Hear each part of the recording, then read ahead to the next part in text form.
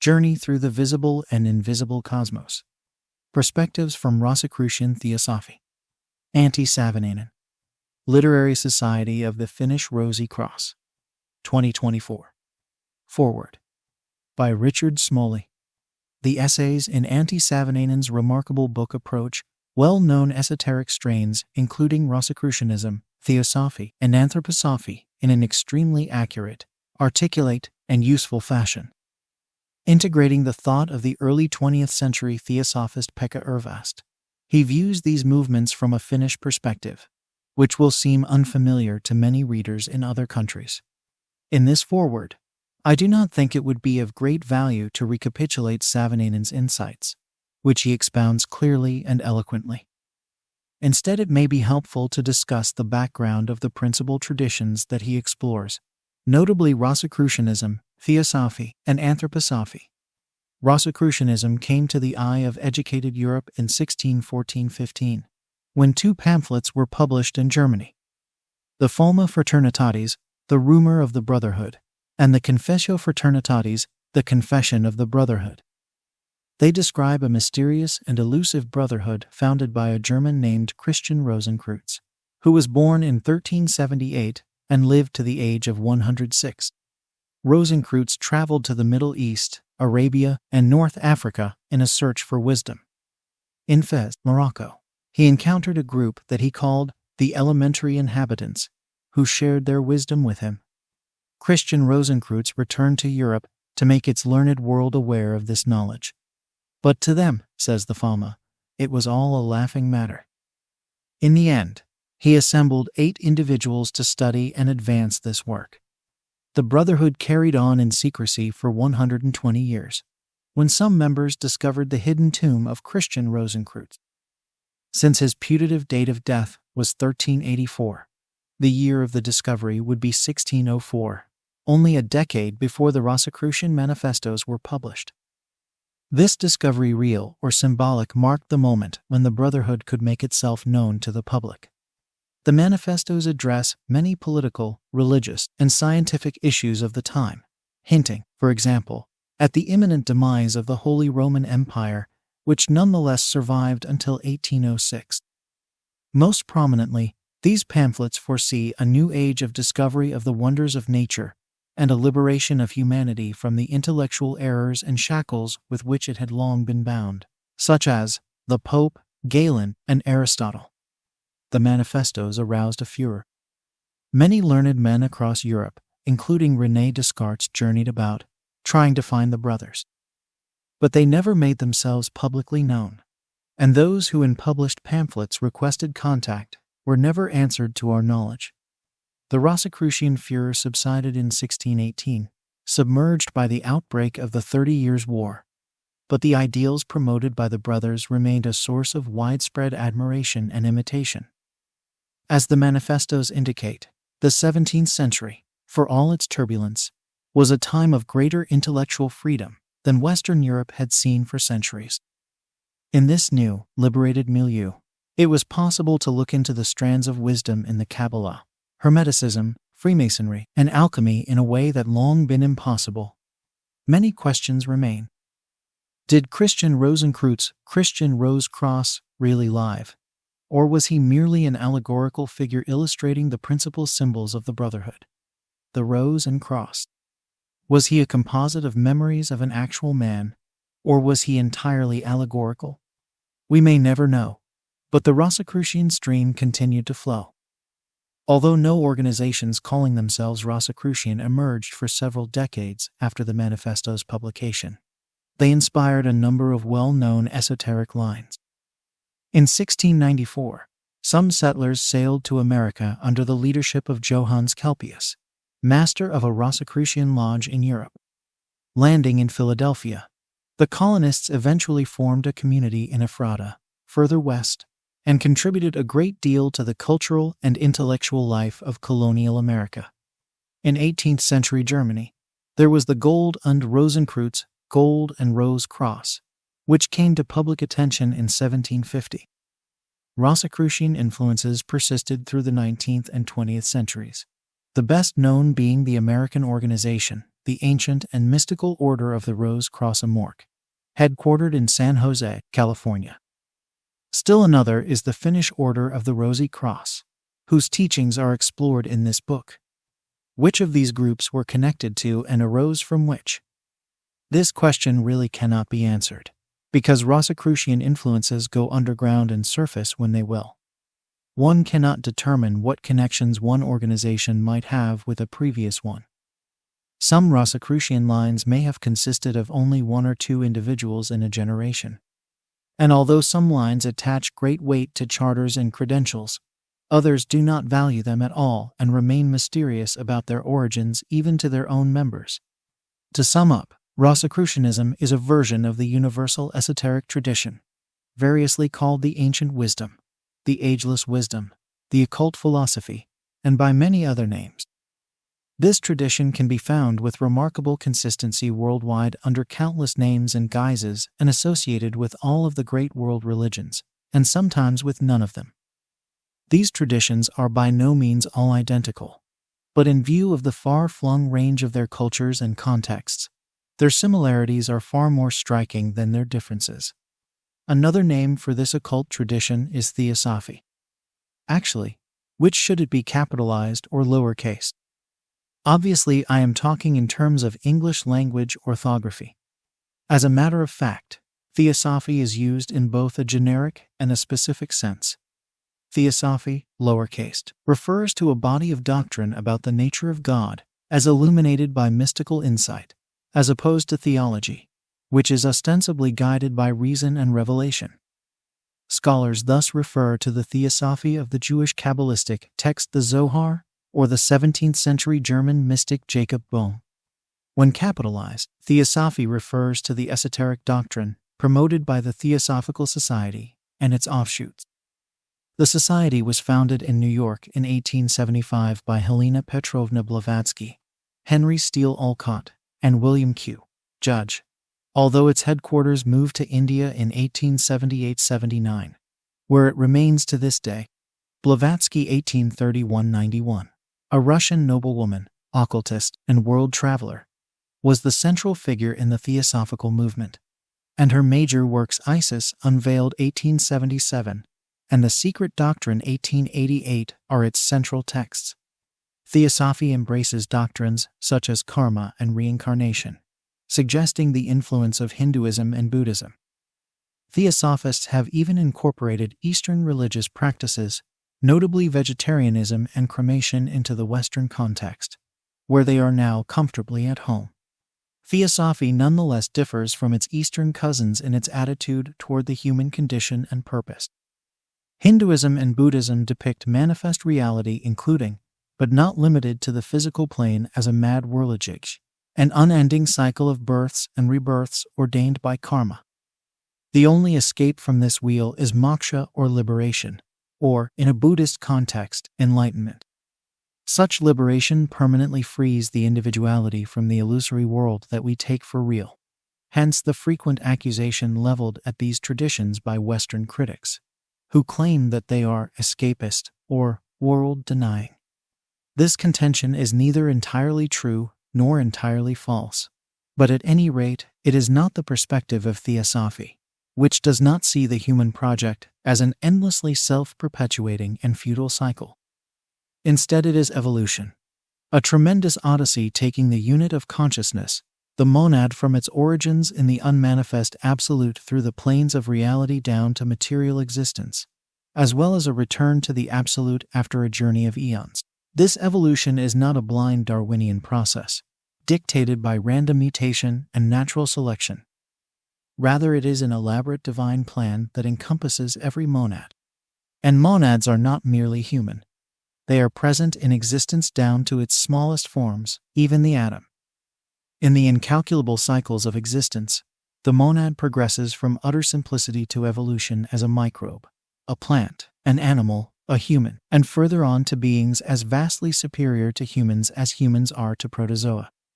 According to Theosophy, everything and everyone undergoes this process. Theosophy, then, has a far more optimistic outlook on human potential than the Eastern religions, at least in their familiar forms. Life is not a revolving door from which one escapes only with great difficulty, but merely a stage in the immense process of evolution. Instruction takes place by means of karma. According to this doctrine, events and actions generate repercussions that are like themselves. Good deeds create good karma, leading to good fortune and fostering the process of evolution, or bad deeds, which create bad karma and retard the evolutionary process. The third major tradition that Savanainen discusses is anthroposophy, which can be considered a kind of amalgam of theosophy and Rosicrucianism. Anthroposophy, wisdom about man, was founded by the Austrian mystic and philosopher Rudolf Steiner 1861–1925. Steiner, a brilliant and prolific thinker, was at first connected with the Theosophical Society and was even head of its German section, but broke with it partly because he did not feel theosophy gave adequate attention to the Christian mystery. In 1913, he founded the Anthroposophical Society, which exists to this day and is headquartered in Dornach, Switzerland. Steiner's teachings, expounded in a series of collected works that amount to some 300 volumes, echo those of Blavatsky's Theosophy to a considerable degree. But whereas Blavatsky contemned Christianity in practically all its forms, Steiner placed what he called the mystery of Golgotha, the sacrifice of Christ on the cross, at the center point of human destiny. In a 1906 lecture, he said, "The mystery of Golgotha is one of the profoundest secrets of the evolution of the world, the greatest event on earth. Indeed," says Steiner, "by shedding his blood, Christ gave the whole of mankind a self that is common to all." Steiner regarded himself as part of the Rosicrucian lineage and claimed that Christian Rosenkreutz was a historical figure who remains alive and active on the subtle planes. In a 1912 lecture, Steiner says, "Can I make myself worthy to become a pupil of Christian Rosenkreutz? It can come about in the following way. Try to place before your soul a picture of Christian Rosenkreutz, the great teacher of the modern age, in the midst of the 12, sending forth Gautama Buddha into the cosmos as his emissary at the beginning of the 17th century, thus bringing about a consummation of what came to pass in the 6th century before Christ in the Buddha's Sermon of Benares." Steiner's posited interconnections between Christ, the Buddha, Christian Rosenkreutz, and dozens of other great figures of the past are far too complex to address here. But we can note one feature that has helped shape the development of New Age spirituality: the concept of an esoteric hierarchy that includes and integrates the greatest spiritual figures of history. Note, for example, that the quotation above has the Buddha as the initiator of the Rosicrucian impulse of the 17th century. Another important theme in this volume is the Kalevala, the great Finnish national epic, compiled from oral traditions by the folklorist Elias Lönnrot, and first published in 1835. The Kalevala did a great deal to cement the nascent Finnish national identity. For Savanainen, harking back to Urvast, the text's importance lies in its esoteric symbolism. As Urvast writes in his Key to the Kalevala, its principal hero, Väinämöinen, is the great human prototype, Adam Kadmon, Macroposopo's the great countenance. Väinämöinen prevails upon the smith Ilmarinen to forge the mysterious Sampo, which Savanainen describes as a magical object representing the source of esoteric knowledge, wisdom, and power. The Sampo is forged, hidden, and lost. Eventually, it is destroyed in a final battle, which, as Savanainen says, symbolizes the polarity between human self-righteousness and divine sacrifice. In this battle, Väinämöinen and the other heroes lose the Sampo, which is smashed to pieces. This story represents how the source of wisdom and the bringer of happiness is not for individuals. The fragments of the Sampo belong to all. Perhaps, but a simpler interpretation might say that the Sampo symbolizes truth, which is broken and lost when people begin to fight over it. Savanainen includes a number of other important perspectives in these essays, including the Tibetan Book of the Dead and scientific research into remembered past lives and near-death experiences. H.P. Blavatsky has been quoted as saying that the light will come from Finland. Savanainen has shared a great deal of light with us in this book. Winfield, Illinois. May 2024. Richard Smoley is an American author whose works include Inner Christianity, A Guide to the Esoteric Tradition, Hidden Wisdom, A Guide to the Western Inner Traditions, and Forbidden Faith, The Secret History of Gnosticism. He is editor of Quest, Journal of the Theosophical Society in America. Preface. I have entitled this collection of articles Journey Through the Visible and Invisible Cosmos. I have tried to describe the human journey through both the visible and invisible worlds. One core teaching of Theosophy is the invisible side of human beings and of the cosmos. It says that a human being is much more than as is currently believed a purely psychophysical social entity, whose consciousness is a mere epiphenomenon of brain activity. Theosophy and other spiritual philosophies suggest that there is an immortal spirit, a core or higher self, hidden within the human being. This spirit is passing through the school of reincarnation, guided by the law of karma. The goal is the perfect human being, a servant of humanity who knows how to love all living beings. It is, therefore, the way of humanity, which, I believe, finds its most beautiful expression in Jesus' Sermon on the Mount, Matthew 5:7. Even at a young age, I felt that the ideals in the Sermon on the Mount are true regardless of which religion or worldview is metaphysically correct. This book offers unique perspectives on esoteric ethics, the afterlife, reincarnation, and the law of karma, rooted in Finnish Rosicrucian Theosophy. The Finnish Rosy Cross was established in 1920 by Pekka Ervast 1875-1934, who was a pioneer in the Finnish theosophical movement. Ervast's teachings, a blend of theosophy, esoteric Christianity, and the esotericism of the Kalevala, form the background of this book. Some of Ervast's works, such as The Divine Seed 2010, The Key to the Kalevala 2018, Spiritual Knowledge 2018, The Inner God and Happiness 2018, The Unseen Ecclesia 2021, and From Death to Rebirth 2022, are available in English. This collection of articles is divided into 4 parts. The first part discusses ethics from different perspectives. One such perspective is science, which is close to my heart as a dedicated physics instructor. The first article concisely outlines Ervast's main teachings on esoteric ethics, the wisdom of the Kalevala, and Ervast's cultural impulses in Finland. It will probably help the listener better understand my approach to various topics in this book.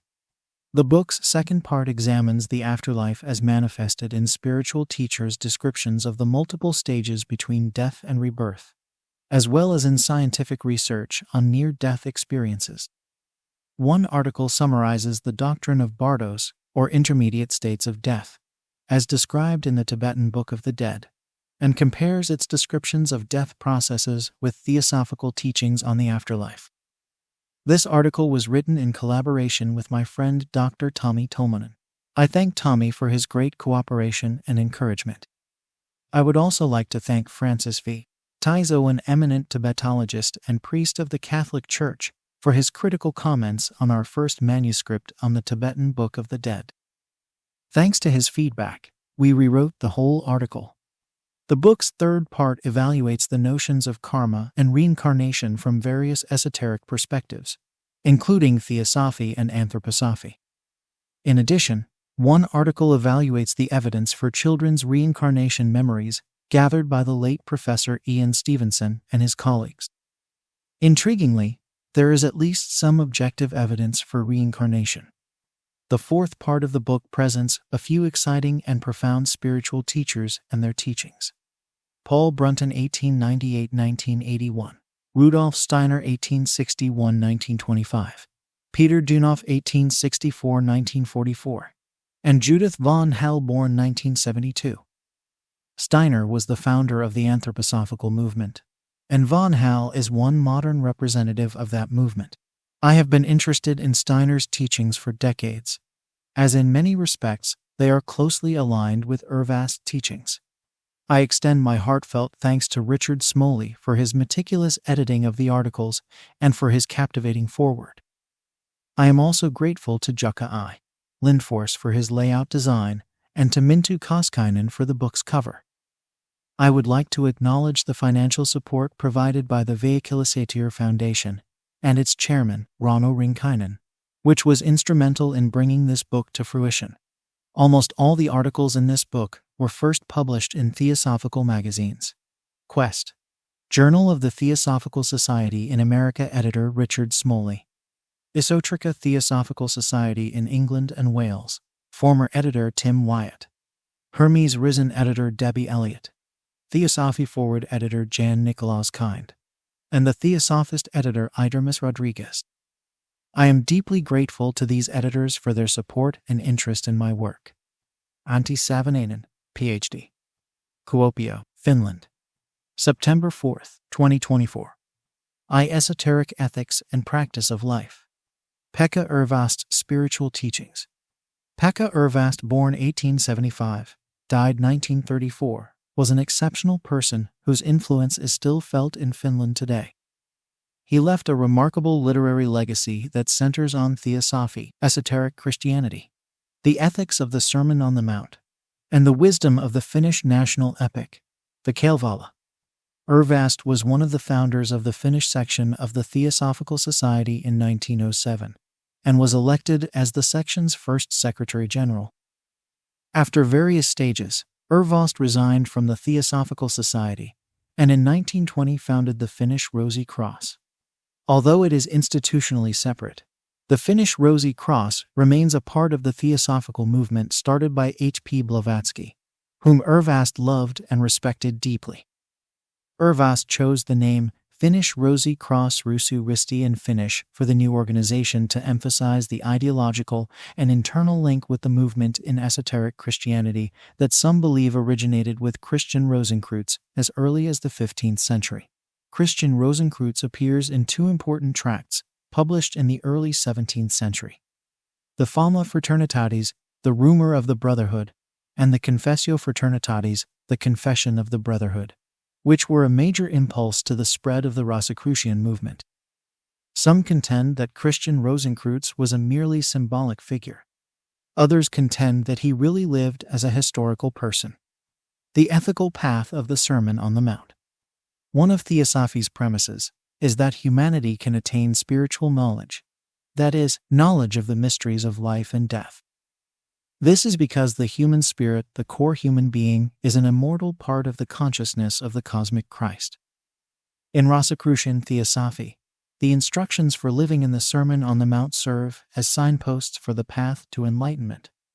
Ervast summarizes the Sermon on the Mount's ethical guidelines for living as follows. 1. Do not get angry. Avoiding anger breeds goodness in a person. 2. Do not be impure in your thoughts. The aim is to purify your mental and emotional life. 3. Do not swear in the sense of taking an oath. This advice will cultivate absolute honesty as well as listening skills. 4. Do not resist evil. Following this ideal will increase one's capacity for forgiveness and inner peace. 5. Do not fight, but love. The highest ideal is to increase the capacity to love and serve all humankind. In Ervast's view, meditating on and following the instructions of the Sermon on the Mount changes a person's character and life.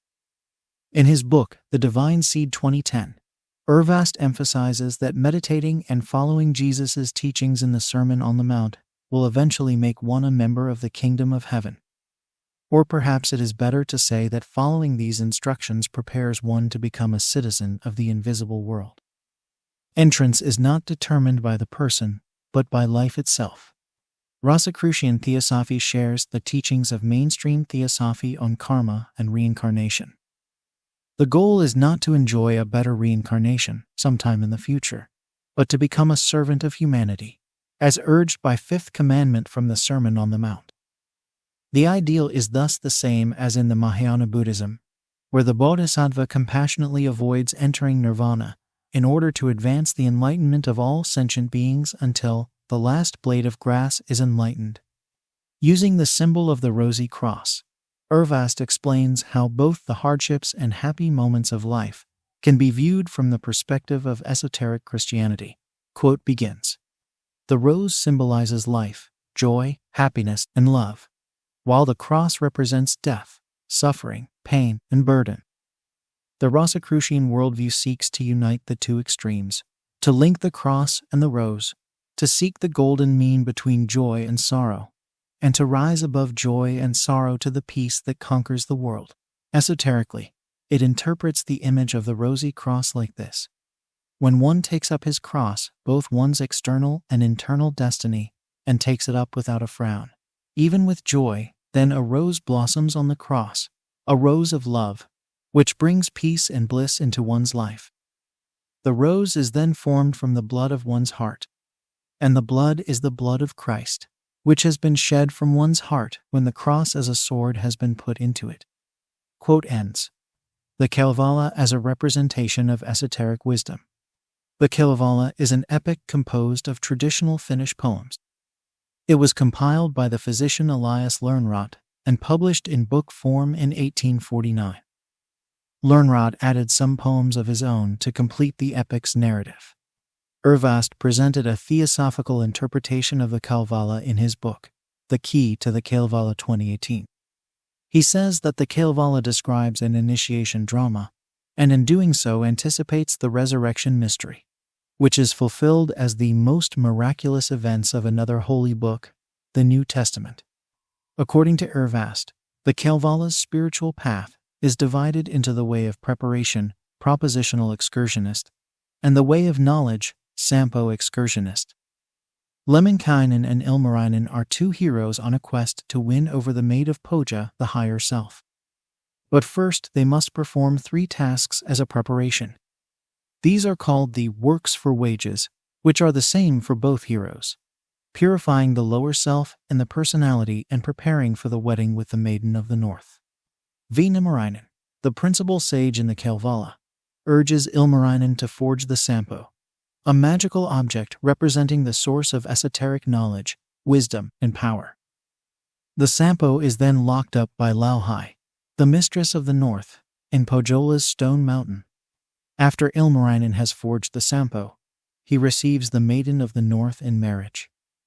In Ervast's view, this represents initiation, which in theosophical teaching is the merging of the purified human personality with the higher self. Once the initiate has completed the works for wages and participated in the Pohjola wedding, the path of knowledge goes through various stages. The final one is the last battle, which symbolizes the polarity between human self-righteousness and divine sacrifice. In this battle, Ilmarinen and the other heroes lose the Sampo, which is smashed to pieces. This story represents how the source of wisdom and the bringer of happiness is not for individuals. The fragments of the Sampo belong to all. Quote begins. Ilmarinen saw those pieces, those small fragments of the Sampo, splinters of the ciphered cover. Heartened by the sight, he said, "There's a seed of future fortune, germ of everlasting thriving." Quote ends. Rosicrucian Theosophy as a cultural inspiration. The presence and aura of a spiritually awakened person, as Pekka Ervast clearly was, have a unique effect on people. Ervast's teachings and writings attracted much attention during his lifetime in Finland, and the Rosicrucian worldview has inspired many Finnish artists, including composers, writers, sculptors, painters, and actors. Spiritual culture, in which art plays an important role, does not emerge without preparation, but requires spirit knowledge and effort. Even at an early age, Ervast believed that Finland needed to create a spiritual culture, and that he had a part to play in this work. The following extract from his first published novel is related. Quote begins. "You must learn to know the spirit of your own people. Then you will learn to know yourselves. My task is, in this way, characteristic to me, and to the spirit of the Finnish people, to glorify the truth of God. And if we knew and believed that, what then? Then you create the new culture." A new culture? Yes, the one that the peoples of all countries are waiting for and longing for, and which everyone must create, each in their own way. Quote ends. Creating a new culture presupposes that at least some people have absorbed and have been inspired by the spirit and character of their country. According to Urvast, the first Finnish author, Alexis Kivi, was inspired in his writing by the national spirit, represented by Viinamarinen in the Kalevala. Similarly, one can think that Viinamarinen inspired Urvast's esoteric interpretation of the Kalevala, the new reformation of Christianity. What kind of fragments of the Sampo could Rosicrucian Theosophy offer today's Finland, which has changed so much in the 100 years since it gained its independence in 1917? In the last years of his life, Urvast spoke of a reformation that was to take place somewhere in the invisible world. The coming event, the Reformation, is like a great wheel of life invisible, already turning and approaching. According to Urvast, Martin Luther's Reformation in the 16th century was inspired by high Rosicrucianism, but was left unfinished. Urvast said that the churches would become superfluous to humanity if they did not participate in the new Reformation, which would be primarily doctrinal. The doctrine of eternal damnation and the fundamental nature of Christianity will be central issues here, according to Urvast, who contended that the belief in eternal damnation has caused much suffering both in this life and in the afterlife. To some extent, a movement toward such a reformation has already taken place since Urvast's time. As far as I know, there is hardly any preaching about damnation in Finnish churches today, although the doctrine has not been officially rejected. Not many Finns continue to believe in eternal damnation, and a surprisingly large number, perhaps inspired by theosophical work, regard reincarnation as a credible possibility. There has been tacit support for universal salvation in Eastern and Western churches throughout the centuries, even though it has not been officially taught, and in recent decades the doctrine has come increasingly into public view. The most recent example is the powerful book by Orthodox theologian and philosopher David Bentley Hart entitled That All Shall Be Saved: Heaven, Hell, and Universal Salvation 2021. Another important question in the New Reformation is the nature of true Christianity. Although most serious Christians know that love and forgiveness are at the heart of Christianity, these are primarily interpreted in the Protestant tradition as God's love and forgiveness of people. The progressive nature of the Christian faith growth into a greater humanity is easily ignored. On the other hand, Lutheranism has a doctrine of sanctification, and the Orthodox Church speaks of growing in the likeness of God. At least the hope of a new Reformation lives on. Final thoughts. In all fairness, the time of the biggest cultural effect of Rosicrucian Theosophy and Theosophy in general is probably past. Nevertheless, I believe Rosicrucian Theosophy still has something to offer to the new Reformation and to Finnish spiritual culture. It is essential to keep the tradition alive and maintain the link to our recent spiritual history. We can never know what cultural feats individuals can rise to when supported even by a small spiritual group. Rudolf Steiner's teachings in Knowledge of the Higher Worlds.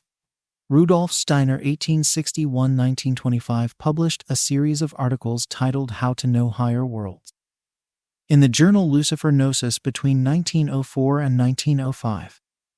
These articles were published as a book in 1909. Steiner reworked his text extensively several times. The book's title has also changed with the translations. The English translation, with all Steiner's changes, appeared with the title Knowledge of the Higher Worlds, and its attainment, a more recent translation, is titled How to Know Higher Worlds. Steiner intended to create such a precise description of spiritual practices and the way to proceed that the presence of a teacher or guru, required by the old spiritual traditions, would become superfluous. I intend to present the listener with an overview of the book, hopefully as a stimulus for personal research. My approach to the book is an ethical one. My background is in Rosicrucian Theosophy, where the spiritual path is an effort to live and act in the spirit of Jesus' Sermon on the Mount. A significant point of comparison is the book The Divine Seed, which could be described as Pekka Urvast's way of spiritual knowledge. The interpretations of the Sermon on the Mount presented in this article are based on Urvast's work. In Steiner's teachings, ethical maxims do not usually play a prominent role. Perhaps he wanted to practice high ethics rather than preach them. Knowledge of the Higher Worlds is a notable exception. a profoundly ethical work, as I will show in this article. The conditions for the path of spiritual knowledge. Steiner's starting point is that there are abilities in every human being, which, when developed, make one a citizen of the spiritual world. He also indicates that spiritual education has existed throughout human history. Steiner identifies respect and devotion to truth and knowledge as the first prerequisite. A deep sense is needed that there is something higher and that we can attain it. The student of spirit must avoid judgmental criticism, even in thought, and maintain an inner attitude of respect for another being. The student must also learn to know their own character and to expose latent judgments about the world and life. Spiritual training requires strict conditions. They do not have to be met perfectly, although a serious effort is necessary. Steiner sets out 7 conditions. 1. Efforts must be made to promote physical and mental health. Nevertheless, duty must take precedence over health, even over life. 2. One must recognize oneself as a member of life and understand that the student of spirit is responsible for everything that happens in humanity. 3. One must learn that thoughts and feelings have as much influence on the world as external actions.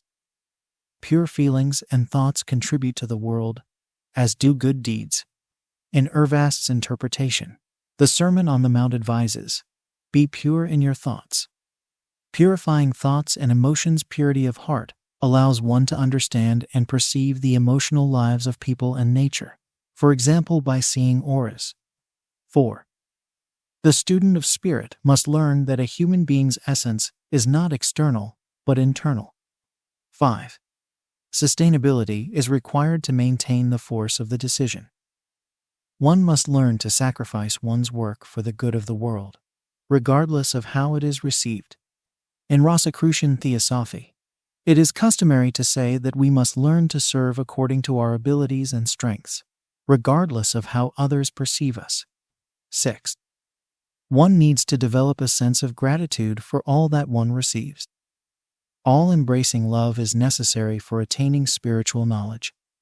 Human love must gradually unfold into love for all beings. This idea is reminiscent of the Sermon on the Mount, where Jesus calls for love for all people, good and bad alike. Similarly, Buddhism emphasizes compassion for all living beings. All 6 conditions are united in the 7th, which is the continuous comprehension of life in the sense that these conditions require.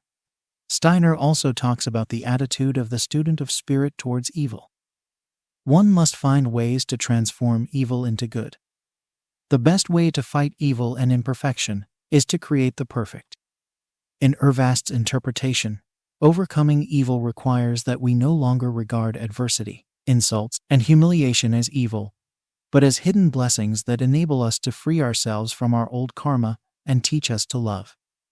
If we learn to live in a spirit of non-resistance to evil, we will overcome ourselves and step outside the personality. According to Ervast, we will see the world as an ordered cosmos, and eventually memories of reincarnation will be awakened. Steiner sets out the basic rule of all spiritual science, which must not be broken if one wants to attain spiritual knowledge.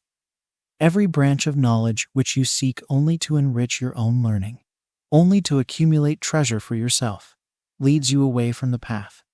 But all knowledge which you seek for working in the service of humanity and for the uplifting of the world brings you a step forward. In this instruction, the motive of all spiritual endeavors becomes clear. The path of spiritual knowledge is only for those who want to work for humankind and the world. This brings to mind the Bodhisattva vow of Mahayana Buddhism. Quote begins, "For as long as space endures, and for as long as living beings remain, until then may I too abide, to dispel the misery of the world." Quote ends. The ethical guidelines of knowledge of the higher worlds are linked to the Buddha's Noble Eightfold Path, which Steiner mentions in passing. Inner peace. The aspirant must find moments of inner peace, during which one learns to distinguish the essential from the non-essential, an approach familiar from ancient India, where this quality was called viveka. The aspirant must set aside time from everyday life to view one's life and experiences from a higher perspective. One must face oneself with inner peace. In this state of silence, the essential is separated from the non-essential. The aspirant must, again and again, with absolute honesty, be able to look at their actions from an external point of view. One must see one's faults, weaknesses, and shortcomings as they are. In no respect must one deceive oneself. Practicing inner peace and observing one's own life does not lead to alienation from the world. On the contrary, the student of spirit must fulfill her duties diligently. The effect of isolated moments of peace gradually begins to spill over into everyday life. The aspirant becomes calmer and no longer loses her balance and composure. Before spiritual training, an insult may have caused anger, but now one can deal with it calmly and without losing one's temper. Anger seriously affects the inner being by putting up a wall around the soul world and preventing the organs of the soul from developing. On the other hand, the growth of inner peace leads to the development of inner faculties that enable one to attain spiritual knowledge. Acquiring inner peace through the meditative life lifts one beyond the mundane personality. One learns to listen to the voice of silence and to be in inner communion with the spiritual world. Similarly, in Urvast's interpretation, the Sermon on the Mount's instruction, "Do not get angry," is about exercising serenity of mind so that goodness in us can grow. If we truly learn to maintain inner serenity in all life's circumstances, Urvast says, we will awaken a new capacity for the soul. We will begin to understand and see other people's thoughts. Steiner points out that everyone has a higher human being within, which remains dormant until it is awakened. This is identical to the core teaching of Rosicrucian Theosophy. The goal of spiritual striving is awakening the higher self and the emergence of the Christ consciousness, sometimes called the Damascus experience in esoteric Christianity, after Paul's conversion on the road to Damascus as described in Acts. This requires following the path of purification and overcoming the selfish personality. Probation, enlightenment, and initiation. Steiner presents 3 stages of the training path: probation, enlightenment, and initiation. He states that the student of spiritual knowledge will eventually receive knowledge of the existence of the world's initiates. Probation. Probation is the process of forming the higher senses and organs. To this end, Steiner gives various meditative exercises, which enable the world of the soul, the astral plane, to emerge. The person becomes fully aware that emotions and thoughts are as real in their own world as are objects in the physical world. A wrong thought can be as destructive in the world of thought as a bullet in the physical world. Immersing oneself in the world of sound is an important exercise that enables the ability to merge, as it were, with the being from which the sound emanates. With practice, nature begins to reveal its secrets to the aspirant, and one starts to hear with one's soul. It requires learning to listen to another human being. When listening, one's inner self must remain silent without expressing, or even thinking about accepting or opposing the opinions of others. The silence of listening must also extend to the emotions. All emotions of rejecting and accepting must be overcome while listening. This may sound strange in everyday life, but Steiner's instruction goes deeper. One must learn to listen to the words of others selflessly, forgetting oneself. With proper listening, the student of the spirit learns to hear another person's soul through words. As a result of this practice, a new inner sense of hearing develops, enabling the student to perceive higher spiritual truths, the inner word. Although individuals with a needless urge to talk cannot listen, this does not mean that the student of spirit cannot speak at all. The correct use of speech requires discretion and a gentle attitude towards the other person. Practicing proper listening, controlling one's speech, and being honest with oneself bring to mind the Sermon on the Mount, where Jesus forbids taking oaths and warns against vain words. In Urvast's interpretation, this calls for absolute honesty towards oneself and others, restraint of tongue, and silent listening. The practice of these qualities, according to Urvast, develops a new sense that enables us to understand human capacities and inclinations, which are linked to the etheric body, the invisible aspect of the physical body. If a person can be truthful, they can see the truth in the world. Enlightenment. The enlightenment exercises start with a review and comparison of natural objects. Such objects can be a crystal, a plant, or an animal. In a later stage, one can look at people and human phenomena. According to Steiner, intensive immersion evokes certain emotions and thoughts that continue to have an effect, even after the examination has ended. Such thoughts form the eyes of spiritual vision, through which the aspirant gradually begins to see spiritual colors.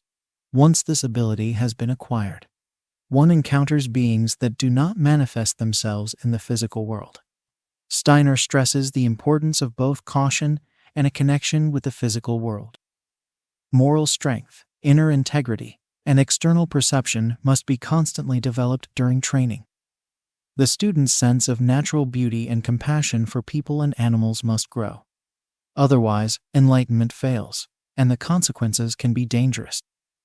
Here again, Steiner emphasizes the purification of the moral nature, because new abilities can give one power over other human beings. The golden rule of spiritual sciences: for every one step that you take in the pursuit of higher knowledge, take 3 steps in the perfection of your own character. Steiner also warns that spiritual practice should not be undertaken in a way that neglects one's duties in life. One must learn to wait patiently. Results come slowly, and only when higher forces deem one worthy. On the other hand, courage and self-confidence are needed. Similarly, Rosicrucian Theosophy says that the seeker must not be afraid, but must not act recklessly either. Initiation. During preparation and enlightenment, the aspirant has learned spiritual perception. This is necessary to experience specific facts of the spiritual world at the time of initiation. At the beginning of the initiation phase, there are tests or trials. Steiner calls the first one the fire trial. It has both a supersensible and an inner aspect. The supersensory aspect is characterized by a spiritual combustion process, in which the veil of sensory perception disappears, and one learns to perceive how, among other things, living beings appear to the spiritual ear and eye. The inner aspect of the fire trial is that one has learned to endure suffering, disappointment, and failure calmly, although this can be realized in ordinary life without initiation per se. Passing the fire trial makes one more capable of becoming a valuable member of the human community. Even so, after the fire trial, one can still turn back from the path of spiritual knowledge and continue initiation in a later incarnation. The next trial is preceded by learning the occult writing system, which will help the student of spiritual knowledge become aware of obligations of which one was previously unaware. Steiner calls this next trial the water trial because, at the mental level, there is a lack of support from external circumstances, so that the aspirant feels as if one is somehow moving on water. One also feels that one has received a specific task, which requires the insights gained during probation and enlightenment and an understanding of spiritual writing. If one performs correctly, one has passed the trial. This trial also provides the opportunity to develop self-control by living up to high ideals and performing duties despite the student's desires and preferences. One learns to abandon all prejudices. The student may have already completed the spiritual part of this trial in ordinary life before embarking on the spiritual path. Steiner calls the third trial the air trial. In this case, the aspirant has to find the way by oneself. One does not receive an external impulse for action. To complete the trial, one must discover one's higher self and be able to follow the insight of the Spirit. Ordinary life serves as a school in this trial too. Situations that require quick determination and mental agility provide training for the air trial. After passing the third trial, the aspirant can enter the temple of higher wisdom. One must take an oath, promising not to betray spiritual knowledge. The oath is meant symbolically. It is a matter of an experience that makes it possible to understand how spiritual knowledge can be used to serve humanity. In the old mystery traditions, the aspirant went through the elemental trials and the oath metaphorically, whereas on the path of spiritual knowledge, they are realities. Some effects of the higher education of the soul. The development of higher senses is linked to the chakras. The ones most relevant for spiritual training are located between the eyes, at the larynx, around the heart, and near the abdomen. The chakras become clearer with practice and then rotate when spiritual perception is awakened. Each chakra has its role to play in generating supersensible perceptions. Nowhere else have I read such a detailed description of the chakras and their significance as Steiner gives in this book. The conditions for developing chakras are ethical. Again, they are the requirements of everyday life. Each chakra has its own guidelines and developmental tasks. For example, Steiner gives 7 instructions for developing the petals of the throat chakra, although the term throat chakra is not used in knowledge of the higher worlds, which are already included in some form in the conditions set out earlier. One condition is that the student of spirit should strive to perform one's task better and more assiduously. This teaching is also found in the New Testament. Jesus instructs us to be faithful with a few things. I will put you in charge of many things. Matthew 25:21. Similarly, in Urvast's teachings, the conscientious fulfillment of everyday duties is the basis of esoteric aspiration. According to Urvast, it is a matter of learning to be a reliable and faithful servant of humanity. It is also a way of liberation from old karma. During this process, changes occur in sleep life. Before, dreams were confused and random, but with spiritual training, they assume a more regular character. Dream images are no longer mere reflections of the physical world, but expressions of the spiritual world. The distinction between waking consciousness and dream consciousness begins to disappear. A higher reality becomes apparent in the world of dream images. The change also extends to the state of deep sleep, from which experiences also begin to emerge. After a long process of evolving, the student of spirit reaches a permanent state of consciousness that is not interrupted by sleep or death. Steiner speaks of the emergence of a higher self into day consciousness. One must grow into unity with the higher self. Furthermore, one must have all the necessary spiritual organs and tendencies in order for the higher self to be viable. Steiner pays particular attention to the development of the heart chakra, because it is the means by which the higher self makes the physical self its instrument. Here is another point of convergence with Urvast's teachings, where the heart chakra also plays a central role. It is the first chakra to awaken into action on the path of esoteric Christianity. Compliance with ethical conditions is essential for a student of spirit. Otherwise, one will quickly fall into delusion and error when one enters the higher world unprepared. Steiner states that a life lived by ethical conditions is also suitable for the seeker of truth who does not wish to embark on the path of spiritual training per se.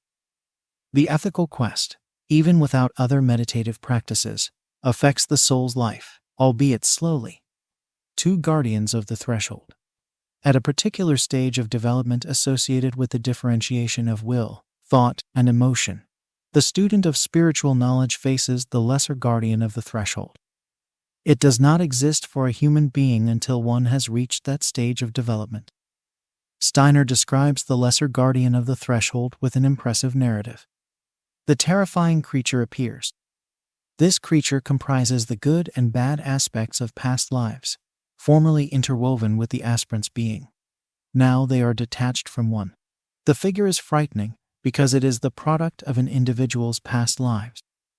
The lesser guardian of the threshold no longer leaves the individual's side, but its figure immediately shows wrong thinking and actions as ugly distortions. This description is vividly reminiscent of Oscar Wilde's novel The Picture of Dorian Gray, in which Dorian Gray's immoral life is reflected in his portrait, which shows him as increasingly corrupt. Perhaps Wilde was using the artist's intuition to describe a situation in which the lesser guardian becomes visible too early.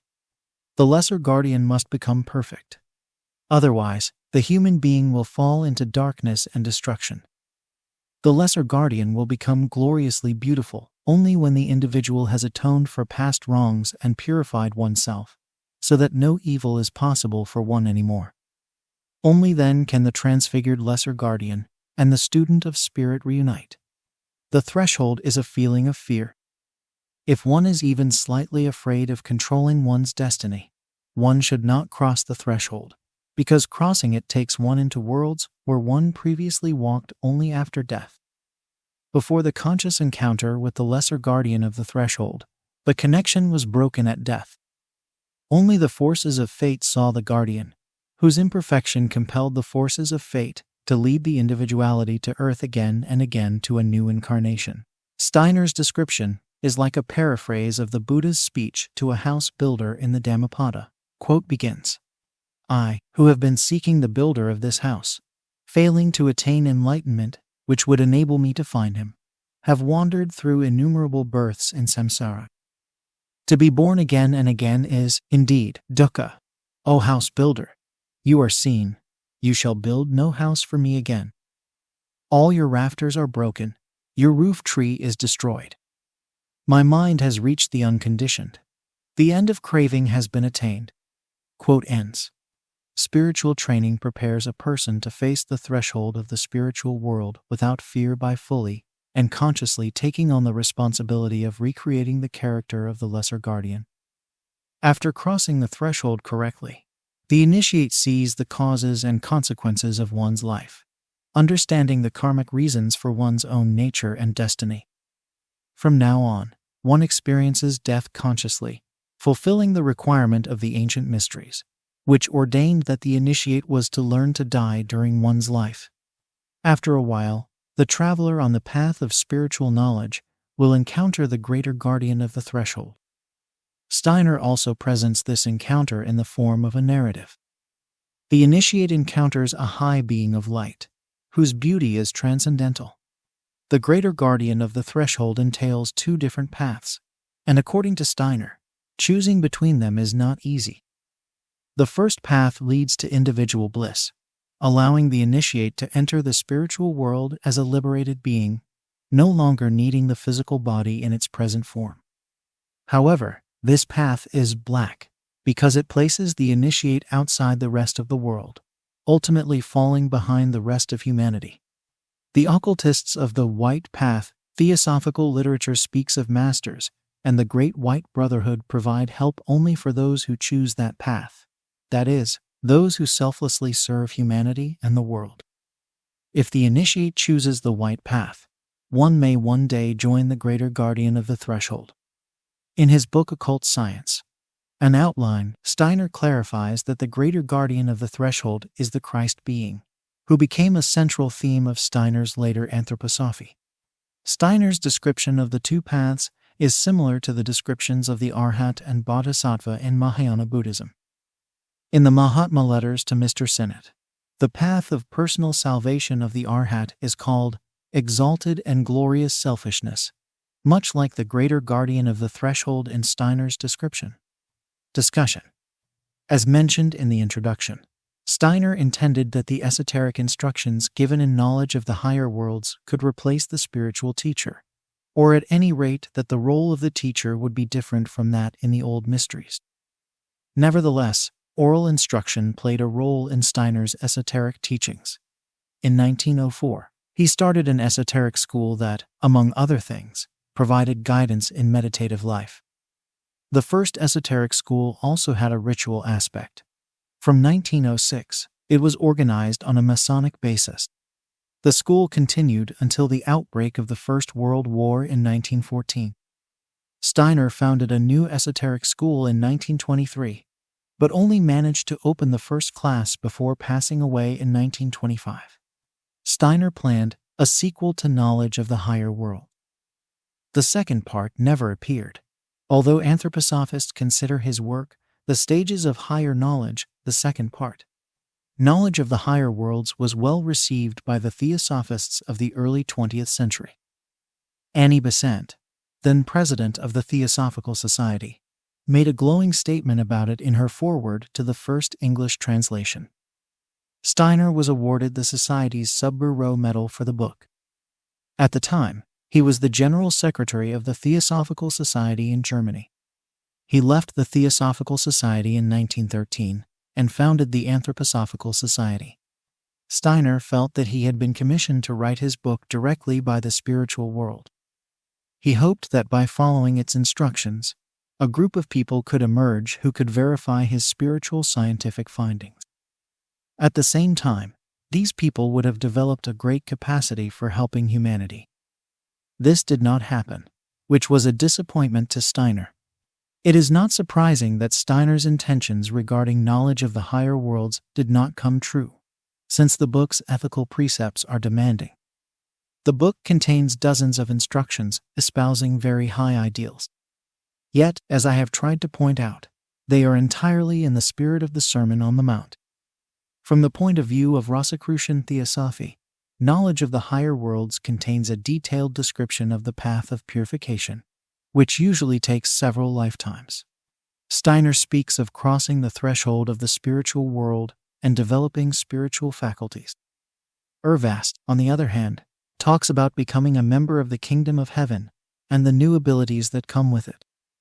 Urvast recommends a path that allows the individual to safely cross the threshold of the spiritual world only when the Christ consciousness has been born and won.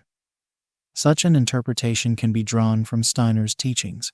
If one carefully examines his description of the two guardians of the threshold, it seems that Steiner and Urvast are describing essentially the same things in different terms.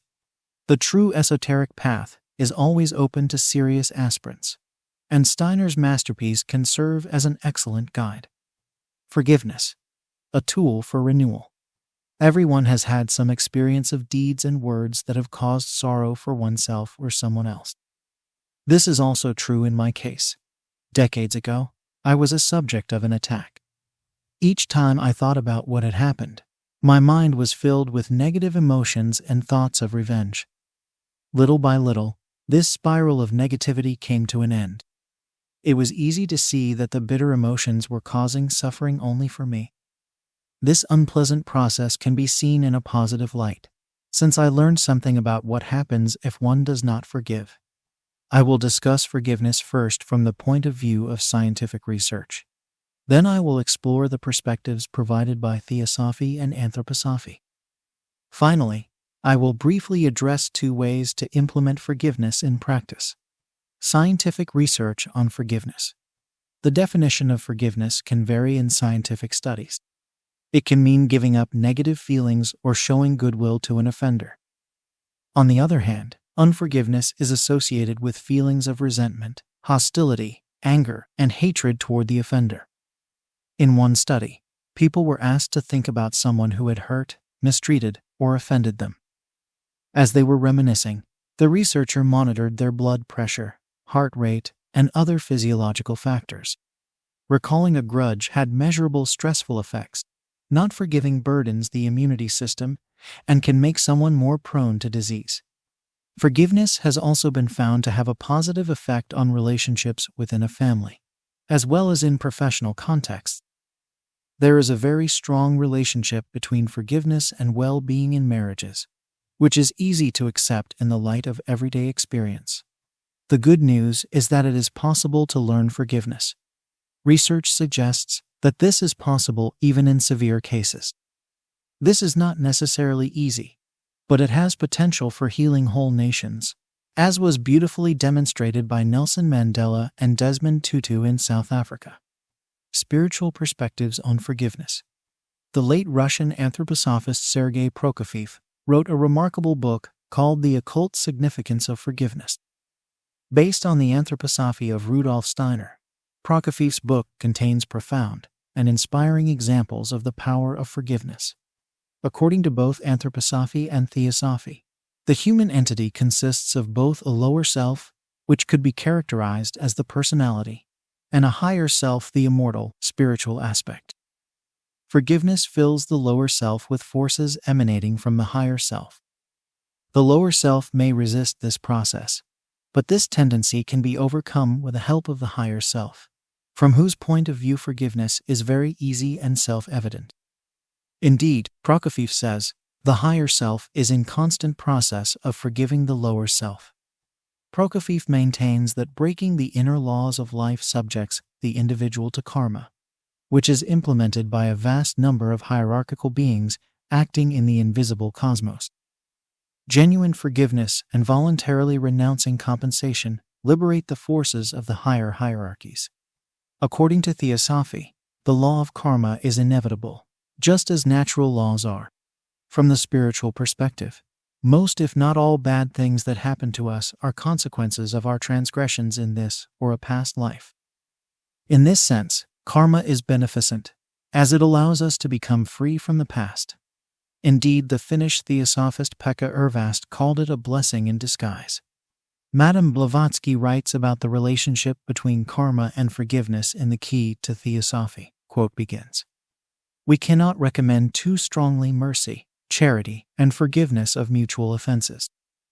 But a man who, believing in karma, still revenges himself and refuses to forgive every injury, thereby rendering good for evil, is a criminal and only hurts himself, as karma is sure to punish the man who wronged him, by seeking to inflict an additional punishment on his enemy.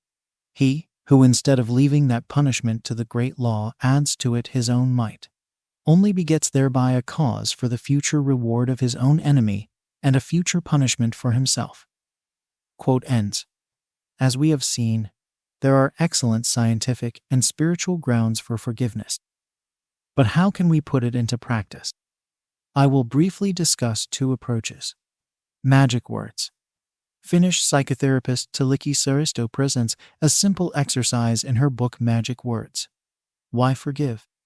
The exercise is done in the evening while waiting for sleep. One silently says the following words for a few times. I will forgive myself. If another person comes to mind while performing the exercise, one pronounces their name and says, I will forgive you for a few times. These words are said lightly, without forcing. It might come as a surprise that forgiveness begins with forgiving oneself. This is similar to self-compassion, which involves a kind and warm attitude toward oneself. Saaristo notes that many people criticize themselves. This is a learned habit, which can be altered by practicing forgiveness. Many find it easier to be compassionate toward other people than themselves. The mind may generate counterarguments, such as, I can never forgive this person, or I cannot forgive, because this person hasn't apologized to me. Saaristo points out that unforgiveness is an emotional hook, which is our creation, and to which the other person is only superficially connected. It takes two people to hold on, but it takes only one person to let go. One can start practicing forgiveness, even if one does not feel like it at all. Forgiveness is a mystery that cannot be understood before one starts trying it out. Saaristo's approach to forgiveness, as well as the esoteric Christian perspective on forgiveness, and the spiritual path in general, are discussed in Maury Ladeverda's excellent book The Yoga of Jesus, The Forgiveness Deal. Richard Smalley is an American author, editor, and expert on esoteric Christianity. He provides a detailed approach to forgiveness in his book The Deal, a guide to radical and complete forgiveness. Smalley states that forgiveness is the greatest deal one can ever make, and it takes only about half an hour. I will provide here a brief introduction to Smalley's method. A totally personal and private process. It starts with a mindfulness practice and reaching for a heart consciousness. When the preparatory phase has been concluded, one is ready to inspect one's own life, faults, and imperfections. The central question is the following. Do I want to be freed from these things? If the answer is positive on all counts, one can move on to the next phase. This is about extending the act of release to other people and eventually the whole world. The central question here is, do I want to forgive this person or these persons? If the answer to either of these questions is no, one can end the practice here, and if appropriate, return to it at another point. For Smalley, the deal is a matter of radical and complete forgiveness, in that one accepts forgiveness for all of one's actions in exchange for forgiving all the offenses of others. He emphasizes that it is an all-or-nothing deal. If one withholds forgiveness even from one person, the whole process is voided. Smoley contends that this is a purely practical matter. If even a little room is left for a grievance, all the others will soon come rushing back in. Once the deal is successfully concluded, a strong feeling of euphoria can follow. In this state of mind, one might be tempted to make radical changes in one's life. But Smoley warns the practitioner not to act too hastily and to allow at least a few days for digesting and integrating the process. He also recommends care when talking to other people about the deal, especially those who are directly concerned. Final thoughts. Now we can summarize why forgive. First, it is extremely useful for oneself. As Smoley aptly notes in the deal, not forgiving is like drinking poison and expecting it to hurt the offender. Second, it is clear from scientific studies and everyday experience that forgiving has benefits for personal well-being. Third, forgiving has deep positive karmic consequences. Certainly, there will always be incidents in life that arouse irritation and sometimes bitterness in us. Practicing forgiveness frees us from the burden of anger and grudges until we learn the great lesson of how to overcome evil without fighting it. Learning to forgive helps us find compassion and love toward ourselves, other people, and eventually to all sentient beings. The Science of Spiritual Practices. This essay is largely based on the book Science and Spiritual Practices by biologist Rupert Sheldrake, born in 1942. Sheldrake is an independent and courageous thinker and seeker with a doctoral degree from the prestigious University of Cambridge. He has published research on plant physiology and parapsychology and developed the idea of the morphic field. More on this later in the article. In his youth, Sheldrake was an atheist because he felt it was part of the scientific worldview. While studying biology, he found that its methods distanced him from plants and animals because the organisms he was studying had to be killed first. However, the holistic approach of the German philosopher and poet Johann Wolfgang von Goethe showed that there was another way to study nature. Sheldrake later explored meditation and the spirituality of different religions. He is now an open-minded Christian.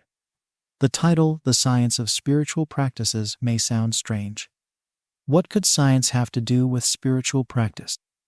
It does quite a lot, if spiritual exercises are understood in a broad sense. Although it does not seem to be possible to study spiritual growth scientifically, science can be used to study well-being and methods for promoting it. In my article, I will discuss Sheldrake's comments on different types of spiritual practices and scientific evidence about their effects. I will complement this review with perspectives from Rosicrucian Theosophy. Meditation and the nature of consciousness.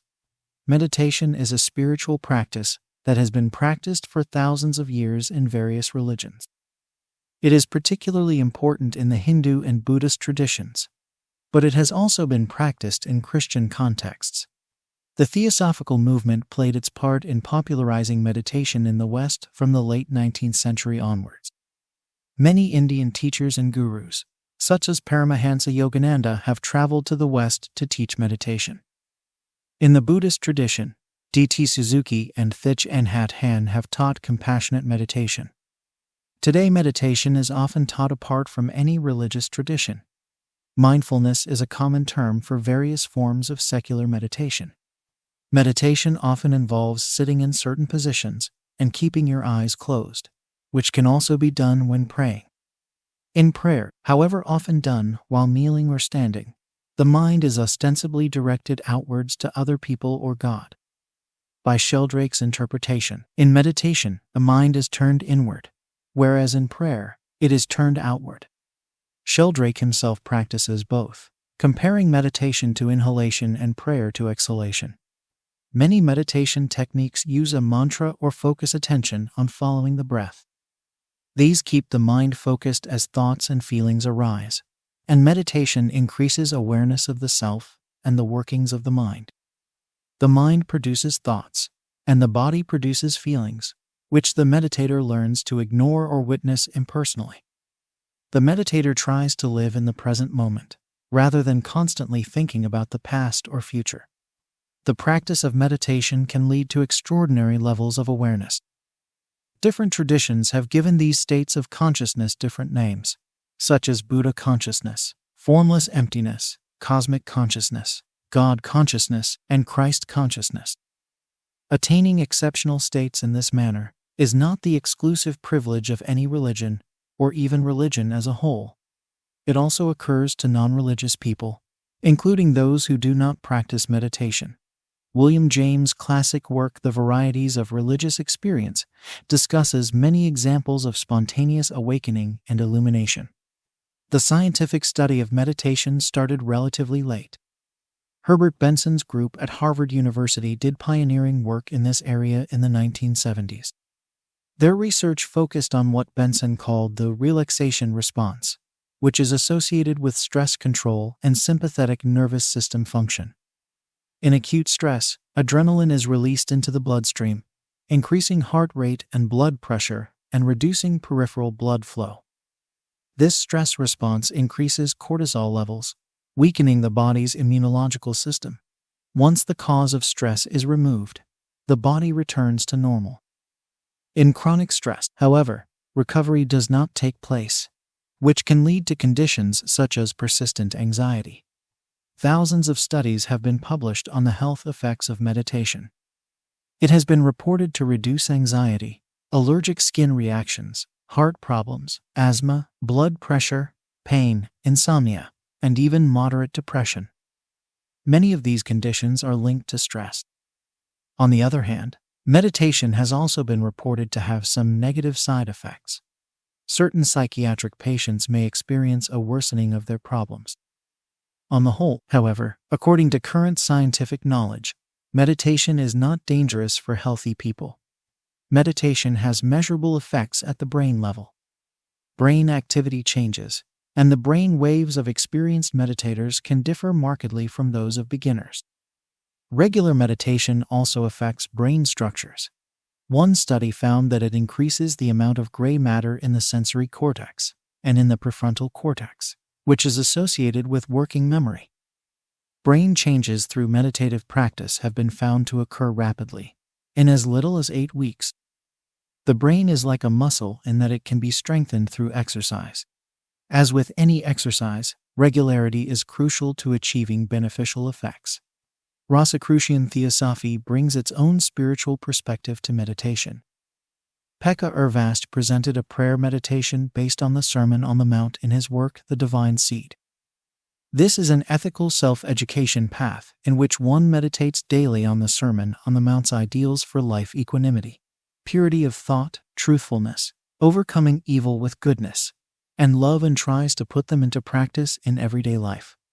This practice, which to a certain extent combines both prayer and meditation as described above, can be life-changing. It can have important consequences in the afterlife and future incarnations as well. In addition, the deeper degree of prayer meditation that Ervast recommends has a particularly demanding aspect from a personal point of view. One appeals to one's higher self and asks to complete one's old karma more quickly. This practice enables an individual to more rapidly enter into the communion of one's own spirit to become a member of the kingdom of heaven, but it also means increased opposition and suffering. Ervast therefore warns that it is only suitable for a person who can truly say, "Thy will be done." From a theosophical perspective, there is another danger in the practice of meditation. A person can learn to concentrate their thoughts and will in a way that increases selfishness. It can also happen that meditation practiced without an ethical basis and the effort of self-education develops psychic abilities that are beyond one's control. Such people can even become dangerous. Practicing gratitude. In everyday life, many things are based on barter. Goods and services are exchanged for money, so it is easy to take things for granted without any sense of gratitude. This becomes more pronounced if we have no human contact at all, for example in an online shop or at an automatic checkout. Yet whether we realize it or not, everyone's life is strongly intertwined with the lives of other people, nature, the planet, and the universe. If we stop taking things for granted, we will learn to see many things for which we can be grateful. Sheldrake points out that the experience of gratitude is linked to our worldview.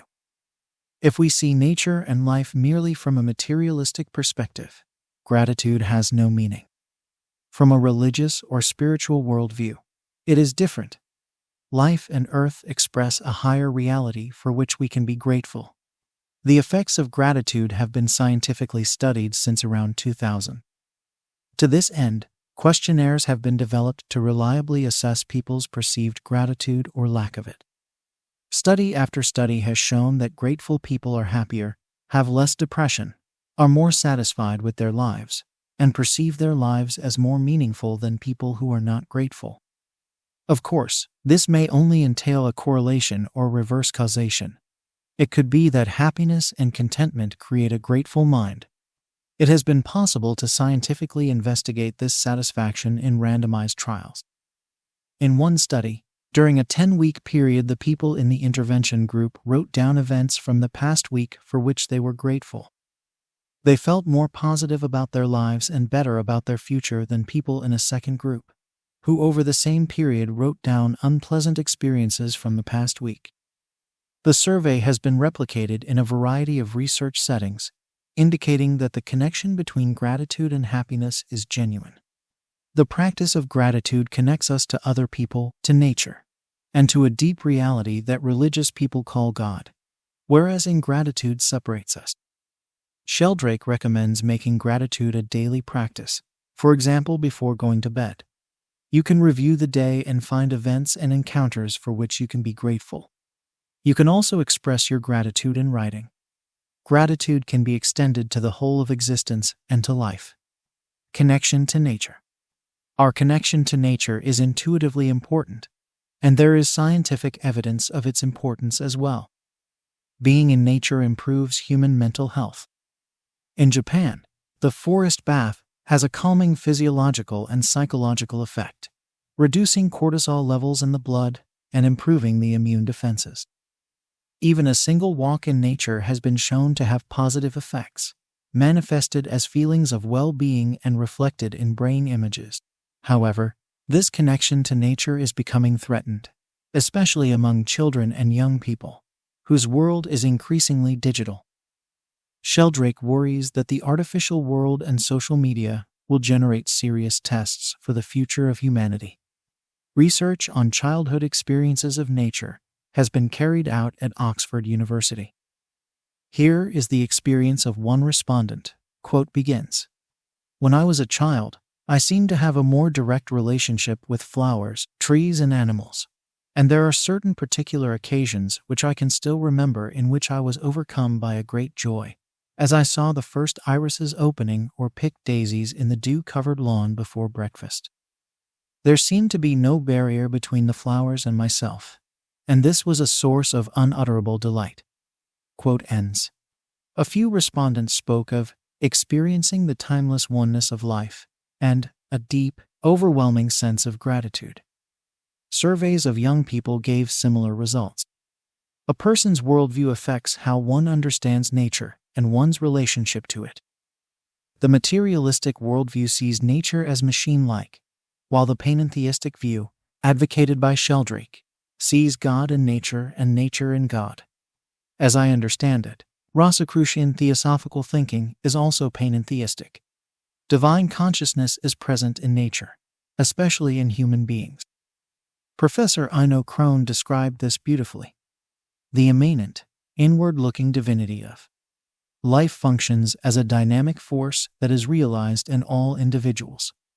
Sheldrake presents the following exercise to deepen our understanding of nature. Find a place in nature where you can sit quietly without disturbing anyone. Visit that place regularly and get to know what it looks like at different times of the day, in different weather, and in different seasons. Notice what kinds of plants grow there and what kinds of animals live there. Listen to the wind and birdsong. Learn to recognize birds by the sounds they make. If there is a tree, you can ask it questions. Sheldrake says the answer can come as a feeling or some similar experience. The importance of rituals. Rituals can be religious or secular. All human communities have had and still have their own rituals. They represent a continuity that transcends generations, acting as a communal memory. One form of ritual initiation entails a transition to a new phase. In present-day contexts, we observe that rites of passage may be associated with the completion of a degree or joining a religious or spiritual community. Anthropological research has shown that there are 3 stages in a classic rite of passage. In the first stage, the original state is removed. The aspirant is separated from one's former state. One then enters a state of transition, which is the second stage. Here the aspirant has to pass tests which can be dangerous, either symbolically or in actuality, as in some cultures. In the third stage, the aspirant attains initiation and is accepted as a new member of the community. Rituals are an indispensable part of our lives. We can choose the rituals in which we participate. We can choose the mindset in which we participate as well. Rituals can be seen as a boring routine obligation or as uplifting, inspiring, and spiritually awakening. Why can rituals be so powerful? Sheldrake explains their power with his morphic field theory. The morphic field is strengthened by repetitive action. It is thus a kind of nature's memory in Theosophy. We speak of Akasha, the spiritual essence pervading all space. According to Sheldrake, this is also reflected in the natural sciences. Perhaps the laws of nature are not genuinely eternal, but habits established over billions of years, a view which the scientific community has not found appealing. From a theosophical point of view, the morphic field theory would explain the communal memory transmitted by rituals. They generate energies on an invisible level that strengthen the participants. This can be sensed when visiting a temple or a sacred place where ritual activities and prayers have been practiced for a long time. Religious and spiritual rituals often involve music, communal singing, and recitation of sacred words. These practices strengthen the shared experience and attune participants' consciousnesses to the same rhythm or vibration. There is a wealth of scientific evidence of the beneficial effects of choral singing. It increases happiness, reduces depression and anxiety, prevents cognitive decline, and strengthens the experience of friendship. Sheldrake suggests that we could make our everyday rituals more conscious. When we meet a person and shake their hand or hug them, we can do so more consciously and see the blessing in that. Every encounter is an opportunity to give and receive love. If we participate in religious or spiritual rituals with a prepared mind, we can share in the experience of holiness. Life as a pilgrimage. Pilgrimage has been practiced by religions for thousands of years. For Christians, Jews, and Muslims, Jerusalem is still a central place of pilgrimage. Christians and many others pilgrimage to Santiago de Compostela in Spain or visit the Fountain of Lourdes in southwestern France, often for healing.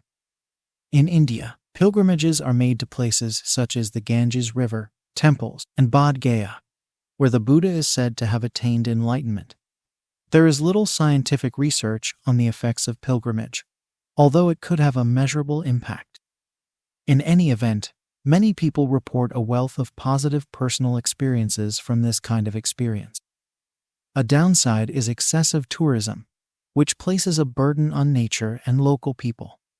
Sheldrake recommends starting the pilgrimage from one's home, preferably walking at least part of the way. The place does not have to be an official pilgrimage site. It can be a natural site or some other place of significance. The important thing is to travel to the holy place with a spirit of devotion. In Sheldrake's view, it is not advisable to enter a holy place directly, but to walk around it first in a clockwise direction. If it is a church or a cathedral, one can light a candle and send blessing thoughts. Sheldrake recommends making a little pilgrimage, for example, on a business or holiday trip. When he visits a foreign country, he visits a temple of the local religion to pay his respects. Pilgrimage is a state of mind in which we encounter a sacred place. From this point of view, all of life is a pilgrimage and enables the individual to experience its holy inner nature. My friend Jouko Ikonen has written a wonderful poem about a state of mind filled with holiness. Quote begins, "The holy streams came, and everyone fell silent to listen. My mind became a sanctuary to me, and with me to the whole world. I and the world were one in holiness, resting everywhere. The deep embrace of space opened, and the mother knew her son. Quote ends. Final thoughts. Spiritual practices have many positive effects on practitioners' lives, some though not all of which can be verified through scientific research. From a spiritual perspective, however, this impact is not limited to the practitioner. At their best, the effects of spiritual practices radiate to the immediate environment, and perhaps beyond. The Russian Orthodox Saint Seraphim of Sarov put it this way: "Find such peace, and thousands around you will be saved." Roman 2 Perspectives on the Afterlife. Afterlife Stages in the Mahatma Letters. Introduction. The Theosophical Masters Cuthumi and Morier wrote the so-called Mahatma Letters to the British journalist Alfred Percy Sinnott between 1880 and 1884. These letters addressed central teachings in Theosophy, many of which dealt with the stages through which a deceased individual passes during the afterlife.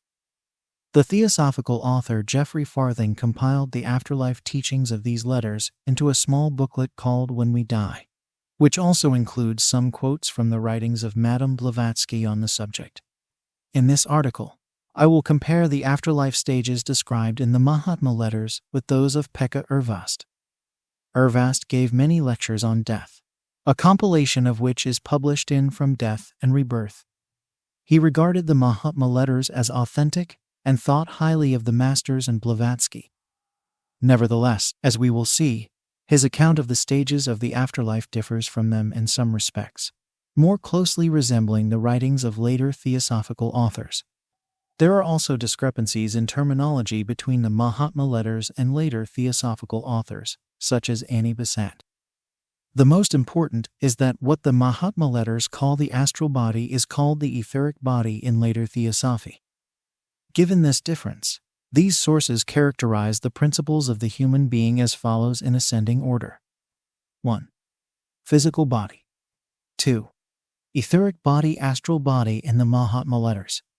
3. Life force or prana. 4. Astral body or kama rupa. 5. Manas or mind. A. Lower manas. B. Higher manas or causal body. 6.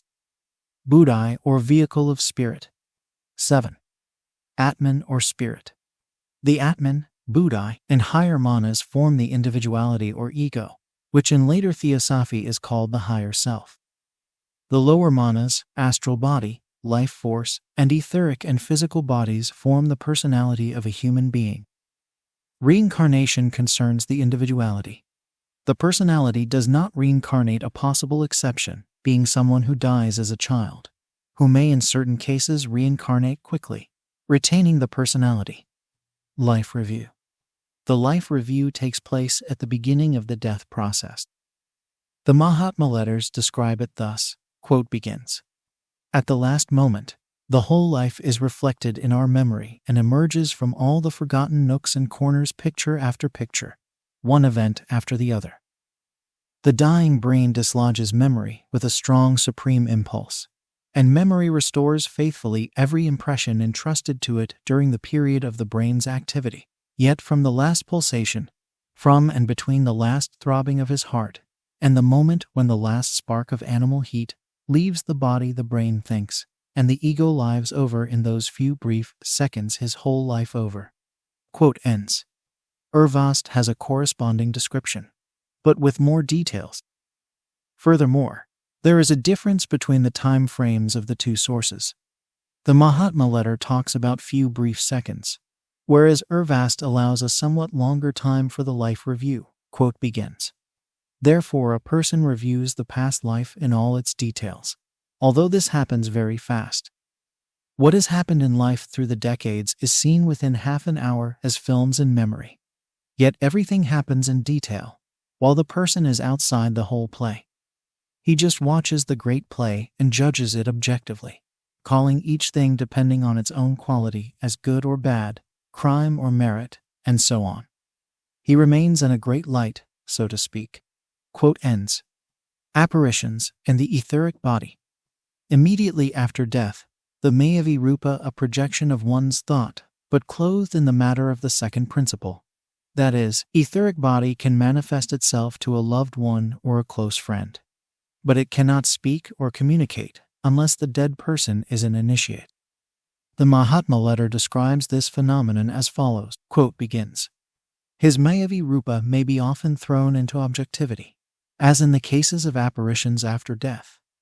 But, unless it is projected with the knowledge of sick, whether latent or potential, or, owing to the intensity of the desire to see or appear to someone, shooting through the dying brain, the apparition will be simply automatical." Quote ends. On the other hand, according to Urvast, the person spends a few days conscious in the etheric body before transition to the astral world Kamaloka in the Mahatma letters. Sometimes it is able to communicate with a loved one, quote begins. A person remains in this etheric body about 3 days after death, sometimes taking less time and sometimes a longer time. It has happened for many that their dear father or some other relative has appeared, smiled, and assured them that all is well with him. And if a person has a calm mind and is a bit sensitive, he may have a conversation with the deceased. Quote ends. Interestingly, some scientific research suggests that apparitions could communicate with the living. Quote begins. Crisis apparitions tend to inform the perceiver predominantly about the crisis or of death itself, whereas apparitions of the longer deceased convey more often messages of their own well-being or of hope and encouragement for the bereaved. Quote ends. Losing consciousness and transition to the Kamaloka.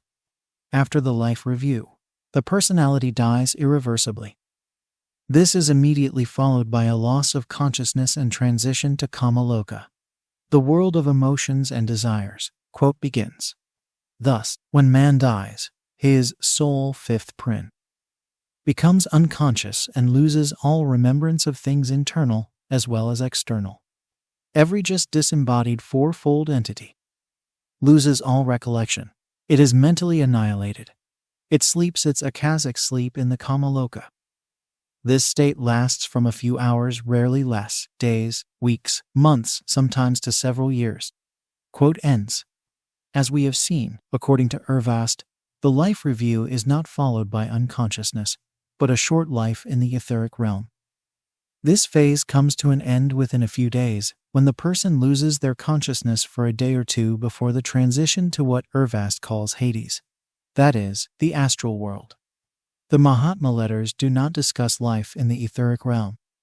They also differ from Urvast in their discussion of the stay in Kamaloka.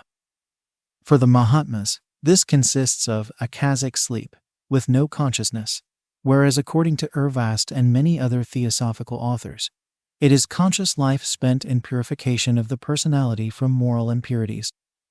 This is sometimes called purgatory. Quote begins.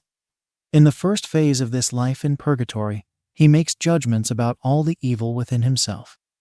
He sees his mistakes and grows away from that evil. When he settles in Hades, he starts to meditate on purifying himself. He relives his life. He sees his life backwards and lives it again.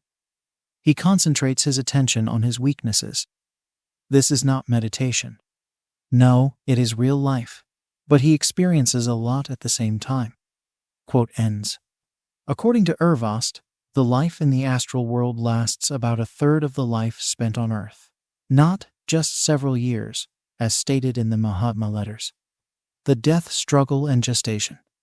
According to the Mahatma letters, near the end of the unconscious period in Kamaloka, the death struggle occurs. All the good in personality is sifted out.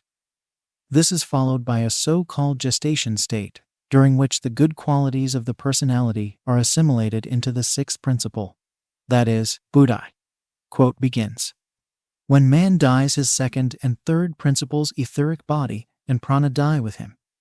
The lower triad disappears, and the fourth, fifth, sixth, and seventh principles form the surviving quaternary. Thenceforth, it is a death struggle between the upper and lower dualities. If the upper wins, the sixth Buddhi, having attracted to itself the quintessence of good from the fifth manas, its nobler affections, its saintly though they be earthly aspirations, and the most spiritualized portions of its mind follows its divine elder the seventh Atman into the gestation state, and the fifth and fourth remain in association as an empty shell. Quote ends. According to the Mahatma letters, the ordinary person is unconscious up to the gestation state, which will bring forth consciousness and memory, as well as a second life review. Quote begins. That remembrance will return slowly and gradually toward the end of the gestation to the entity or ego, still more slowly, but far more imperfectly and incompletely to the shell, and fully to the ego at the moment of its entrance into the devachan. Now the latter being a state determined and brought by its past life, the ego does not fall headlong, but sinks into it gradually and by easy stages. With the first dawn of that state appears that life, or rather is once more lived over by the ego from its first day of consciousness to its last. Quote ends. This passage is compatible with Urvast's description of sifting the good from the bad. However, Urvast does not talk about this phase as regaining consciousness or memory. Quote begins. He will face a new death, the second death, and it can be called, as one master in the theosophical movement called it, a final judgment.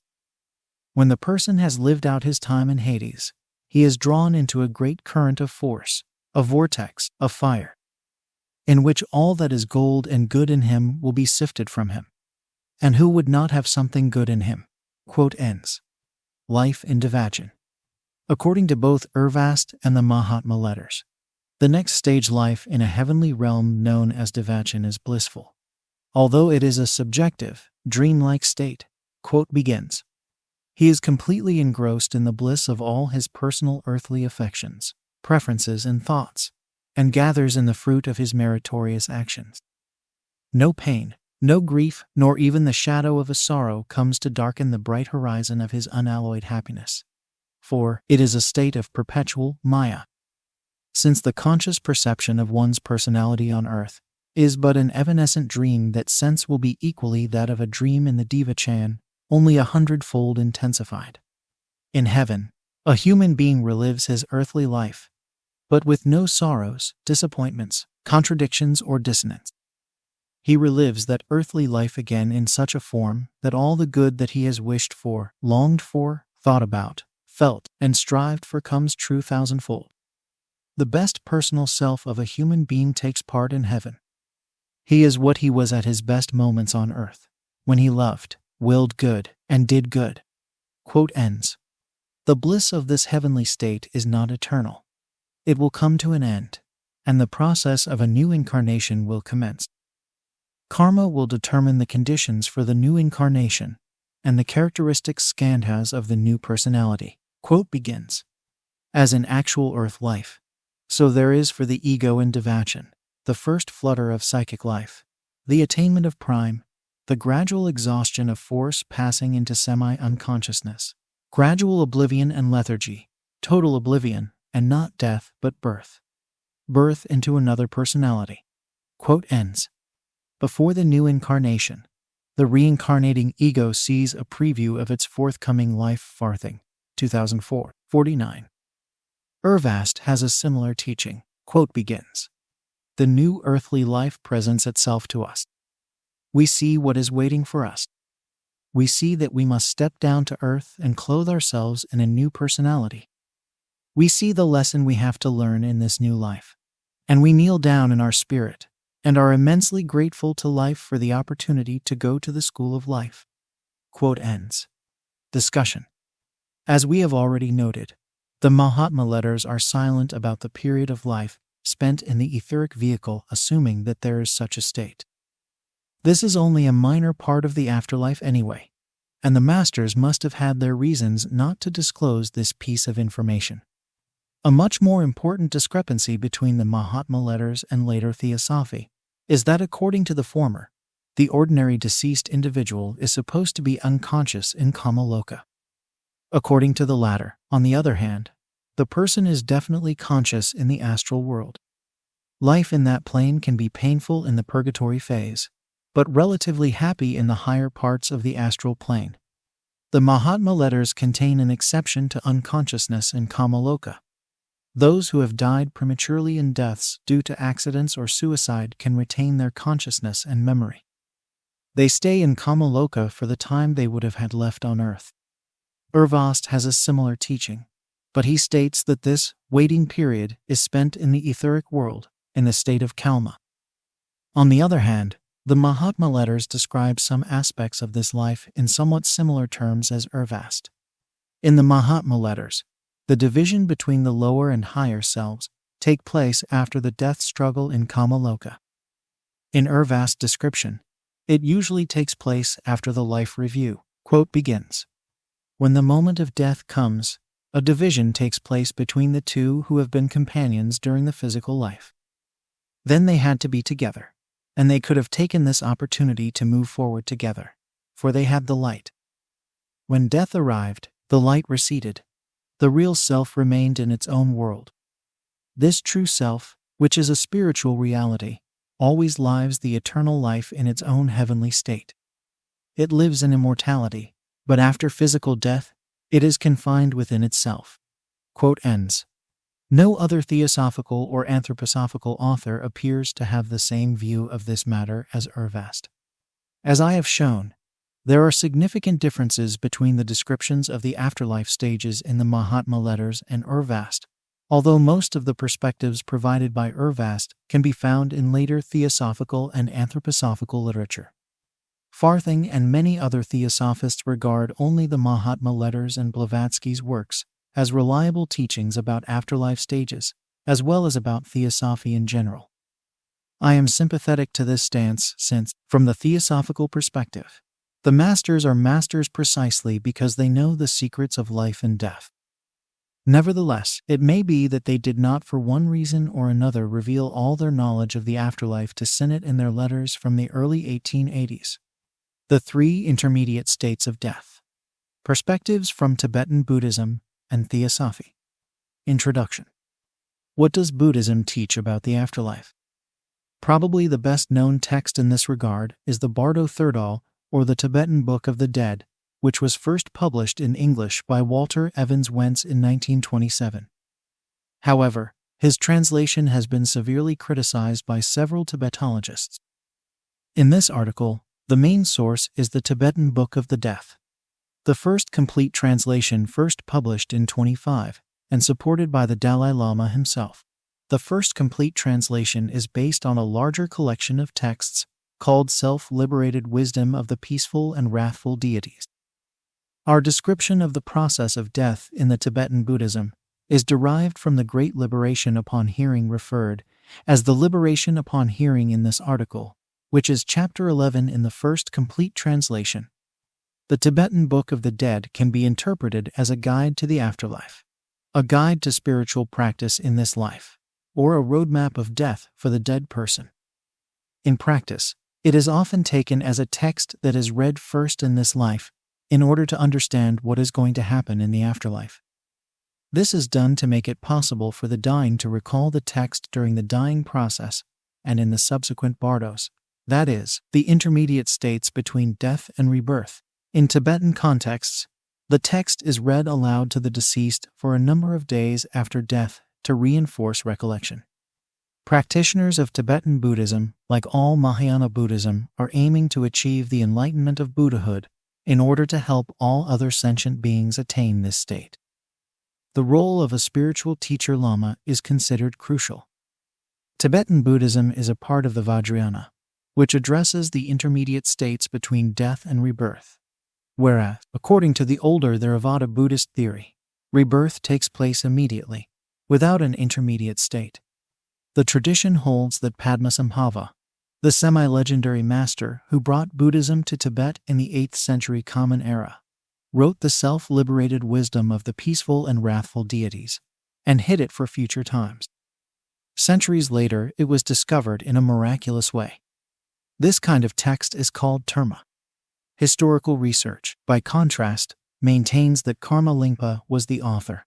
Cuva's notes on the basis of his research that the present version of the Liberation upon Hearing is probably the outcome of a gradual process of extensions and elaborations of earlier texts. On the other hand, Tibetan tradition regards Karma Lingpa as a terton, one who reveals hidden Terma teachings. In the Tibetan tradition, Termas can also take the form of mind Termas discovered within the mind of the Tertan.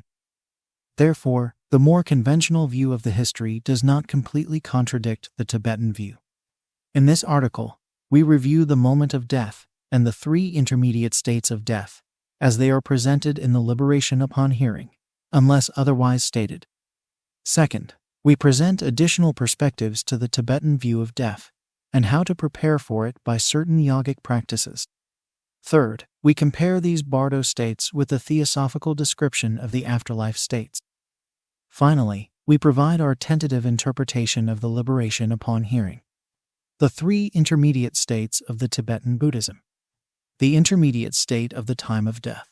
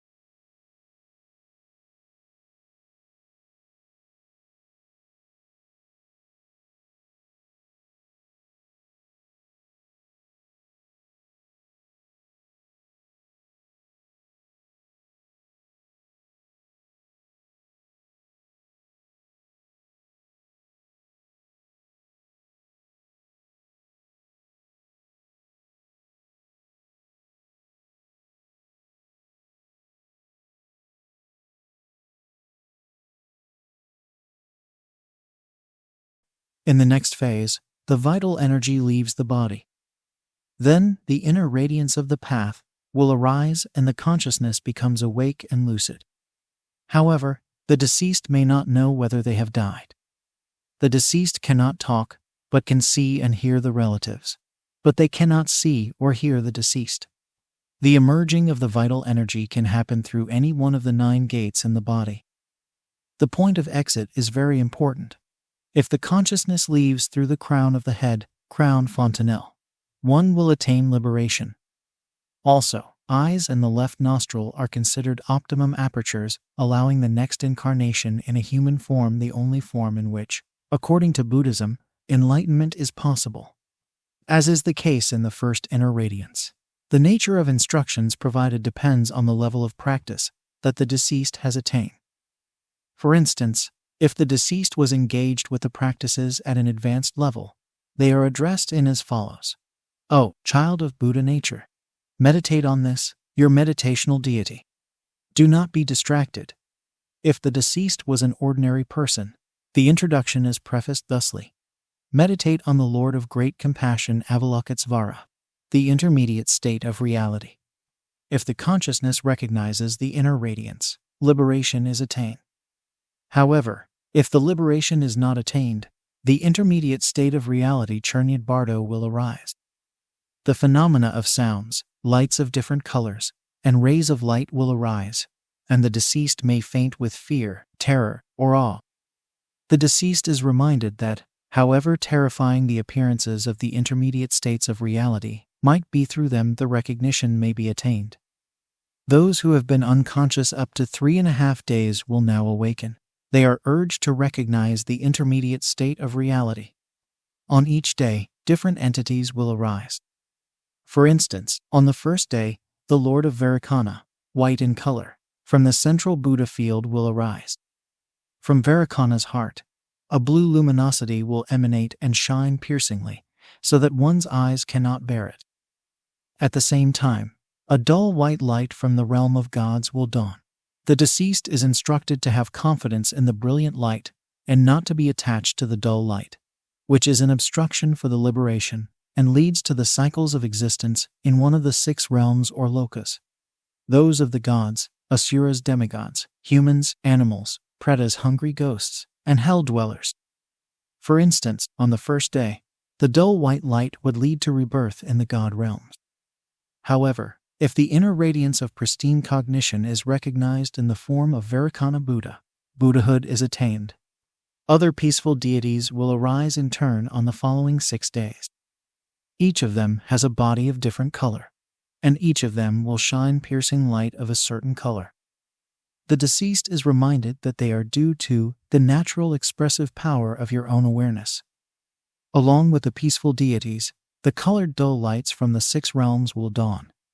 These may appear delightful for the deceased with negative past actions. If the liberation is not achieved when encountering the peaceful deities, and the deceased has not been attracted to the lower realms, the 58 wrathful blood-drinking deities will arise during the next 7 days. These are a transformation of the peaceful deities, although they have very different appearance. Recognition and liberation are more difficult in this phase, as the deceased is easily overpowered by fear, terror, or awe. Subsequently, consciousness may continually faint. On the other hand, because of the terrifying appearance, the awareness is one-pointedly concentrated. This means that liberation would be easy, even with the slightest recognition. The deceased continues to receive oral instructions aimed at helping them to recognize the wrathful deities as the Buddha body of one's own intrinsic awareness. The deceased is reminded that the wrathful deities cannot harm the mental body. Emptiness cannot be harmed by emptiness. If the recognition of the wrathful deities does not take place, the deceased will move into the intermediate state of the rebirth Sidpa Bardo. The mental body has all the sense faculties, and it has the ability to move without obstruction, which is a sign that one is indeed wandering in the intermediate state of the rebirth. The mental body is visible to other deceased having a similar kind of rebirth. It can also be perceived through pure clairvoyance due to genuine meditative concentration. The deceased will once again see their relatives, as if in a dream. The relatives cannot respond to the deceased who realizes that they are dead. This causes intense suffering. The fierce hurricane of past actions, some translations call this the winds of karma, will drive the deceased who will also face an unfathomable darkness. Very negative beings will arise, and the deceased will imagine that they are pursued by hordes of people. Terrifying sounds will be heard. The terrified deceased will try to flee and find shelter, with no success. On the other hand, individuals with merit will experience blissful states. Whatever the case, the deceased is instructed not to be attached to the experiences. If the deceased cannot meditate in the right way, the innate good conscience will gather all virtuous actions and count them with white pebbles. In a similar manner, the innate bad conscience will gather all non-virtuous actions and count them with black pebbles. The deceased will tremble with fear and will try to lie, but this is in vain since Yama Dharmaraja, the embodiment of the forces of the laws of cause and effect, will consult the mirror of past actions. Yama will then repeatedly cut the mental body of the deceased, which will cause enormous suffering. Again, the deceased is instructed that emptiness cannot harm emptiness. The liberation is still possible if the deceased will regain their focus and succeeds in recognition. In case liberation is not achieved, the 6 dull lights of the 6 realms will emerge, and the mental body of the deceased will have the color of the light of the realm into which the rebirth will take place. As before, the deceased will be pursued by whirlwinds and a crowd of people. Those lacking merit will flee towards a place of suffering, whereas those with merit reach a place of happiness. Then the signs of the environment of the next rebirth will arise, which means that the intermediate state of the rebirth is close. The deceased will see a male and female, could be humans or animals, engaging in sexual intercourse. The various instructions on how to obstruct the womb entrances will be read to the deceased. In case the womb entrance is not avoided, the deceased is instructed how to choose an appropriate womb entrance, that is, a rebirth which will be beneficial for the continuation of spiritual practice. Teachings of death in the traditions of 6 yogas. History and the origins of 6 yogas. Teachings on death are found in many different lines of Tibetan textual sources. One of these are the teachings on 6 yogas, of which the most well-known are texts on 6 yogas of Naropa. However, There are also other texts with more or less similar contents, such as Yogas of the Mother Tantra Ma Jayad and Kusum Rangshar in the Bon tradition. This chapter is based on writings of Glenn Mullen, Ian Baker, and with regards to the Yundrung Bon tradition on the translation of Kusum Rangshar by Shardza Tashi Gilson and others. Teachings on 6 yogas have their origins in the highest yoga tantras and Uttara Tantra in Sanskrit. Most well-known of these tantras are Chakrasamvara, Hevajra, Guhyasamaya, and in Yungdrung Bon tradition Madhyayad Mother Tantra, respectively. Some of these tantras have particularly elaborate descriptions of some of these yogas. For example, Tummo teachings are mostly derived from Chakrasamvara and Hevajra tantras, whereas the yoga of the illusory body is represented in the most elaborated form in the Guhyasamaya Tantra. Mullen describes 6 yogas as a compilation of simple forms of these completion stage yogas presented in the root tantras. Naropa was a famous scholar in India, and he condensed the tantric teachings he received from his master Tilopa into 6 yogas. These teachings were further brought to Tibet by Marpa the translator, and were transmitted from him to the famous Tibetan yogi Milarpa. His students Gampopa and Rinpoche carried on these teachings. Tsongkhapa was great reformer of the Tibetan Buddhism, and he gathered teachings on 6 yogas from different lineages and wrote his practice manual called 3 Inspirations, of which Mullen made his well-known translation. Contents and practice of the 6 yogas. Despite of the name, 6 yogas, the exact number of these yogas and their names and how they are counted vary depending on the text consulted. For example, in some texts Tummo and sexual yogas Karma Mudra in Sanskrit are counted as one, and sometimes they are handled separately. In the same way, sometimes dream yoga and yoga of illusory body are counted as one, sometimes 2. In general, approximately half of the yogas are intended for enlightenment during life. The other half is meant to be utilized in the after-death bardos. They are practiced during the lifetime as a preparation for death. All the traditions of 6 yogas emphasize the importance of Guru Yoga as a preliminary practice. By practicing Guru Yoga, one is believed to receive the blessings and the power of the teacher and the lineage. After Guru Yoga comes the generation stage exercises. In these, practitioner is visualizing the whole universe dissolving into bliss and becoming a mandala. Practitioner is in the center of the mandala and visualizes themselves as the central deity of the mandala, often as male and female counterpart in sexual union. In Hinayana teachings, the causes of enlightenment are cultivated in the form of dos and don'ts. But in tantric practice, the results are cultivated. In other words, in the beginning one is visualizing themselves as an enlightened deity, empty and full of bliss. By repeating these visualizations, the practitioner is gradually actualizing these enlightened qualities. The foundation for all the other yogas is Tummo Kandali in Sanskrit, which in Sanskrit terms enables the yogi to guide pra macron letter 24/7 as subtle energies into the central channel Sushumna Nadi, where they dissolve. Despite of different terminology, this process can be considered to be similar with awakening of the Ku letter 24/7 letter 1 Dali macron energy in Hindu tradition. Pranas entering to the central channel in Tummo meditation lead to the dissolution of elements, one by one. This is followed by the white near attainment, when the white bodhicitta or kundalini drop tiggle in Tibetan enters and dissolves in the heart chakra. Then the red female kundalini drop from the lowest chakra is entering the heart, leading to red near attainment. That is followed by the experience of blackout, during which most people will lose their consciousness. After that arises the clear light, which is considered to be the deepest state of the tantric meditation. This state is achieved in a similar way every night while falling asleep. Usually, people cannot stay aware of these stages, but practitioner is familiarizing themselves to be able to recognize them. In this way, the practitioner prepares themselves for the death every day and night. 3 kayas and 9 blendings. 3 kayas is a somewhat complicated concept found in Mahayana Buddhism.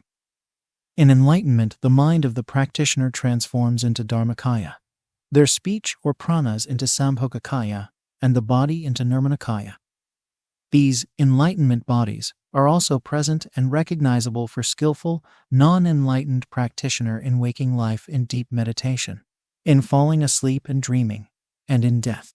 Familiarizing oneself with these enlightened dimensions during lifetime, not only during meditation, but also during normal day-to-day life, is preparing practitioners to recognize them at the moment of death and in bardo. The process of familiarizing with three kayas during waking state, during meditation, and in death is called 9 blendings.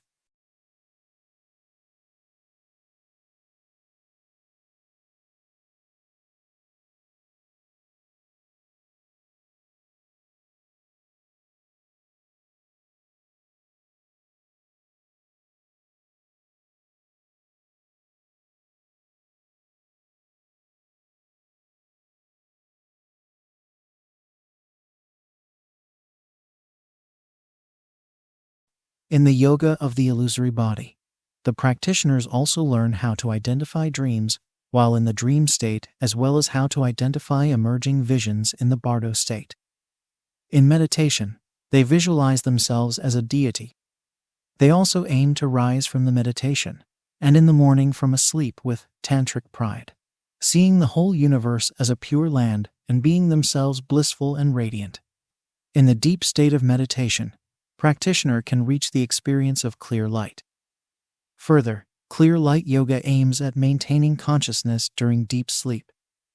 This corresponds to identifying the inner radiance emerging in the moment of death as a manifestation of one's own mind. In this way, the yogi practices meditation every day as a preparation for death. Every night during different stages of sleep and dream, phenomena related to death states continue to occur, and the practitioner utilizes them in preparing for death. The Dalai Lama has also mentioned that in advanced level, sleep yoga can create a pure illusory body, which can be used to move in different spiritual realms during sleep.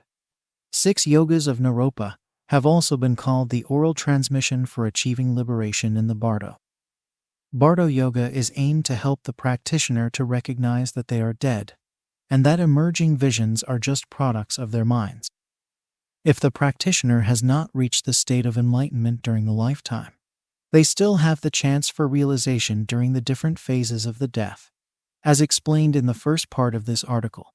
Moreover, in a technique called phawa, the consciousness can be transferred into the pure lands at the moment of death in order to bypass states of bardo. Phawa should be performed when the practitioner is certain that death is unavoidable, but they still have the power to perform it. A highly qualified lama may also perform phawa for a dying person. Theosophical perspective on death. An overview of theosophy and death. Let us first discuss briefly how theosophists claim to know what happens after we die.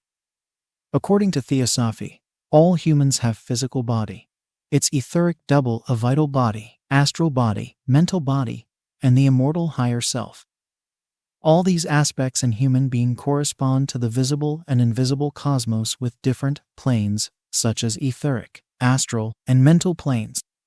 Spiritual training in the form of ethical life and meditation can eventually lead to continuous consciousness between this world and the aforementioned invisible worlds in which the deceased pass through different states from the etheric plane to the higher mental plane, which is sometimes called heaven or devachan. The continuous consciousness entails that the theosophist is fully conscious in the sleep state, as well as in the hidden consciousness state beyond the sleep state. If those conditions are met, the theosophist can make objective observations on various afterlife states when they are out of the body, then return to the body and remember everything. This is how Pekka Urvas described how he came to know what happens between death and rebirth. Our presentation is based on Urvas' description, which is largely consistent with other accounts on the afterlife in the theosophical literature.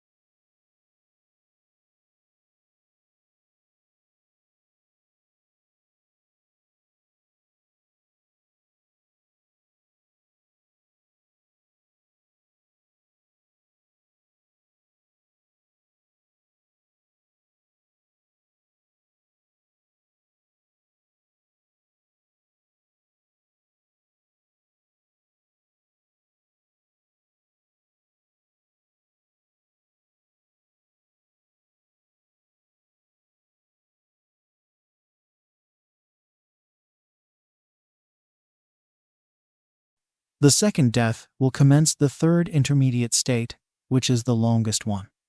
Life in heaven filled with love and profound happiness. It is life as a higher self, which has gathered all the fruits of past incarnations and now becomes enriched by the lessons learnt in the most recent incarnation. It is also meditative work to prepare for the new incarnation as a human being. The third intermediate state comes to an end when the spiritual consciousness sees an outline of the new incarnation and all spiritual lessons it has to learn in order to evolve towards the perfect ideal of human being. After that, the consciousness is reincarnated into conditions determined by the total balance of karma. Comparison between Theosophical and Tibetan Buddhist teachings on the afterlife. According to Theosophy, the life review and evaluation of earthly deeds, words, and thoughts take place in the initial phase of the dying process, typically when the etheric body leaves the physical body. Quote begins. The etheric body rises above, as if from feet through the head, and is above the physical body. As long as the bridge, that is the silver cord, it is also called the golden cord, remains intact, the person is not dead and could be resuscitated. A dying person stays in the etheric brain, and, as consciousness is only surrounded by etheric matter, it is especially enlivened. When consciousness moves to the etheric brain during death, all memories are alive in front of us. He does not live in his reminiscences as he did while being physically alive. He just watches the great play and judges it objectively, calling each thing depending on its own quality as good or bad, crime or merit, and so on. He remains in a great light, so to speak. If we are allowed to experience this in our waking consciousness, it is always accompanied by a light phenomenon. In fact, the viewer is the personalized higher self. Quote ends. 3 aspects of the description above match those with the liberation upon hearing. Departure through the head, the enlivened or lucid consciousness, and the light, which is called the light of the higher self in Theosophy, and the inner radiances of the ground and the path clear light in the liberation upon hearing. However, there are differences as well. The light of the higher self accompanies every human being with possibly a few exceptions in the early phase of the dying process, whereas in the liberation upon hearing, the inner radiance is fully available only to advanced practitioners. On the other hand, the initial stages of the death process, see Table 1, are described in much more detail in the liberation upon hearing than in any theosophical source that we are aware of. The timing and nature of life review are very different in the two systems. In the theosophical account, the personality judges its deeds objectively in the light of the higher self in the beginning of the dying process. This seems to be absent in the liberation upon hearing, in which the judgment occurs in the form of counting of virtuous and non-virtuous actions much later in the third intermediate state of rebirth. This causes fear in the deceased, whereas in the theosophical version of the life review the judgment is carried out objectively without emotions. In the theosophical account, the deceased loses consciousness in the transition from the etheric realm to the astral world, a detail that concurs with the description in the liberation upon hearing for an ordinary person. Moreover, both systems hold that spiritual training can affect the loss of consciousness after death. Both the liberation upon hearing and Theosophy state that the deceased may not initially know that they have died.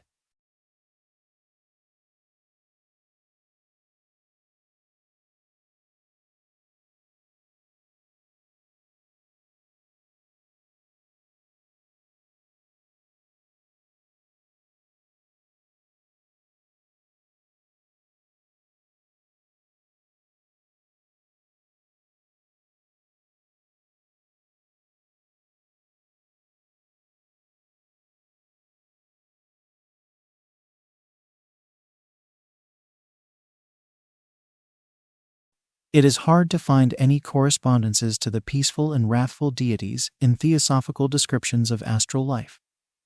Furthermore, it is hard to understand how a person coming from a completely different religious background, with no knowledge of Buddhism, could make any sense out of meeting the deities described in the liberation upon hearing. On the other hand, liberation upon hearing was written by the Buddhists for Buddhist readers. And of course, If these deities are projections of one's own mind, it is possible that they would take another form for non-Buddhists. Be that as may, we have not found anything in theosophical sources that corresponds to this interpretation. The description of the deceased trying to find shelter in various places and feeling miserable resembles the theosophical state of Kalma, which refers to extended etheric life due to premature death. Furies and terrifying darkness described in the liberation upon hearing may correspond with the lower levels of the astral plane. Theosophy also concurs that any suffering on the afterlife states is because one's past actions which have left their mark on consciousness. Consequently, external afterlife conditions, painful or pleasant, are a projection of the mind very much in the same manner as the liberation upon hearing so eloquently maintains. One important difference between the two systems. The liberation upon hearing states that rebirth takes place from the third bardo and in unpleasant conditions, whereas Theosophy maintains that it usually happens from a heavenly state devachan from the highest state of bliss. According to the liberation upon hearing, before rebirth, the consciousness sees signs of the environment related to the next life. This is quite similar to theosophical teaching, which says that before rebirth, the reincarnating entity sees what it awaits in the new life and what lesson should be learned. Furthermore, both systems maintain that advanced human beings have a greater role in planning and choosing the next life. There is a great difference in time frames between the two systems. The liberation upon hearing states that the bardo states can last up to 49 days, whereas according to Theosophy, the time between two incarnations can be as long as 15 centuries. In special cases, it can be quite short, but even then, not as short as the liberation upon hearing maintains. Perhaps the greatest difference between Theosophy and Tibetan Buddhism is that in the theosophical view, liberation from non-voluntary rebirth cannot be achieved after death. It is possible only on earth where the union between personality and the higher self can happen, whereas according to Tibetan Buddhism, it is possible to reach liberation in all three intermediate states of the afterlife. Another difference is that Theosophy strongly asserts that rebirth of a human being cannot take place in an animal form. Some features in the liberation upon hearing are compatible with the theosophical understanding of the afterlife. Nevertheless, there are so many differences that two accounts cannot be reconciled completely. Possibly the liberation upon hearing is intended as a meditation guide for practitioners of Tibetan Buddhism, especially for advanced practitioners working with visions originating from the primordial consciousness. It is quite plausible that those who have practiced intensive meditation, guided by the rich and powerful imagery of the liberation upon hearing and other texts of the Tibetan Book of the Dead, will benefit also from having read it aloud in the afterlife bardos. In addition, it is believed that reading the liberation upon hearing can enable lesser practitioners to achieve a better rebirth, although they cannot reach enlightenment in the bardo states.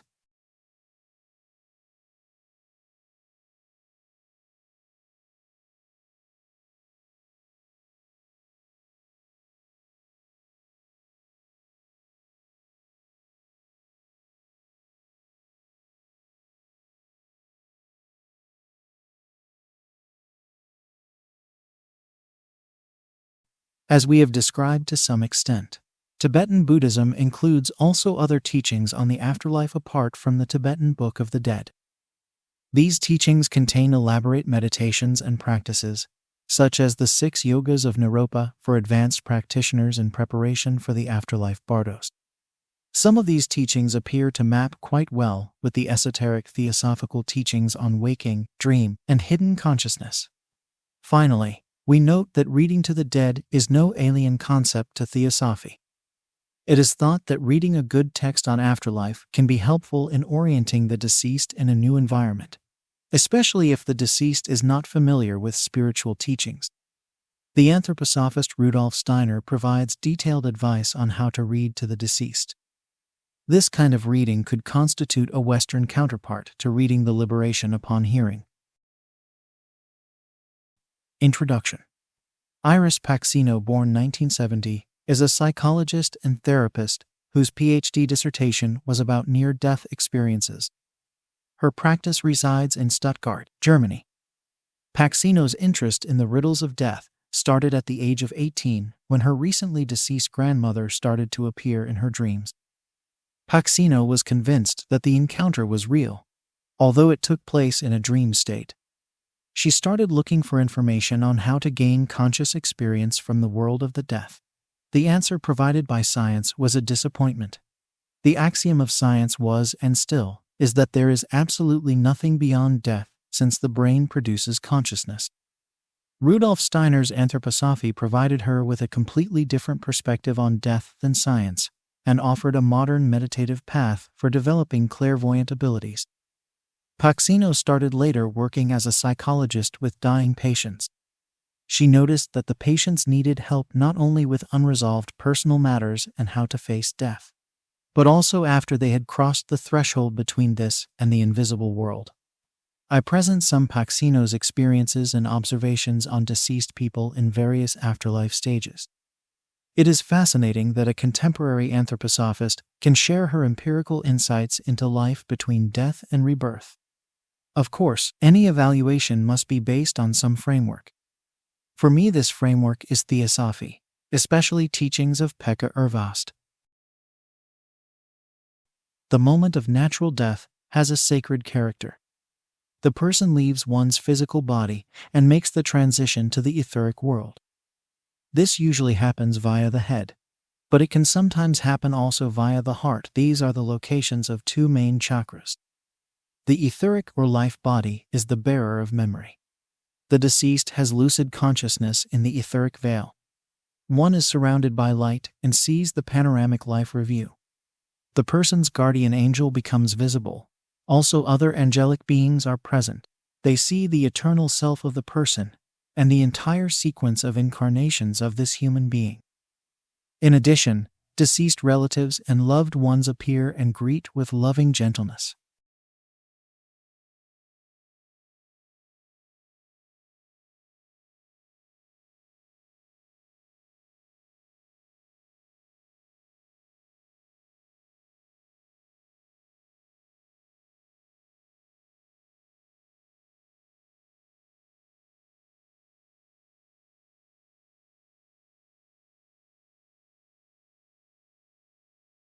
The way a person dies has a great impact on what happens immediately after death. Some people, who are victims of a sudden accident or violent death, don't realize that they are dead. These people can be helped with a focused prayer. The Lord's Prayer is one of the most effective. The prayer makes it possible to transmit peace and warmth of the soul, which help the deceased to notice the helpers and move on to a brighter realm. However, it's also possible that the person continues living in the etheric veil and stays in the vicinity of the place where the accident or homicide took place. Consequently, this has a negative effect on the aura of the place, which can make the scene more prone to accidents. In addition, the person can continuously relive the tragic events leading to one's death. This also happens often to those who have committed suicide. This state can be understood as a post-mortem stress disorder. The deceased can be trapped in the etheric world if one has had a strong materialistic worldview or has died of a substance overdose. Again, the person might not realize that one is dead. The deceased addict will instinctively seek for the company of the living who share the same addiction, and will encourage their abuse of alcohol or drugs. The addiction doesn't suddenly disappear in the etheric world, and neither does it so in the following state in the lower soul world. Interestingly, Paxino mentions that chemotherapy used to treat cancer has a hardening effect on the etheric body, and thus substantially increases the time spent in the etheric world. The usual average time is 3 days. Paxino makes it clear that this should not be used as an excuse to refuse chemotherapy.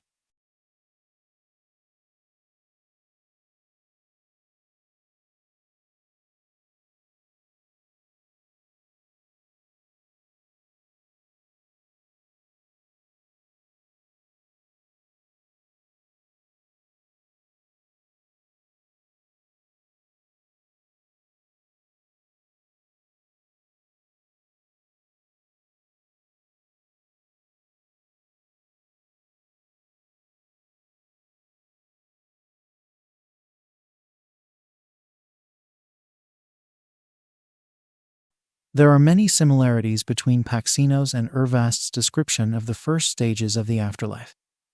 For instance, also Urvast talks about incessantly repeated reliving of traumatic events, leading to death in the context of violent death and suicide. Furthermore, he also describes how the deceased with a serious addiction seek for the company of the living in their desperate search for satisfaction. On the other hand, Urvast doesn't mention the afterlife effects of painkillers or chemotherapy, which was not available at all in Urvast's time. According to Urvast, the life review takes place in the light of higher self, which makes it an objective evaluation of thoughts, emotions, and deeds. An angel can be present in the moment of death to sever the silver cord connecting the physical and etheric bodies. However, Urvast doesn't talk about the personal guardian angel in this context. Instead, in his view, the role of guardian angels is to protect children. This implies that some fairy tales contain esoteric wisdom. Paxino divides the deceased needing help into 3 categories: suicides, violent deaths, and black magic. The last category is rarely mentioned in theosophical writings in the context of death. It includes people who have worked in concentration camps or in violent criminal organizations. These people are not automatically freed from the grip of evil in the afterlife. Instead, they need help which can be provided only by certain beings in Devachan, or by living people whose innermost self in anthroposophy, this is identified as I, has been fortified by the being of Christ. It's possible to help a suicide by loving them without judgment and forgiving them. This makes it easier for one to forgive oneself and receive the help offered by the spiritual world. At the same time, it's very important that the suicide takes the responsibility for their deed. Along with compassion, a firm approach is needed to protect the relatives from too high, a burden resulting from the influence of the suicide.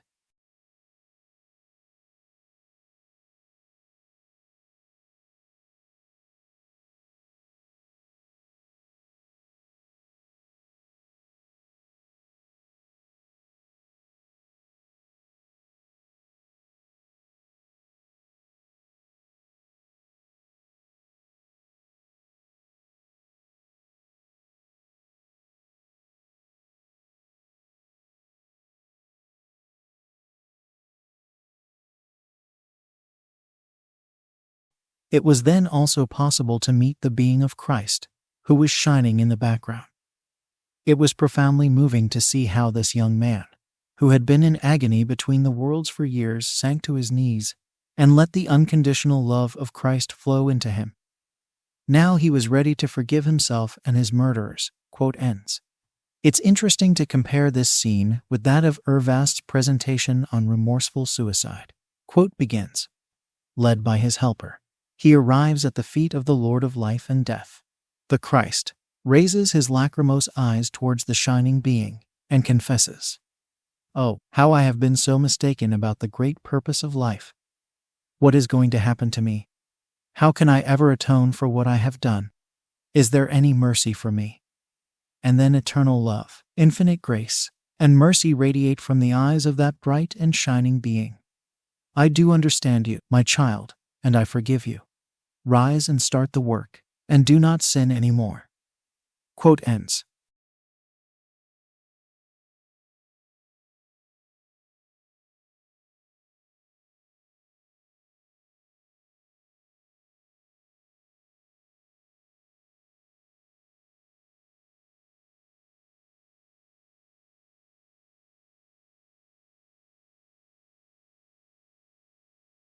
Discussion. In my opinion, Paxino's description of the afterlife concurs well with those of Steiner's and Urvast's. Perhaps one can say that she is closer to Urvast than Steiner, whose teachings in this regard tend to be a bit abstract. This is by no means meant to criticize Steiner, whom I think highly of. One might of course question the validity of Paxino's book. Perhaps she has just skillfully compiled the book from other sources with no real suprasensible knowledge. My answer is an emphatic no.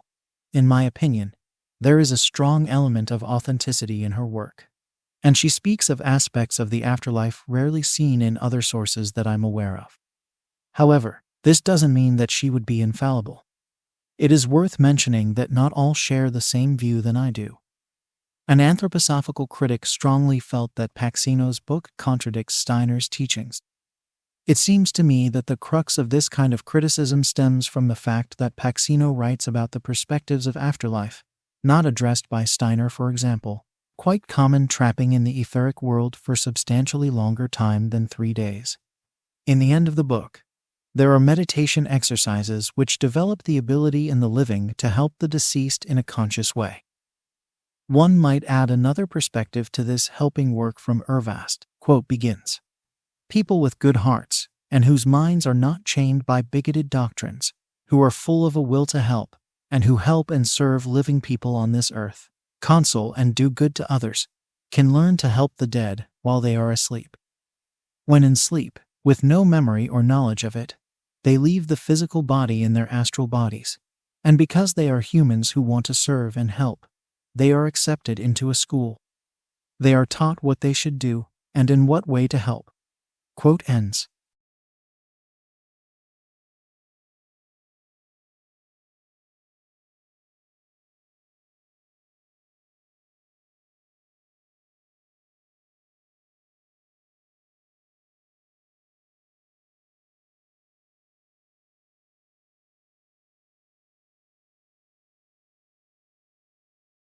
I dare to say that Paxino's book provides new insights on what happens after we die, even to people familiar with the esoteric literature in this domain. Although Paxino's book is not an easy read, it addresses quite dark aspects of the afterlife. I think that her book has potential to also reach people outside the anthroposophical and theosophical circles. Scientific research on near-death experiences. Philosopher and psychiatrist Raymond Moody published the first book on near-death experiences, shorthand NDE, Life After Life, in 1975. Moody interviewed 150 people who had experienced an NDE and presented his findings in this book, which created broad interest and became a bestseller. Moody's book was based on qualitative data, individual recollections. Contemporary NDE research utilizes more rigorous methods typically employed in medical science. People who have been pronounced as clinically dead and then resuscitated often tell quite similar stories about their experiences, although they should have had no experience at all when their brains were not functioning. Moreover, their accounts resemble theosophical authors' descriptions of the death process given almost 100 years before Moody's book. I will explore the research findings of NDES, discuss their criticism, and present a theosophical interpretation of them. Key features of the experience. Not everyone experiences all features of the deep NDE, but I will present here the most frequently reported experiences. The first experience is usually one of detachment from the body. People report hearing and seeing what is happening in the recovery room from above their bodies. This is often accompanied by clearer and brighter awareness than usual, even if the person's brain function is non-existent. For many people, out-of-the-body consciousness is accompanied by an experience of great and unconditional love, compassion, joy, and peace. A small proportion of NDES report a life review, showing the significant events of their lives. Among Western NDES, 13% have reported a life review, while indigenous people usually have no life story associated with their NDE experiences. The life review happens very quickly, but the experiencer can still follow it intensively. Time is experienced much more quickly, so it is a kind of fast-forwarding of a film of life. The following extracts illustrate the moral nature of life review and the judgment of right and wrong. Quote begins, "I saw how selfish I was, and how I would give anything to get back and change. Every second from birth until death you will see and feel, and you will experience your emotions and others that you hurt, and feel their emotions. I will not see what others have done to you. I will see what you have done to others. I learned that many of the things I thought were wrong were not necessarily wrong. I also learned of opportunities to love others that I passed up." Quote ends. Around a third of people have experiences of rapidly passing through a multicolored tunnel. The next phase is a clear, bright, although not dazzling, light, which is very attractive. Encountering this light is more common than the tunnel experience. In the light, one encounters other conscious beings, such as deceased relatives or unknown beings of light who nevertheless feel very familiar. One experiencer said meeting these beings was like meeting the most important people in their life again after a long separation. This reunion is generally accompanied by overflowing love and joy. During the NDE experience, one appears to understand everything: life, other people, and the universe. Life and existence feel deeply meaningful, and one experiences the oneness of everything. Towards the end of the experience, one reaches a limit reported by about a third of the participants in one study beyond which there seems to be no return to the physical life. The experiencer may understand this intuitively, or the light being may let them know. The NDE experience feels so heavenly that it can be very difficult to return to a sick body. The decision is made easier when the experiencer remembers or is reminded of children or other loved ones who still need them. A very small proportion of NDEs are frightening 1% in some studies. They tend to occur in cases of suicide or drug overdoses, although they may occur even in normal people who have a strong fear of death. After the out-of-body experience, these people enter a dark or gray void of loneliness and despair. They may feel the presence of an evil entity and hear frightening voices. Some describe a place very similar to hell. Even these unpleasant experiences can have a positive effect. Some have taken their experiences as a warning and opportunity to improve their lives. Let us now look at a pioneering study in NDE research. The Lancet study. Pim van Lommel is a Dutch cardiologist who, early in his career, encountered a near-death experience after resuscitating a patient who was very disappointed to have to give up his happy existence in another world. Van Lommel thought that the phenomenon could be explained by medical science. He became interested in the subject and, together with colleagues, began a major study in 1988 in the Netherlands. 10 hospitals were involved, where resuscitated patients were interviewed as soon as possible. The patient's medical and other background information was thus reliably available, unlike in previous studies, where efforts had been made to find information years after the experience. A suitable control group included patients who had not experienced a near-death experience. All patients who were still alive and had consented were interviewed 2 years after the experience and a third time after 8 years, making it a longitudinal study. The study was published in 2001 in the highly respected medical journal The Lancet. Of those resuscitated, 18%, 62 out of 344 patients resuscitated reported having experienced NDEs, and 7% had had a deep or very deep NDE, including several of the experiences described above.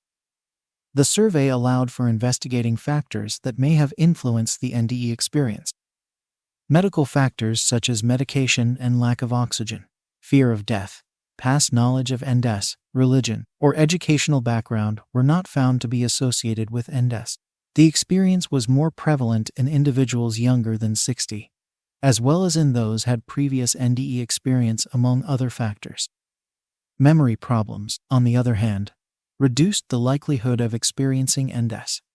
The longitudinal study revealed significant differences between the NDE and control groups. Both groups experienced changes in attitudes and values, but the NDE group experienced a more profound change in life values. They were more loving, empathetic, and accepting. Their interest in spirituality increased, while it decreased in the control group. Several studies have found that the NDE experience reduced commitment to traditional Christianity. This was also reflected in the Van Lommel study by reduced church attendance, which, on the other hand, slightly increased in the control group. The NDE group members' appreciation of money, property, and social status had declined. Fear of death had decreased in both groups, but more significantly in the NDE group. Belief in life after death was stronger in the NDE group. Some in the NDE group reported that they had become more sensitive to other people's emotional states and had experiences of clairvoyance and foreknowledge. However, the Van Lommel group did not examine the validity of these abilities. The Van Lommel study and many other studies highlight the life-changing nature of the NDE experience. Those who undergo it are likely to feel that what matters in life is love for themselves, other people, and nature. In the following story, this ethical change becomes particularly clear. Quote begins.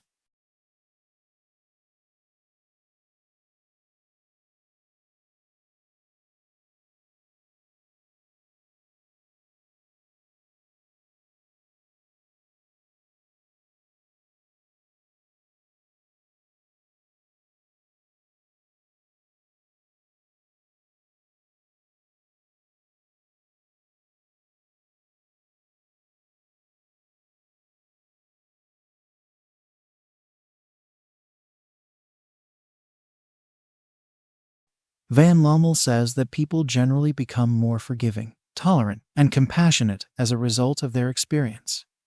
In other words, they tend to embody unconditional love in their lives. Van Lommel also points out that NDEs reflect the cosmic law that whatever we do to others, we ultimately do to ourselves. Everything is interconnected. A positive NDE does not always have purely positive effects. Some convince themselves that they are God's specially chosen people, who have a mission to spread their NDE experience as if it were a new religion. Others find it difficult to integrate their experiences into a new understanding of life, if those who are close to them ignore them or make fun of them. In still other cases, relatives and friends may have too high expectations, thinking that the person with the NDE has become an all-forgiving saint with healing powers and prophetic abilities. As a result of his research, Van Lommel became convinced that NDEs are a real phenomenon, strongly suggesting that human existence continues beyond death. Studying NDEs revealed new perspectives on life to him personally. For example, in one interview, Van Lommel said he was amazed at how every thought is significant. He quit his job as a doctor, wrote a book about his own and others' research, and started lecturing about NDEs. Impressive NDE cases. As noted above, people report being able to observe their environments during the NDE. Some cases are reasonably well documented and relevant to the scientific evaluation of NDEs. As of 2017, there were 40 cases in the scientific literature with confirmed evidence of accurate out-of-body perception. I present 3 cases here. In the first case reported in The Lancet by Van Lommel's team, a Dutch patient was brought to hospital in a deep coma. His nurse had removed the dentures for intubation to ensure breathing and stored them in a box. Later, the nurse met the man in the cardiac ward. The man immediately recognized the nurse and told her that she had taken his dentures. The man said he had seen the cardiopulmonary resuscitation shorthand CPR from outside himself. The nurse also gave a written statement about the incident. In another case, 35-year-old American Pam Reynolds was diagnosed with a brain tumor that was very difficult to operate on. Reynolds was given a daring operation in which her body temperature was lowered. Her heart and breathing were stopped, and blood was drained from her brain. In other words, Reynolds had to die clinically for the operation. Her vital signs were carefully monitored throughout. The operation began with the opening of the skull. Reynolds was then under anesthesia, but not yet clinically dead. She then heard an unpleasant sound in the cranial cavity. Hearing should not have been possible under these circumstances, especially as she had plugs in her ears which sent a regular signal to them. Next, she left her body through the top of her head and saw her body and surroundings from above. The perceptions seemed clearer and more lucid than normal sensations. She heard a doctor say that the vein was too small when the doctor installed a device to oxygenate the blood. Reynolds wondered what they were doing to her lower extremities, as this was supposed to be brain surgery. She saw that only part of her hair had been shaved for the surgery. She described the skull saw, which looked like an electric toothbrush to her. Reynolds knew beforehand that her skull would be sawed open, but the surgeon thought it highly unlikely that she would have seen the saw before the operation, because it is only taken out when the patient has been anesthetized. Reynolds' description of the saw was not entirely accurate, although she did see it as drill-like. In other respects, her description of the operation was correct. In the third case, a shoe played a key role. Maria, a migrant who worked on the outskirts of Seattle, was taken to a hospital after suffering a heart attack.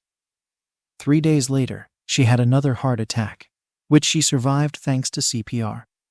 Afterward, Maria told a nurse that she had had an out-of-body experience during CPR, in which she noted a device monitoring her vital signs and their readings. Next, she moved outside the hospital. She could correctly describe the areas outside, including those that were not visible from her room. Maria was drawn to the third-floor windowsill, to which she moved with her willpower. On the windowsill was one tennis shoe for the left foot, a male model. The shoe was dark blue and worn at the toe. Maria asked the nurse to check whether the shoe was real or imaginary. The nurse found the shoe in the place described. Its features matched Maria's description. Criticism of near-death experiences. From the above, one might think that science has now proven what religions and theosophy have known. There is life after death. Despite the evidence, not everyone is convinced. Some skeptics believe that the NDE experience is perfectly compatible with current neuroscience. NDEs are explained as hallucinations due, for example, to a lack of oxygen or abnormal brain activity in a crisis. However, no empirical evidence exists for the hallucination hypothesis in NDE studies, as the Van Lommel Group's study reveals. Skeptics also contend that a combination of memories, imagination, expectations, and lucky guesses can explain the impressive cases of people reporting their observations. For example, a correct description of CPR could fit well into this explanatory model, since many people have seen CPR on TV shows. But this hypothesis has been tested and disproved empirically. One researcher interviewed resuscitated patients with and without NDE experiences. It turned out that people who had had NDEs were able to describe their own CPRS with great accuracy, while the control group made at least one serious error in describing theirs. Let us then look at the seemingly convincing, well-documented cases presented above. In the tennis shoe case, while in the hospital room, Maria may have heard passers-by talking about a strange shoe, and then forgotten what she had heard. The mind could have spontaneously constructed a story after the resuscitation, using what she may have heard. It is also possible that when she arrived at the hospital, she had seen things in the hospital environment, which she then explained as external observations. Similarly, Reynolds may have heard sounds around her despite the anesthetic. This has sometimes been reported. Her mind may have exploited her partial sense of hearing and touch, and then constructed the experiences described without conscious deception. Moreover, confirmation of the dentures in the Van Lommel study had been sought from the nurse, but not from the comatose man, so this case is also suspect to a dedicated skeptic. Perhaps the most important scientific disagreement concerns the time at which the experience of death occurs. If it does indeed occur during clinical death, when, for example, the electroencephalogram, or EEG, shows a flat line, this would strongly suggest that consciousness can operate independently of the brain. Some evidence supports this claim, but as the skeptical explanations above indicate, the evidence is not incontrovertible. To this, I might add that even if there were indisputable evidence, it would still be unlikely to force the skeptic to abandon the current model of brain science. It has been suggested that even if there is no measurable brain electrical activity in the cortex, there may be electrical activity in deeper parts of the brain, allowing some form of consciousness to be maintained. The problem with this argument is that there is no evidence for the persistence of consciousness in the deeper parts of the brain during clinical death. The listener may conclude from these examples that hardly any evidence could be so solid that it would change the opinions of strict materialists about the nature of consciousness. There is always a possible explanation that can be found to avoid changing a worldview that is perceived as repugnant. It is good to be critical. It is part of the scientific search for truth. But a dogmatic commitment to materialism is not scientific. Let us now look at how theosophy explains the perceptions of near-death experiences. Theosophical perspective. Theosophy claims its knowledge is based on supersensible empirical observations on the postmortem state. In this view, the expanded faculties of human consciousness act as instruments of knowledge. Thus, the scientific study of the NDES offers an exciting opportunity to compare theosophical explanations with scientific findings. As we have seen, both theosophy and anthroposophy offer precise descriptions of the stages of life after death. Many aspects of these descriptions match well with those documented in NDE research. The life review with moral evaluation of the past life, and the realization that love is of utmost importance in life. The out-of-body experience and the ability to see and hear mourning relatives. The joyous meeting with friends and relatives on the other side. Of course, theosophical descriptions go much further than the NDE research. For instance, those who had NDES are typically silent about the purification process, the purgatory stage in the afterlife. On the other hand, the negative NDES could be correlated with the purgatorial stage. Nonetheless, some aspects of the NDE are challenging to understand from the point of view of theosophy.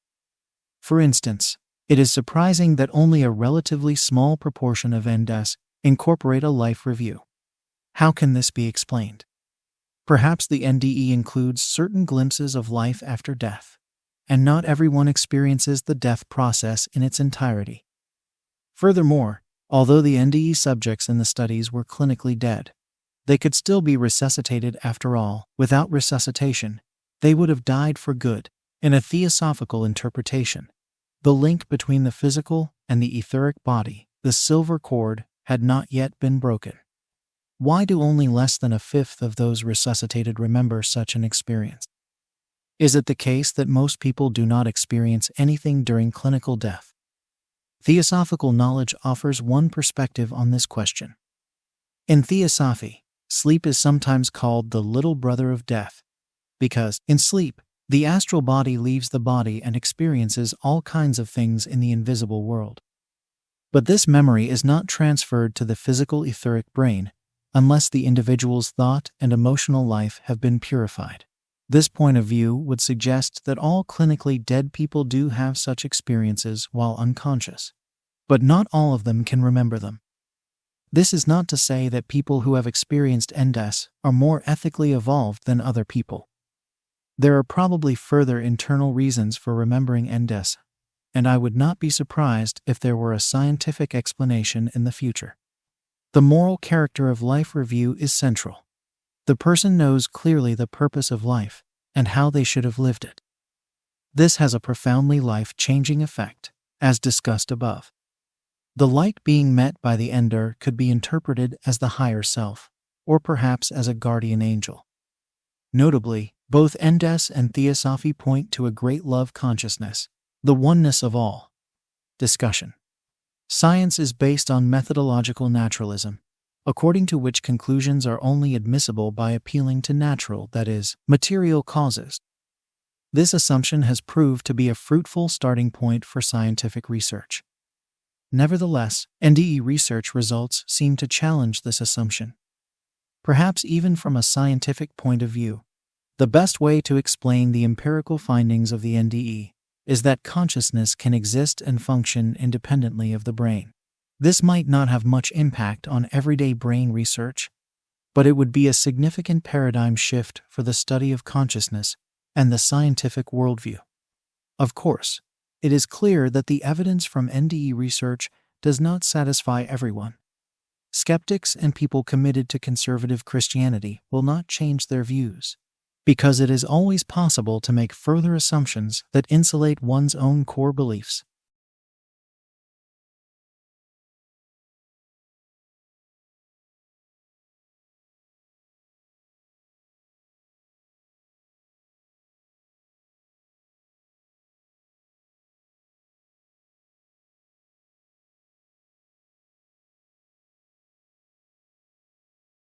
Roman 3 Karma and Reincarnation. Compensatory and evolutionary karma. Nowadays, the notion of karma is part of Western popular culture. It typically means that at least some unpleasant things are consequences of one's actions, either in this life or another. The word karma is derived from Sanskrit meaning action, and, by extension, its effects or consequences. In both Eastern philosophy and theosophy, karmic consequences are often thought to originate from actions from previous incarnations. This essay explores the nature of karma in the theosophical framework. To do this, it's useful to evaluate various perspectives on the topic. First, I will discuss compensatory karma and evolutionary karma in Eastern philosophy, based on Leo Nariho's work. Then I will present an outline of karma from the point of view of theosophy. Finally, I will discuss the theosophical notion of the higher self in the context of karma and reincarnation. Compensatory karma. Karma is a natural law, and nobody can escape the consequences of their actions. The Buddha expresses this eloquently in the Dhammapada. Quote begins, "Neither in the sky, nor in mid-ocean, nor by entering into mountain clefts, nowhere in the world is there a place where one may escape from the results of evil deeds." Quote ends. The compensatory view of karma maintains that it is the law of cause and effect, which rewards or punishes the moral actions of human beings. The deed is not the only factor affecting karmic consequences. The inner reasons, motivations, thoughts, and words are also karmically important. Not all actions have karmic consequences. Ordinary actions are considered karmically neutral if they are done without attachment. One may wonder which contemporary choices really are karmically neutral, for instance, consumption patterns, with all their ramifications.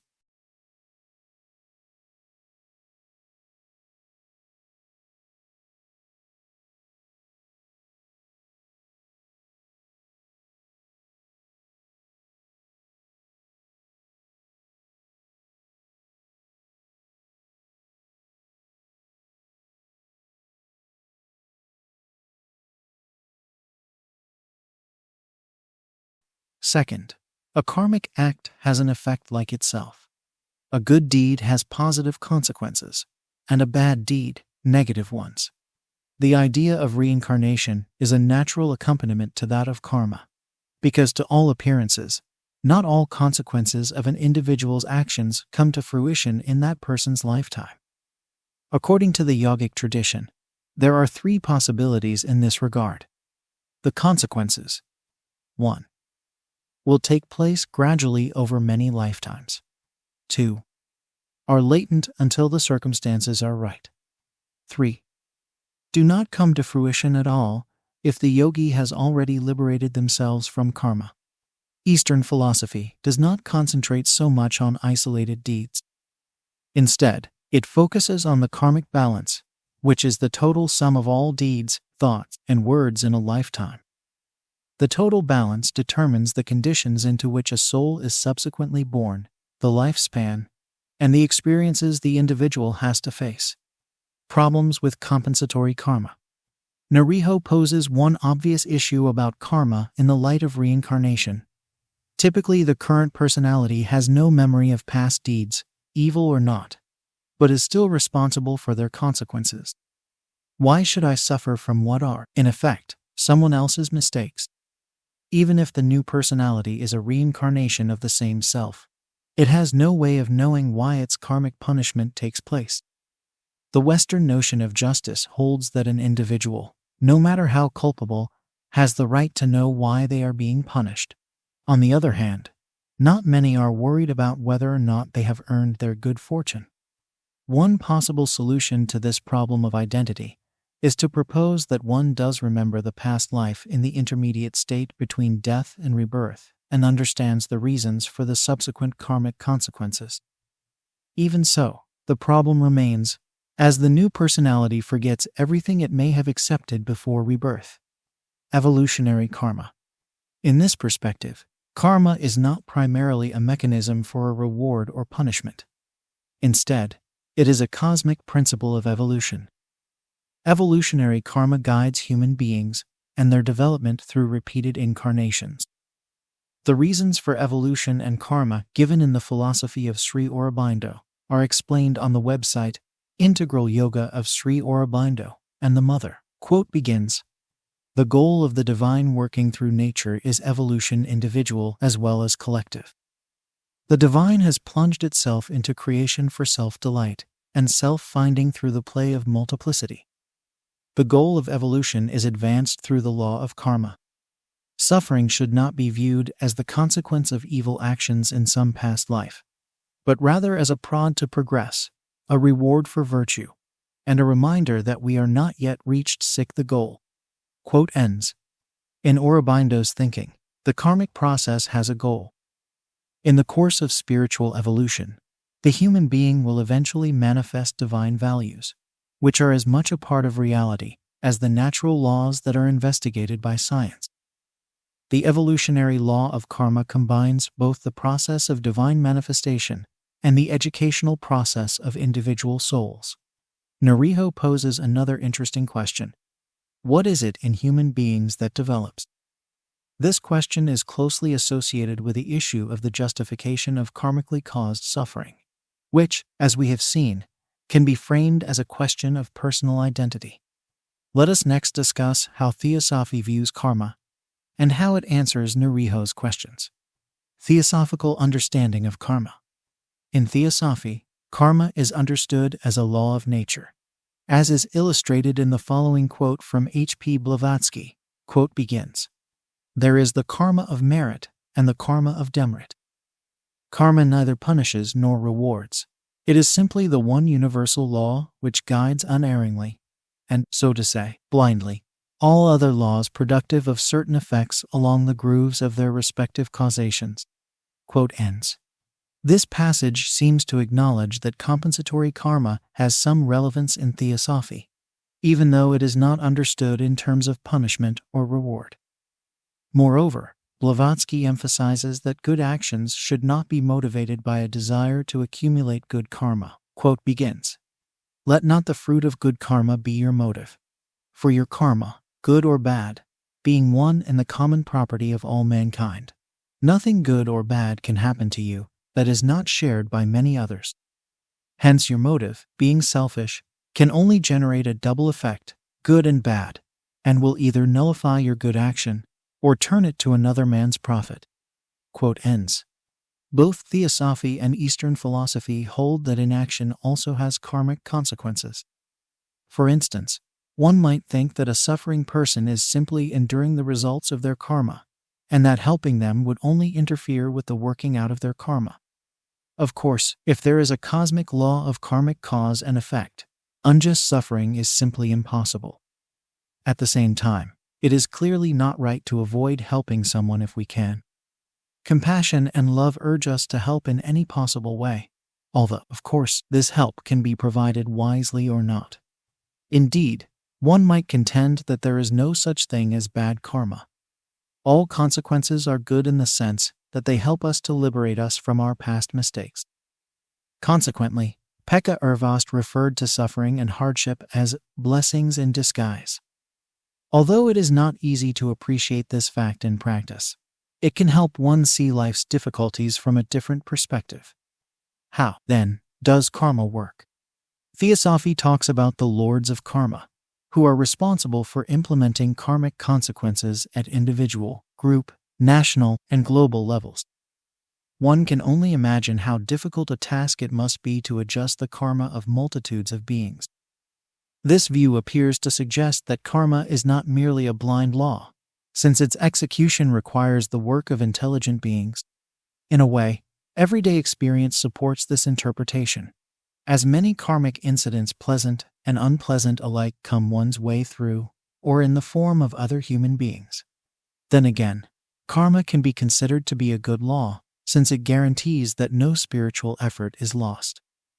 This is a key to spiritual development. Although our present conditions are determined by karma, our future depends on our thinking and efforts now. Every positive thought, kind word, and compassionate deed will have an effect that will create a better future for the whole of humankind. Theosophy enables us to see why even thoughts are important. They have their own energy, which affects both ourselves and others. Since reality includes both visible and invisible realms, for example, the astral and mental planes. Let us next turn to discussing the higher self. which ultimately carries karmic responsibility. The higher self and karma. According to Theosophy, the human being consists of a physical body with an etheric double, a soul, and a spirit, which is often called the higher self or inner self. The soul is more or less equivalent to the ordinary, mortal personality, whereas the higher self is immortal. Although the higher self represents eternal values, it is still undergoing the process of spiritual evolution. The goal is to become a servant of all life, filled with love and wisdom. Those who manage to fulfill this ideal are sometimes called perfect human beings or masters. From this perspective, the theosophical interpretation of karma corresponds exceedingly well with the notion of evolutionary karma. Since the personality changes from one incarnation to another, it is mortal. Hence it does not reincarnate, except in rare cases, as is suggested by children who seem to remember their past lives. Does the higher self reincarnate, then? No, not until the point of initiation, that is, a union of the higher self and personality, which Eastern philosophy calls enlightenment. In the meantime, according to Theosophy, the higher self generates a new personality for each incarnation based on the totality of the individual's karma. The higher self takes on the karmic responsibility through the personality it creates. How does Theosophy respond to the criticism that it is unjust for the personality to be punished without knowing the karmic reason for it? It is merciful that we do not remember past lives, which probably involved evil committed by us and to us. If we knew our past lives, would we be able to live without anger and bitterness? No doubt this knowledge would be too much to bear in our current state of development. People often complain that they did not choose to be born. According to Theosophy, this is not the case at all. Pekka Urvas describes beautifully how the individuality, in its heavenly state, sees the new incarnation as an opportunity to become a better human being. Quote begins. The new earthly life presents itself to us. We see what is waiting for us. We see that we must step down to earth and clothe ourselves in a new personality. We see the lesson we have to learn in this new life, and we kneel down in our spirit and are immensely grateful to life for the opportunity to go to the school of life. And his soul feels entortot. Now I want to try better than before to be pure, honest, and peaceful within myself. I want to be loving towards all beings, and out of joy he makes a promise to God. I will give my all, quote ends. The higher self consciously accepts all its karma before birth, as the proponents of compensatory karma would suggest. But this acceptance is accompanied by a deep understanding of the evolutionary purpose of karma. The individual sees rebirth and karma as cosmic grace and opportunity to attain the ideal of the perfect human being. Rudolf Steiner's teachings on karma. The law of karma is a central teaching in the Eastern religions, Theosophy and Anthroposophy. Moreover, it would be impossible to understand reincarnation without karma. The Austrian esotericist Rudolf Steiner delivered many lectures on karma from the perspective of his system of spiritual science, which included the development of abilities such as clairvoyance. Steiner emphasizes that his karmic examples come from the research of spiritual science. Steiner's last long lecture cycle, from 1924, dealt with karma in the context of the past lives of various people, some quite well known at the time. However, this article chiefly addresses Steiner's earlier lectures on karma. I will first discuss karma and its relationship with certain illnesses. Next, I will describe karma exercises aimed at enhancing understanding and acceptance of personal karma. Finally, I will address Christ as the Lord of Karma. Karma and illnesses. According to Steiner, karma works on many levels, since individuals, humanity, the earth, and the universe are all intertwined. Although it is possible to observe a kind of instant karma in everyday life, for instance, someone can be caught lying and has to face the immediate consequences. The karmic consequences Steiner addresses are much slower, long-term processes. In Steiner's view, a person may need a certain disease to overcome a personality trait and develop healing forces that foster spiritual growth. Thus, karmically generated disease is not just about amending old digressions through suffering, but an opportunity to develop forces that balance and refine the character. In this sense, a disease can be a great teacher. Karmic effects can go on for several lifetimes. Steiner provides an example of a self-centered person who in Kalevala, the afterlife state in the astral world, has to live through their actions' impact on other living beings. This experience imprints certain tendencies which, in the next incarnation, cause weakness in the inner character. A superficial character in one life causes a tendency to lie in the second life. Moreover, the tendency to lie causes incorrectly formed organs in the third life. In these cases, the moral weaknesses have reached all the way to the etheric body. A weak I consciousness and low level of self-reliance will affect the next incarnation as well, in Steiner's view. This kind of person will unconsciously look for conditions, such as epidemics, which help to overcome this karmic weakness. More precisely, Steiner says this can be done by contracting cholera. On the other hand, one can compensate for an overbearing I consciousness by contracting malaria. The person disregarding the external world, with too strong a concentration on the inner life, can end up with a weakness of the soul that in the next incarnation exposes the body to an attack of measles late in life. This is a physical, karmic consequence of unbalanced concentration. In addition, there is also a psychic karmic effect. The next life personality is subject to self-deception. On the other hand, if the person has developed the soul forces needed to overcome the tendency towards self-deception, there is no need to contract measles at a later age. Preparatory karma exercises. Steiner formulated several exercises aimed at developing conscious encounters, objectivity, and understanding of other people and life events. In addition, he offered exercises that can help individuals recognize the forces of destiny in their biography and eventually reawaken memories of previous lives. Luigi Morley notes that Steiner did not bring these exercises to their ultimate form, as he did with the spiritual exercises offered in his masterpiece, Knowledge of Higher Worlds and Its Attainment. Morley organizes karma exercises provided by Steiner in 3 groups.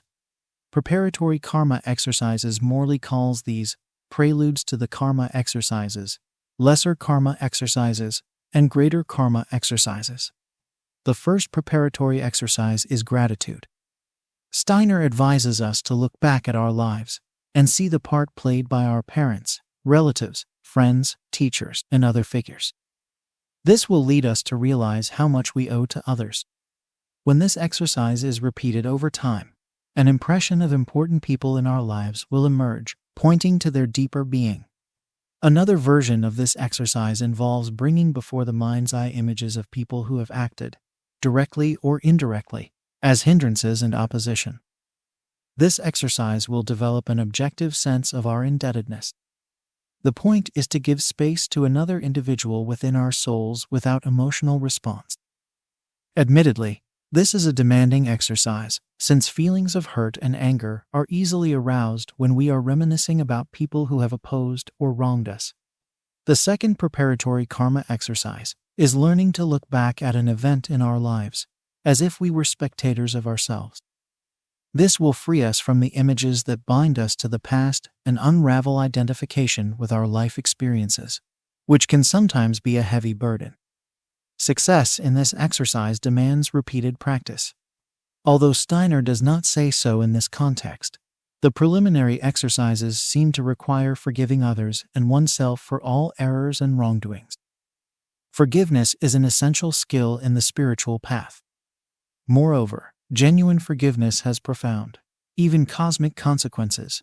Renouncing the recompense due to the iron law of karmic necessity liberates forces of the higher hierarchies, which will help Christ as a Lord of Karma. I will discuss Christ as a Lord of Karma later in this article. The lesser karma exercises. The first lesser karma exercise invites us to look back to one single event of life that seems to be due to chance. Another possibility is looking back to an event we did not wish to happen. The aim is to picture the event as something we had planned before our birth, as if it had been designed by what Steiner calls the second person in us. Initially, this second person appears to be artificial, but with repeated practice, the second person grows and evolves within us. The exercise helps us remember that we actually wanted this event, for instance, an accident, to happen. This practice will develop peacefulness, acceptance, and a sense of purpose in life. We will learn to take responsibility for our destiny and cease to blame others for unpleasant events and failures. Steiner's karma exercise on joy and happiness is a bit peculiar. He states that it is erroneous to believe that joy and happiness are somehow earned. Furthermore, this kind of thinking will lead to feelings of shame. By contrast, realizing that we have not earned happiness will lead to a new feeling of peaceful security in the spirit and thankfulness toward the guiding powers of humanity. In the exercise of contrary being, we take a retrospective look at life and observe which tendencies have come naturally for us and which have not. What could not develop within us despite our desires to the contrary? What could we not avoid? With this exercise, the image of the contrary being is formed, and Steiner asks us to immerse ourselves in this being.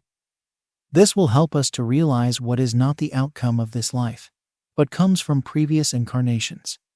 A related karma exercise concentrates on situations in which we were spared from something serious. Perhaps our departure was delayed by a few minutes, saving us from an accident. This exercise develops an ability to perceive chains of events guided by karmic forces. In an extended lesser karma exercise, Steiner advises observing everything that has occurred over the last weeks or months. All unpleasant events are observed, with no thought of injustice caused to us, or with any self-justification of our shortcomings. We take full responsibility for everything that has happened to us.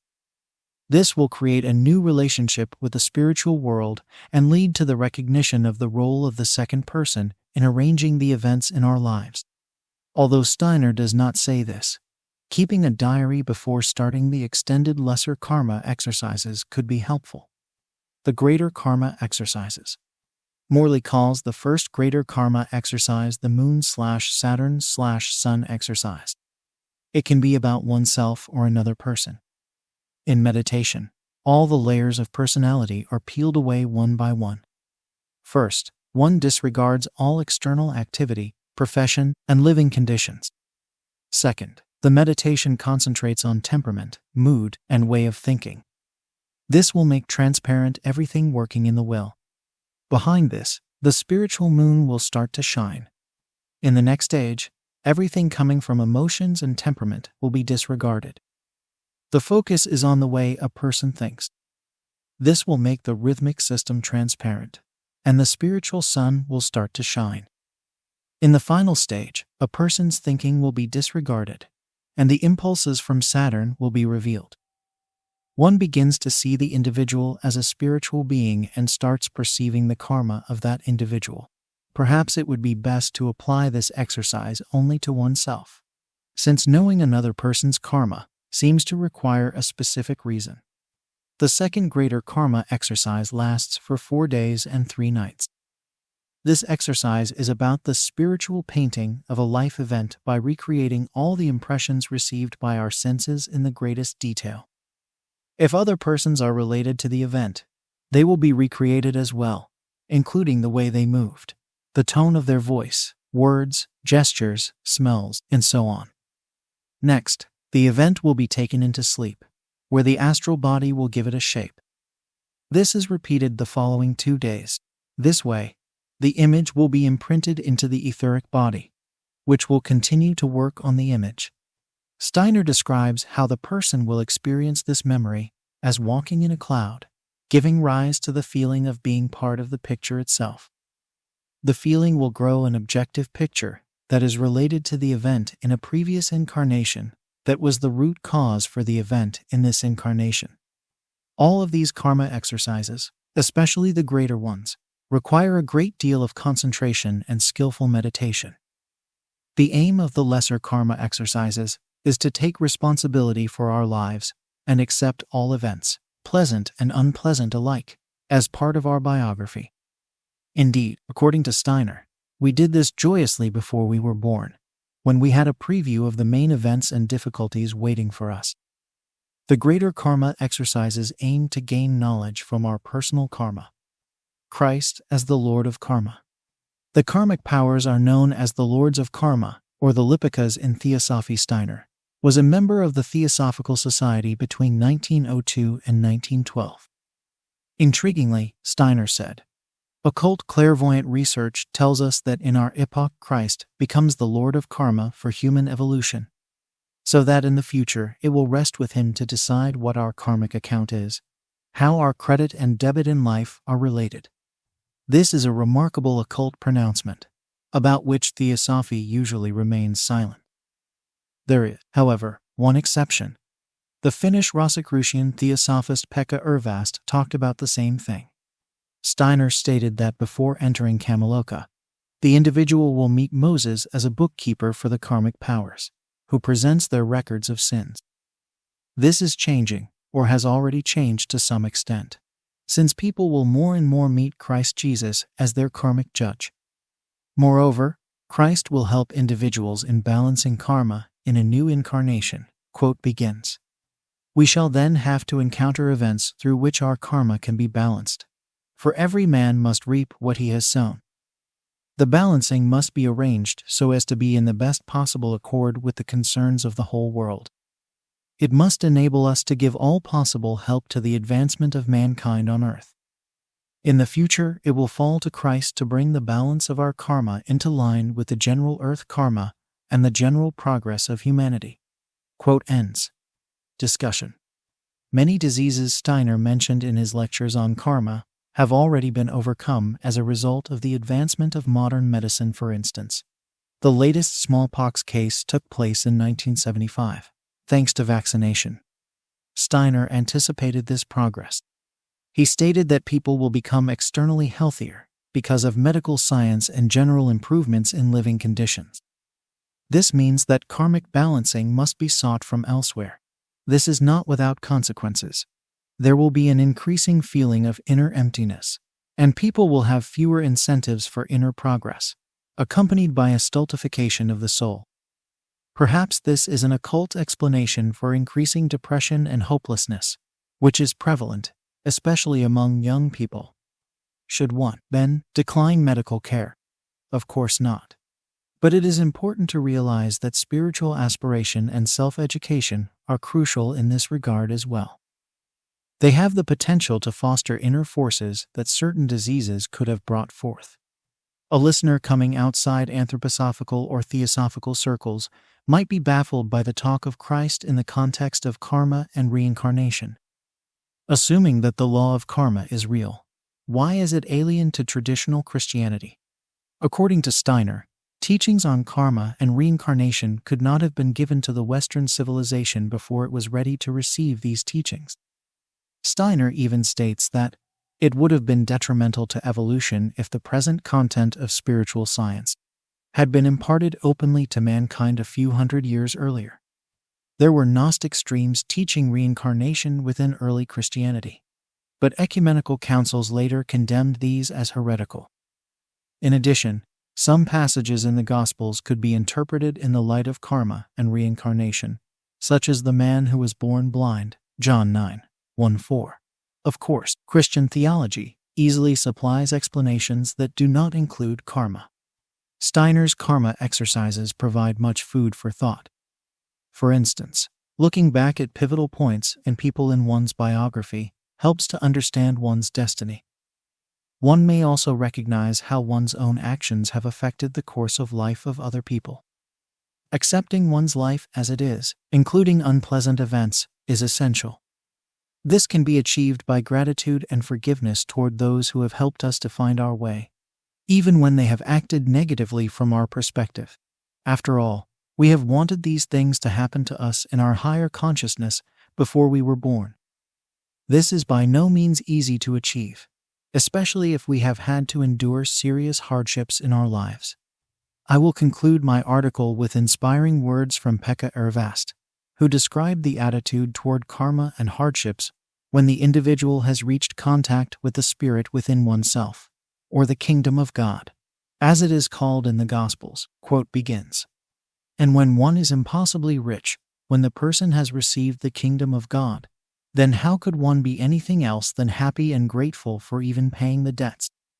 For what are they any more to one? What are the sufferings any more? The debt means nothing to one. One's soul is filled with joy and happiness and bliss and peace. The suffering, misfortunes, humiliations, they are all sheer happiness to one. Quote ends. Reincarnation memory. A theosophical outline. Reincarnation, along with karma, is a fundamental doctrine in theosophy. Interestingly, scientific evidence suggests that sometimes young children can have verifiable memories from their alleged past lives. However, these cases are exceptions. People usually do not remember their past lives. This is quite understandable from the theosophical point of view, which holds that memories of past lives do not reside within the personality, but in the inner self. What would it take to gain this kind of memory? I will consider this question by drawing from the teachings of Pekka Ervast, self-knowledge and reincarnation memory. Psychological research has established that everyday memory is prone to mistakes and forgetting. Hence, memory regarding past lives must be elusive. Moreover, according to theosophy, the personality changes from one incarnation to another. What remains the same is the inner self or higher ego. Because this present personality has never lived before, it typically has no past life memories. Although we do not remember our past lives, theosophical studies contend that many features of personality, including strengths and weaknesses, have their karmic origins in past lives. Hence, self-knowledge may provide us with some insights into past lives. One might think that if I happen to be a skillful mathematician or author, I must have acquired those abilities in a past life. Ervast states that the present incarnation is not a direct continuation of the previous one. Disciples of a master are an exception to this rule. Still, it is possible to have some indications of a past life by inspecting unpleasant features in our character and troublesome incidents in our destiny. What might have been a past life in which we wanted something that is repulsive to us now? One must be very careful in drawing conclusions. This calls for viveka, discrimination. On the other hand, if theosophy has it right, we all will have reincarnation memories at some point. The first prerequisite is the correct attitude. It is wise to accept reincarnation and past life memories as possibilities, without necessarily accepting them entirely. The lower and higher memory of nature. Ervast distinguishes between the memory of the physical brain, which is active in the ordinary consciousness, and the etheric brain, which is part of the etheric body. According to theosophy, human beings have invisible subtle bodies, such as the etheric and astral bodies, in addition to the physical body. The etheric brain links to the lower memory of nature and its etheric panorama. The occult literature refers to this lower memory of nature as the astral light. It objectively photographs every incident that happens, good and bad alike. This etheric panorama contains the seeds of all human emotions and feelings, so it is near the astral plane. Although the astral light contains a tableau of memories from past lives, Ervast states that mere clairvoyant investigation does not provide reliable knowledge of these lives. Another form of memory in nature is the Book of Life, which is the higher memory of nature, sometimes called Akasha in theosophical literature. This memory cannot contain anything immoral or weak. It can only preserve that which can endure eternal life. It resides in the same world as the inner self. It is the heavenly world. All pain and agony of the earthly existence have been erased, whereas all the spiritual qualities and skills remain. The Book of Life contains reliable memories of past incarnations, but it does not contain details of our past lives, such as names.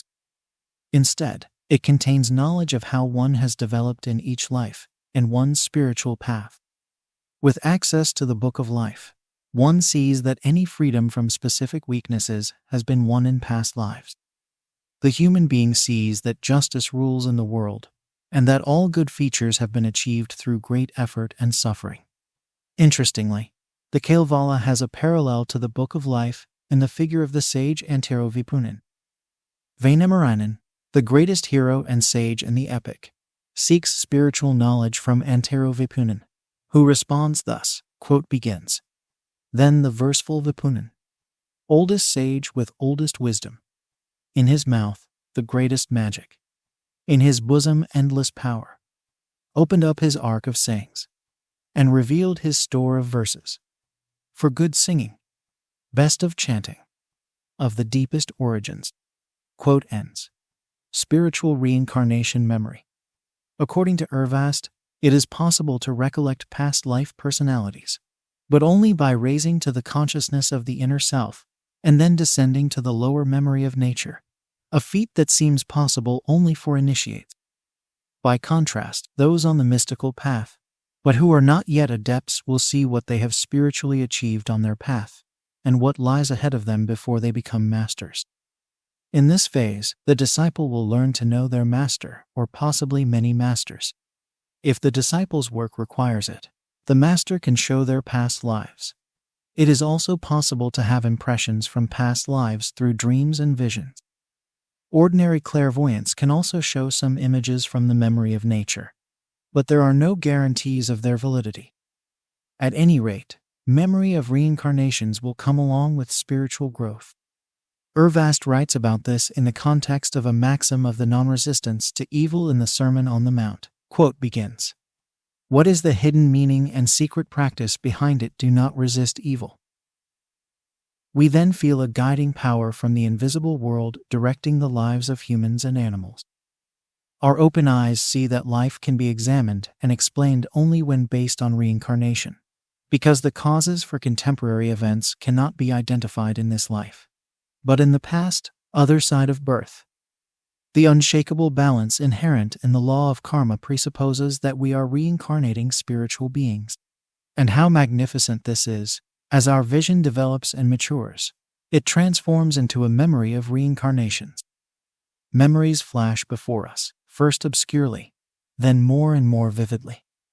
We then clarify our problems and begin discerning why certain characteristics have evolved. Quote ends. Finally, let us discuss why we usually forget our past lives. Theosophy teaches that we enjoy the heavenly state, devachan, before birth. It is the perfect state of happiness and bliss. In that state, it is possible to read the book of life and have an overview of one's coming incarnation. Keeping this in mind, Ervast provides two reasons why one must forget the heavenly state and past lives. 1. If the person remembers what suffering and hardship are waiting for them, they might not have enough will to live. 2. To learn how to love unselfishly and altruistically, the person must forget the pre-earthly state of happiness enjoyed in the heavenly state before incarnation. It is worth pointing out that everyone has chosen to be born despite the pain and suffering that might be waiting in the new life. At the end of life in devachan, one sees the vision of the ideal human being and understands that the only way one can develop towards that ideal is to be born again on earth. Scientific research on children's reincarnation memories.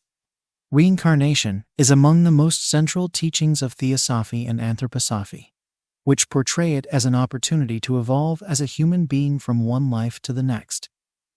Our understanding of reincarnation has been shaped by the teachings of Eastern religions and spiritual teachers, which are thought to be based on experiential spiritual knowledge.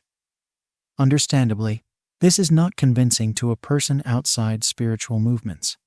Even so, there is empirical evidence for reincarnation independent of Eastern religions and spiritual movements.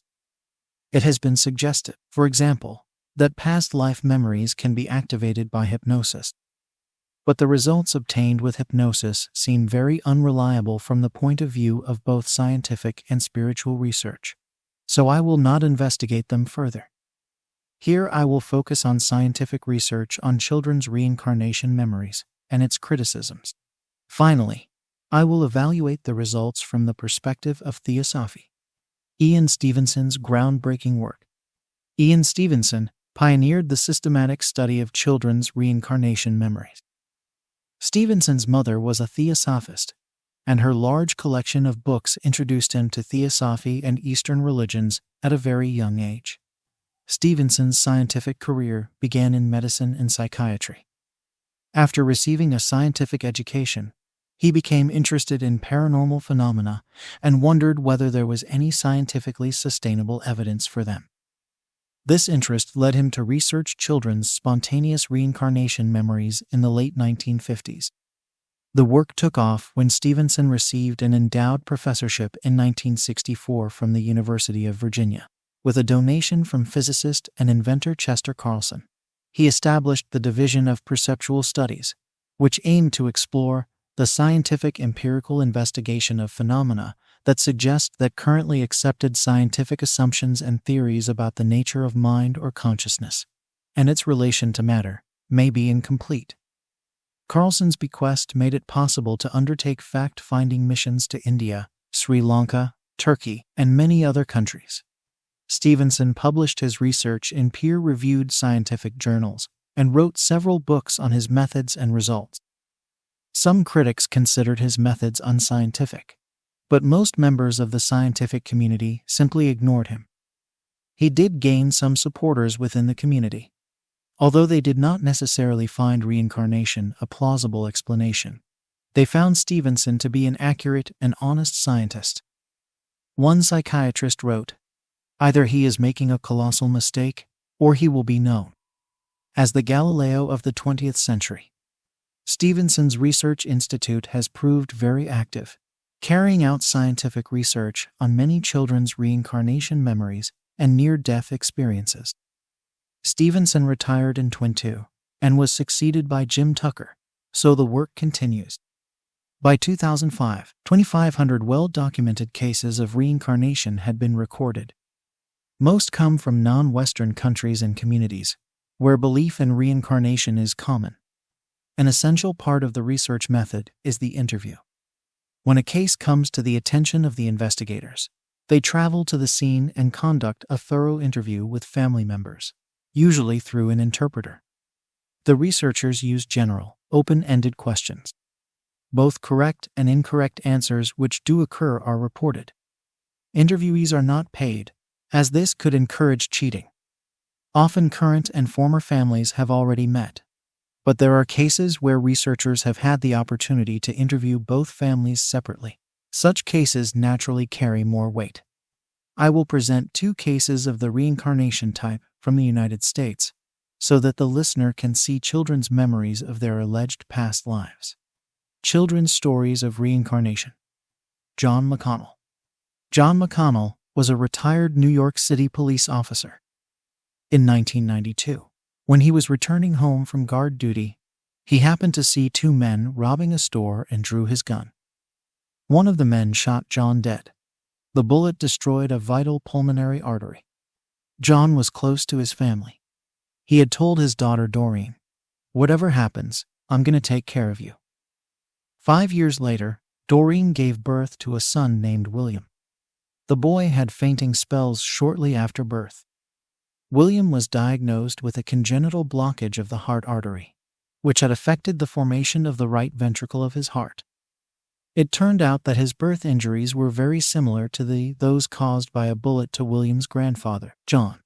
Surgery and medication helped. When he learned to speak, William started talking about his grandfather's life. He also told his mother about his grandfather's death.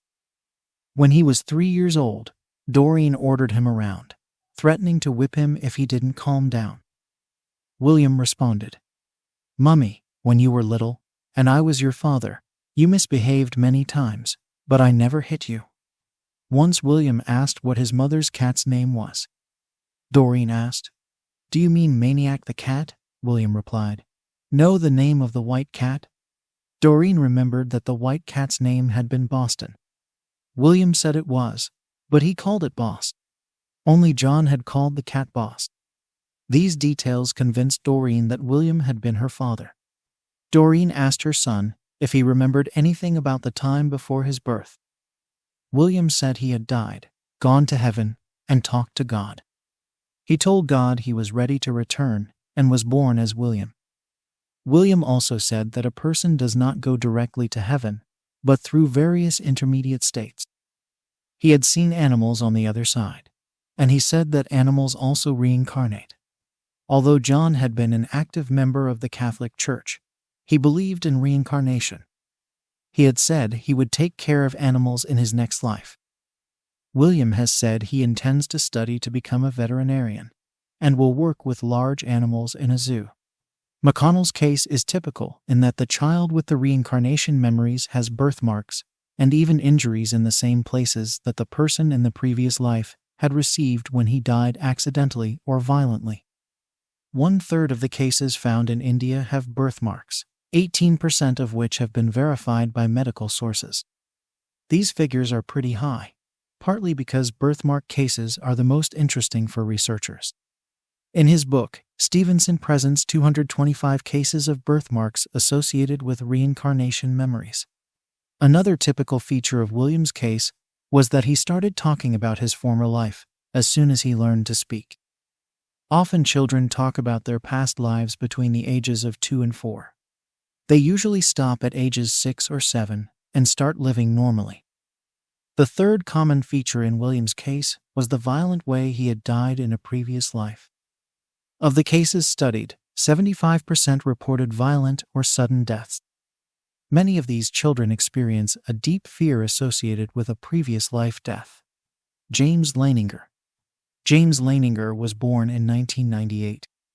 When he was 1 year and 10 months old, his father took him to the Kalevala Flight Museum, where there was an exhibit on World War II. James took home toy airplanes and a video of the Blue Angels, a flight demonstration squadron of the U.S. Navy. James watched the video numerous times.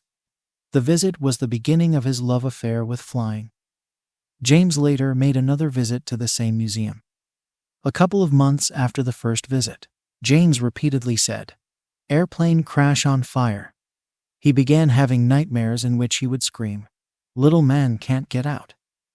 James said it was his memory of the incident where the Japanese shot down his plane so that it caught fire. He said he had flown a Corsair during the Second World War. When he learned to draw, James drew hundreds of battle pictures with planes. He signed his drawings James 3 and said that the number 3 did not refer to his age at the time, but to the fact that he was the third James. The same signing continued even after he turned 4. When James was less than 2.5 years old, he talked about flying off a ship. His parents asked him the ship's name, and James replied, "Natoma." His father used the internet to find a ship called the US Natoma Bay, a World War II aircraft carrier based in the Pacific Ocean. The parents asked the pilot's name, to which James replied, "I or James." The parents asked him if he remembered anyone else who had been on board. James replied that Jack Larson was there. A short time later, James' father bought his father a book called The Battle for Iwo Jima, 1945 as a gift. James pointed to an aerial view of the island with a dormant volcano and said, "My airplane got shot down there, Daddy." James' father attended the Natoma Bay crew reunion. There he learned that Jack Larson had survived the war and was still alive. James' father went to see Larson. He also learned that only one American pilot had died in the Battle of Iwo Jima, 21-year-old James M. Huston Jr. from Pennsylvania. So James Huston Jr. was the second James. Presumably the father of James Huston Jr. was James Huston Sr. And the little man James Leininger was the third James, so the signing was correct. James' father found information about James Huston's death. His plane had crashed at the exact spot James had pointed out in the picture. Jack Larson was flying next to James Huston when Huston's plane was shot down, according to the report. Since Huston was the only US pilot shot down in the Iwo Jima fight, James' parents concluded that it was the same person James had memories of. James' parents could get in touch by telephone with James Huston's elderly sister, who confirmed the information about their family life given by James Leininger. Researcher Jim Tucker later contacted James Huston's sister again. She no longer remembered the details of her telephone conversation with James' parents 5 years earlier. She was 91 years old at the time. However, She remembered that James's mother had asked if James Huston's father was an alcoholic, as James Leininger had told. James Huston's sister remembered confirming that this was true. Interestingly, James Leininger's father was an evangelical Christian, and reincarnation did not fit his worldview. His father tried to find errors in James' memories that would allow him to reject the idea of reincarnation. Indeed, one mistake was found. Veterans of the Natoma Bay said that the ship had had no Corsair aircraft. His father considered this the crucial error that would save his belief in a single life. But this hope was broken when James Huston's sister sent a photograph of James Huston in front of a Corsair. He had flown a Corsair during the Second World War, although he was flying another aircraft when he died. The sister also sent a drawing of James Huston by his mother. When little James saw the drawing, he asked, "Where is the other drawing?" James Huston's mother had also made a drawing of the sister. The drawing had been in the attic for 60 years. Apart from his sister, only the deceased James Huston knew about the existence of the drawing. Explanations and criticisms. Ordinary explanations. Fraud would be one possible explanation. Perhaps all 2,500 cases investigated are fraud, or, in some cases, the result of a large-scale conspiracy.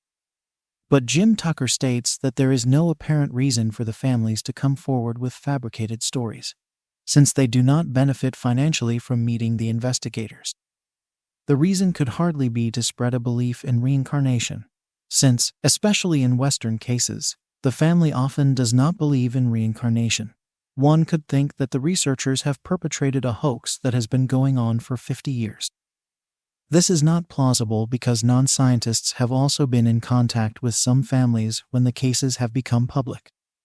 Moreover, Stevenson, for example, was accompanied in several interviews by a respected Washington Post reporter who was initially skeptical about the reincarnation hypothesis.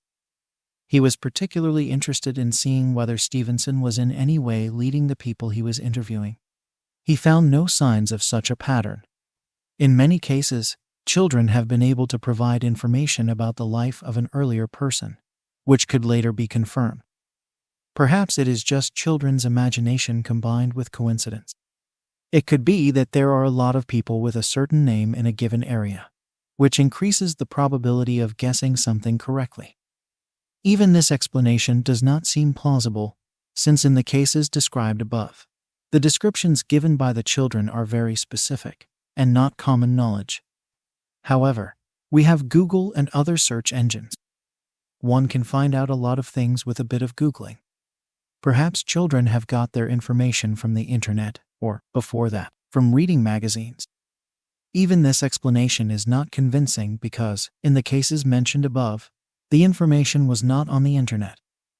Moreover, many children cannot even read when they start to tell about their memories of their past lives, sometimes when they are less than 2 years old. The researchers' informants are parents and people from the old family.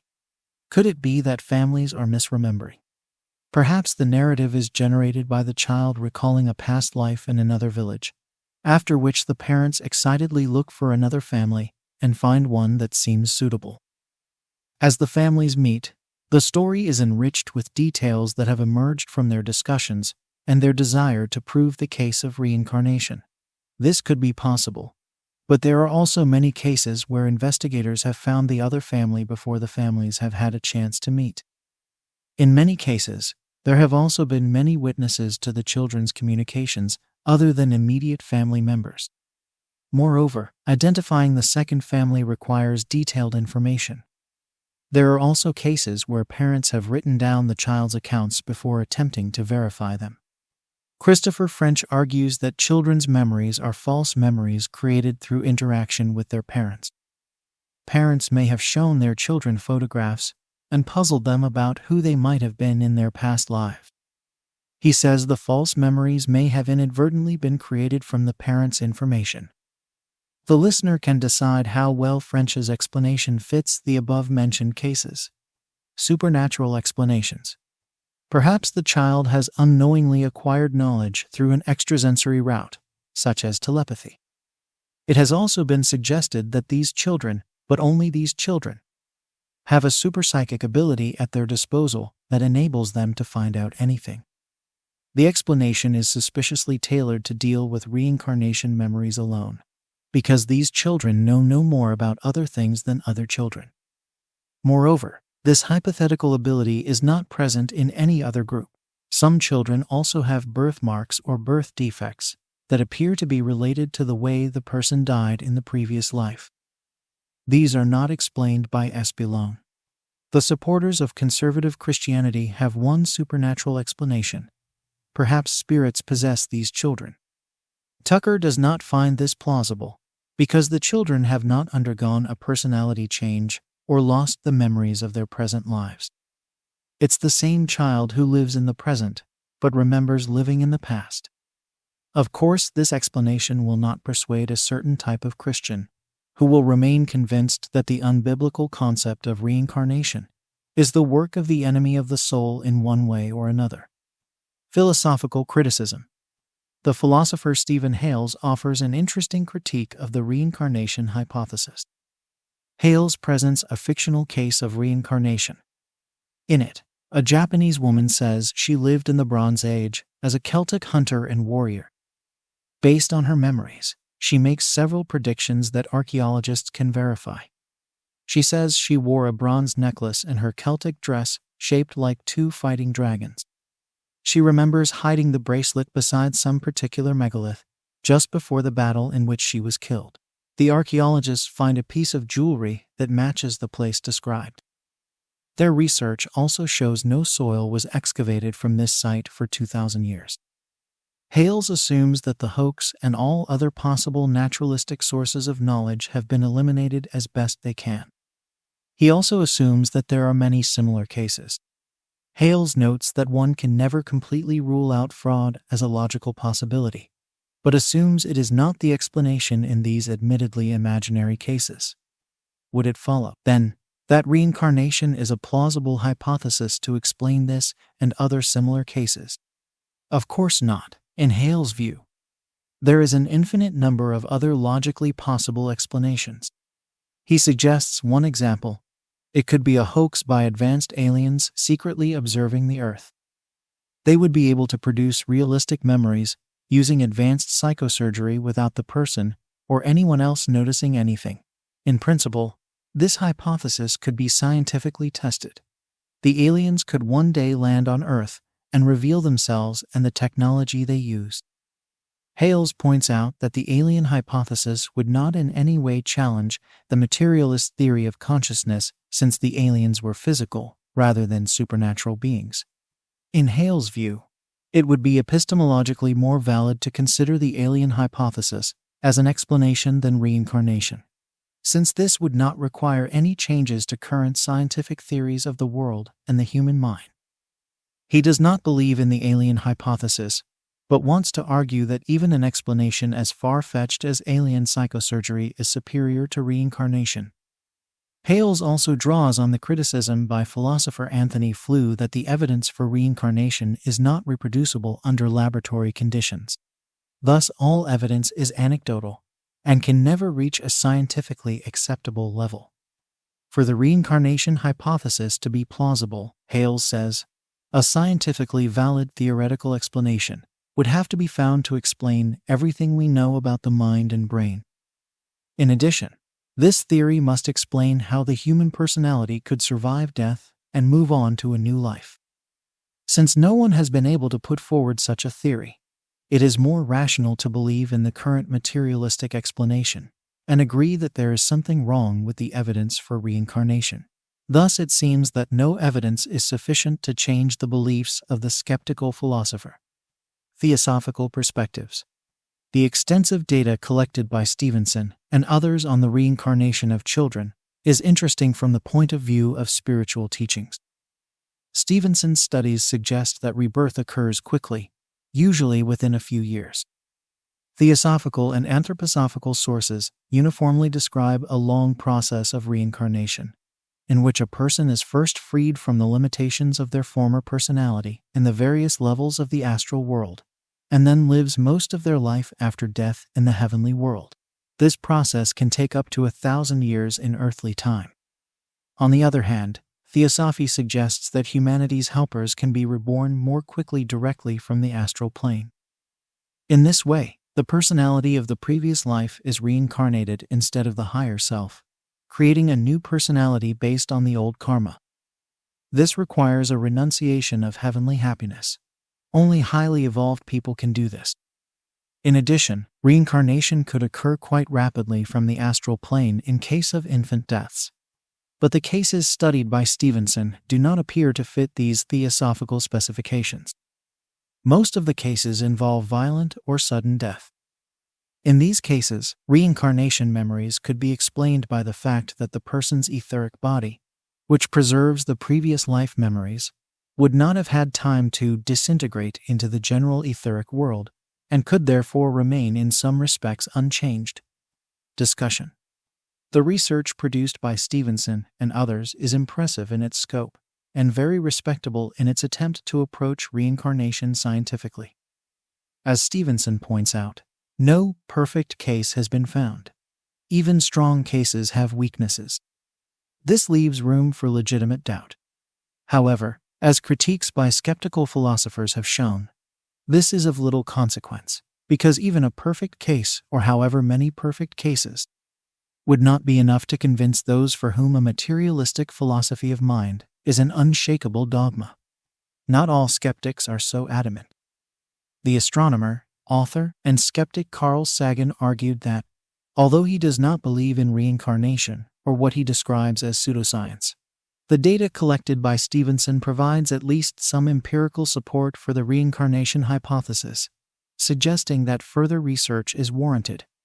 I appreciate Stevenson's courage in dedicating much of his life to studying children's reincarnation memories. The scientific community has not yet accepted his enterprise or his conclusions. But those who are willing to consider the reincarnation hypothesis can see him as the Galileo of the modern age. In such a case, his work was to help humanity, and I believe it will bear fruit in the future. Roman IV esoteric teachers and their spiritual teachings. In search of the overself. Raphael Hirst was born in London in 1898 and died in Geneva in 1981. Paul Brunton was his pen name, and he is chiefly remembered as a transmitter of Eastern spiritual teachings, especially yoga and meditation, to Western seekers. His book, The Wisdom of the Overself, is well established as his magnum opus.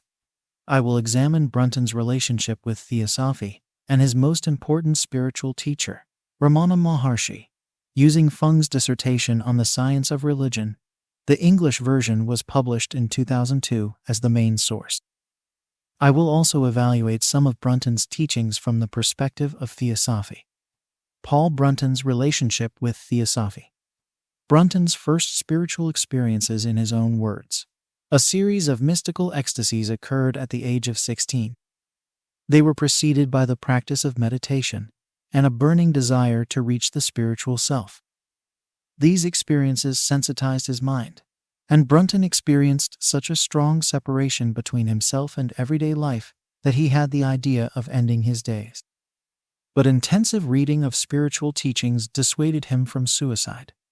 He became very interested in death and decided to explore the subject further through literature.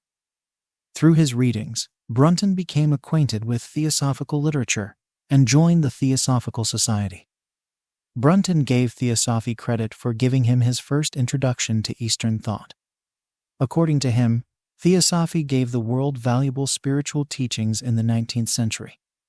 It weakened the influence of scientific materialism and promoted respect between religions.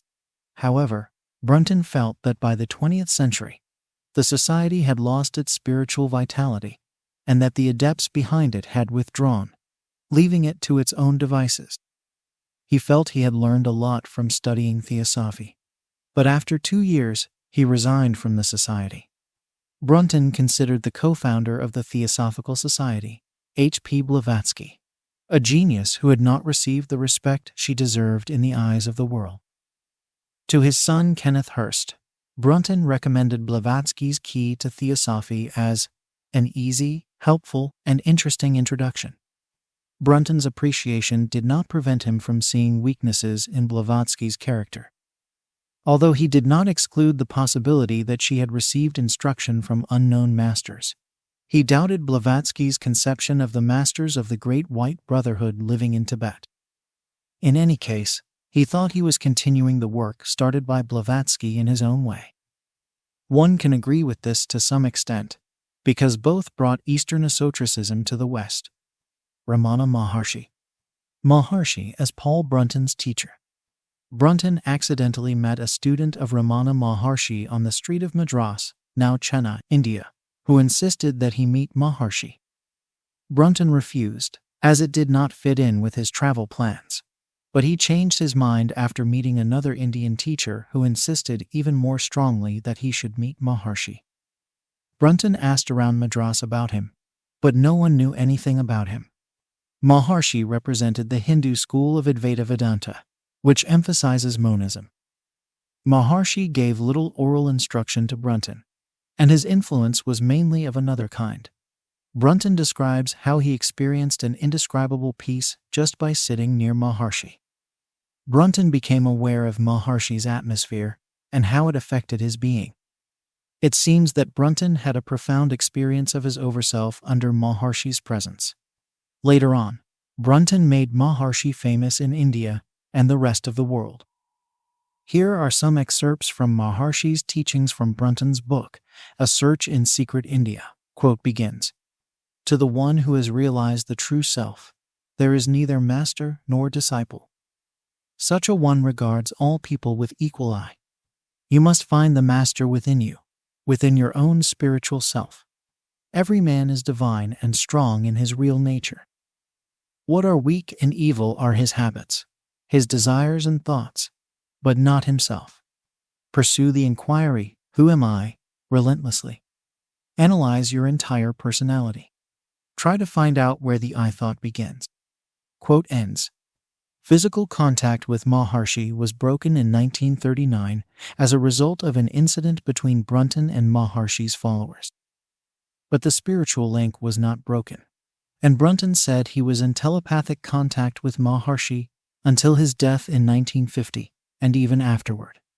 Maharshi and the ideal of the sage.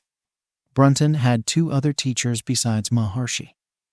One was the Advaita Vedanta expert and theosophist Subramania Hidayar, who drew a clear distinction between a yogi and a sage. The yogi knows his inner self and is content in his silence, living without a care for the world. The sage also gains knowledge of the universal self, but does not withdraw from the world, instead working constantly for the benefit of others. Hidayar taught Brunton that there is no personal salvation. That is the worst kind of selfishness. Hidayar's teaching is in this respect similar to those of Mahayana Buddhism and Theosophy. Brunton ended up considering Maharshi as a perfect yogi, but not yet a sage. Quote begins, "For the sage, the suffering of others is his. For the yogi, it is not."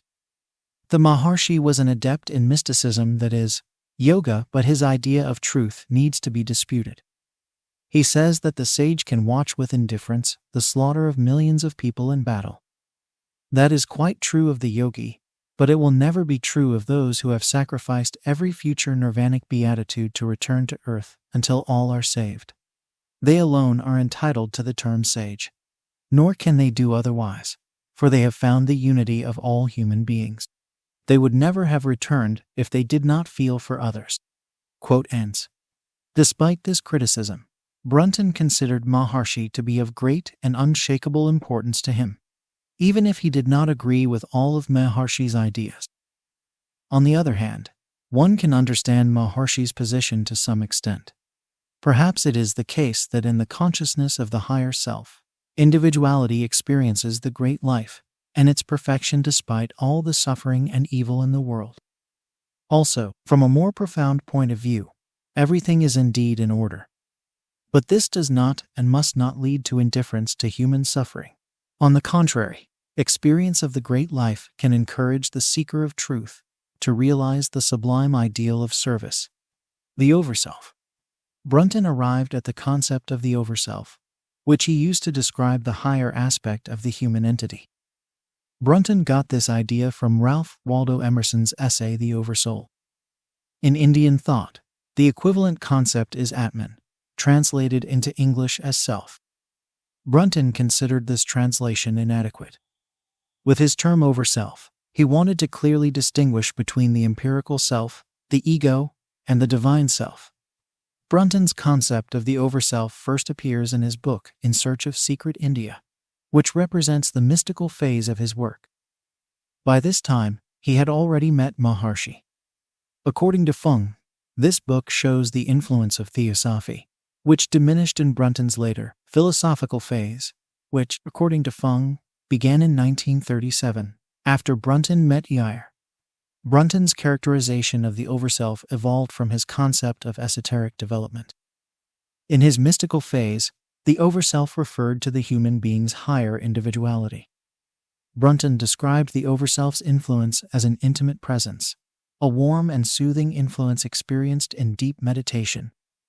In theosophical teachings, the corresponding aspect of the overself, the higher self, affects the empirical self-personality in three ways: as a voice of conscience, as an urge to search for truth, and as pure, selfless love. In his philosophical phase, Brunton emphasized the connection of the overself with the world mind. In Theosophy, this is represented by the divine self, with which the higher self comes into contact through the process of initiation. Brunton does not speak of initiations in the theosophical way, but he describes similar achievements for the overself. According to Brunton, the highest aim is a permanent connection with the overself. Along the way, the seeker experiences contact with the overself in rare, fleeting moments. Paul Brunton as a spiritual teacher. Brunton was a spiritual teacher because he gave specific advice on meditation and spiritual striving in his books. He also had students from all over the world. He did not give lectures, but he received people and maintained an extensive correspondence. Although he gave spiritual teachings, he had reservations about organized spiritual groups and was quite critical of the traditional guru-disciple relationship. According to Brunton, the overself was the teacher to be sought before all others. The practical side of Brunton's teachings focused on exploring meditation, but he also highlighted the ethical requirements for the seeker. He stressed the importance of moral aspiration, emotional purification, and self-education as part of the spiritual path. Brunton called for the practice of meditation and, simultaneously, the purification and refinement of character. He stated that the selfish ego is an obstacle to union with the overself, and mere meditation does not remove it. From the theosophical point of view, this teaching is both familiar and worthwhile. For instance, Pekka Ervast emphasized that without ethical aspiration accompanied by meditation, it is impossible to progress on the path of purification. Some critical views. Not surprisingly, Brunton was also criticized. Perhaps the most severe criticism of him came from Geoffrey Masson, whose parents were Brunton's avid students. I will discuss some of the accusations, which have sometimes cast Brunton in a questionable light. In 1942, Brunton predicted that World War III would break out 20 years later, in 1962. As a result, some of his students, including the Massons, moved to South America because Brunton believed it was the only safe continent. In 1961, Brunton withdrew his prediction by sending a letter to his students, saying it was impossible to predict the future under the prevailing conditions, even though he still regarded 1962 as a critical year for world peace. This prediction can be considered correct. Humanity was closer to nuclear war than ever before during the Cuban Missile Crisis in October 1962. Geoffrey Masson, who studied Sanskrit at Harvard, discovered that Brunton knew only a few words of the language. It also turned out that Brunton had not earned his doctorate on academic merit. Can we conclude that Brunton was an impostor because he could not read Vedanta texts in the original language? Of course not. Brunton's teacher Yair was particularly familiar with Indian texts in the original. From him, Brunton learned a lot about the content and spiritual interpretation of the Advaita Vedanta. Perhaps Brunton gave his followers the impression, as Masson seems to think, that he knew Sanskrit better than he did.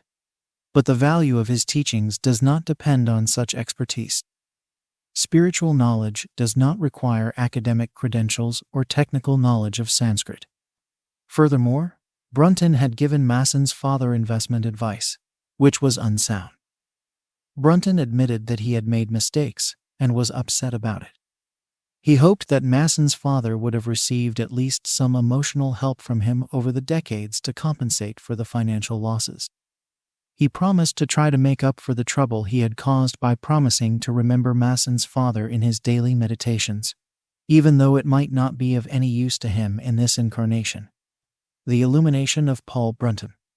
I will conclude with extracts from Brunton's experience of illumination. Quote begins. My final illumination happened in 1963. There was this bomb-like explosion of consciousness, as if my head had split open. It happened during the night in a state between sleeping and waking, and led to a deepening of the stillness. There was no need to meditate. The verse in the Bhagavad Gita, which mentions that to the knower the day is as night, and the night is as day, became literally true, and remained so. It came of itself, and I realized that the divine had always been with me and in me. I felt that my love for them people did not diminish, but on the contrary, it greatly increased. There seems to be fear in some people that they will have to give up their personal affections if they take to the spiritual path. The truth is that they will give out more real love if it comes thought their higher self than if they do not. I was love. There was no need to go out of my way to love anyone. Quote ends. Rudolf Steiner and Peter Dunoff. Introduction.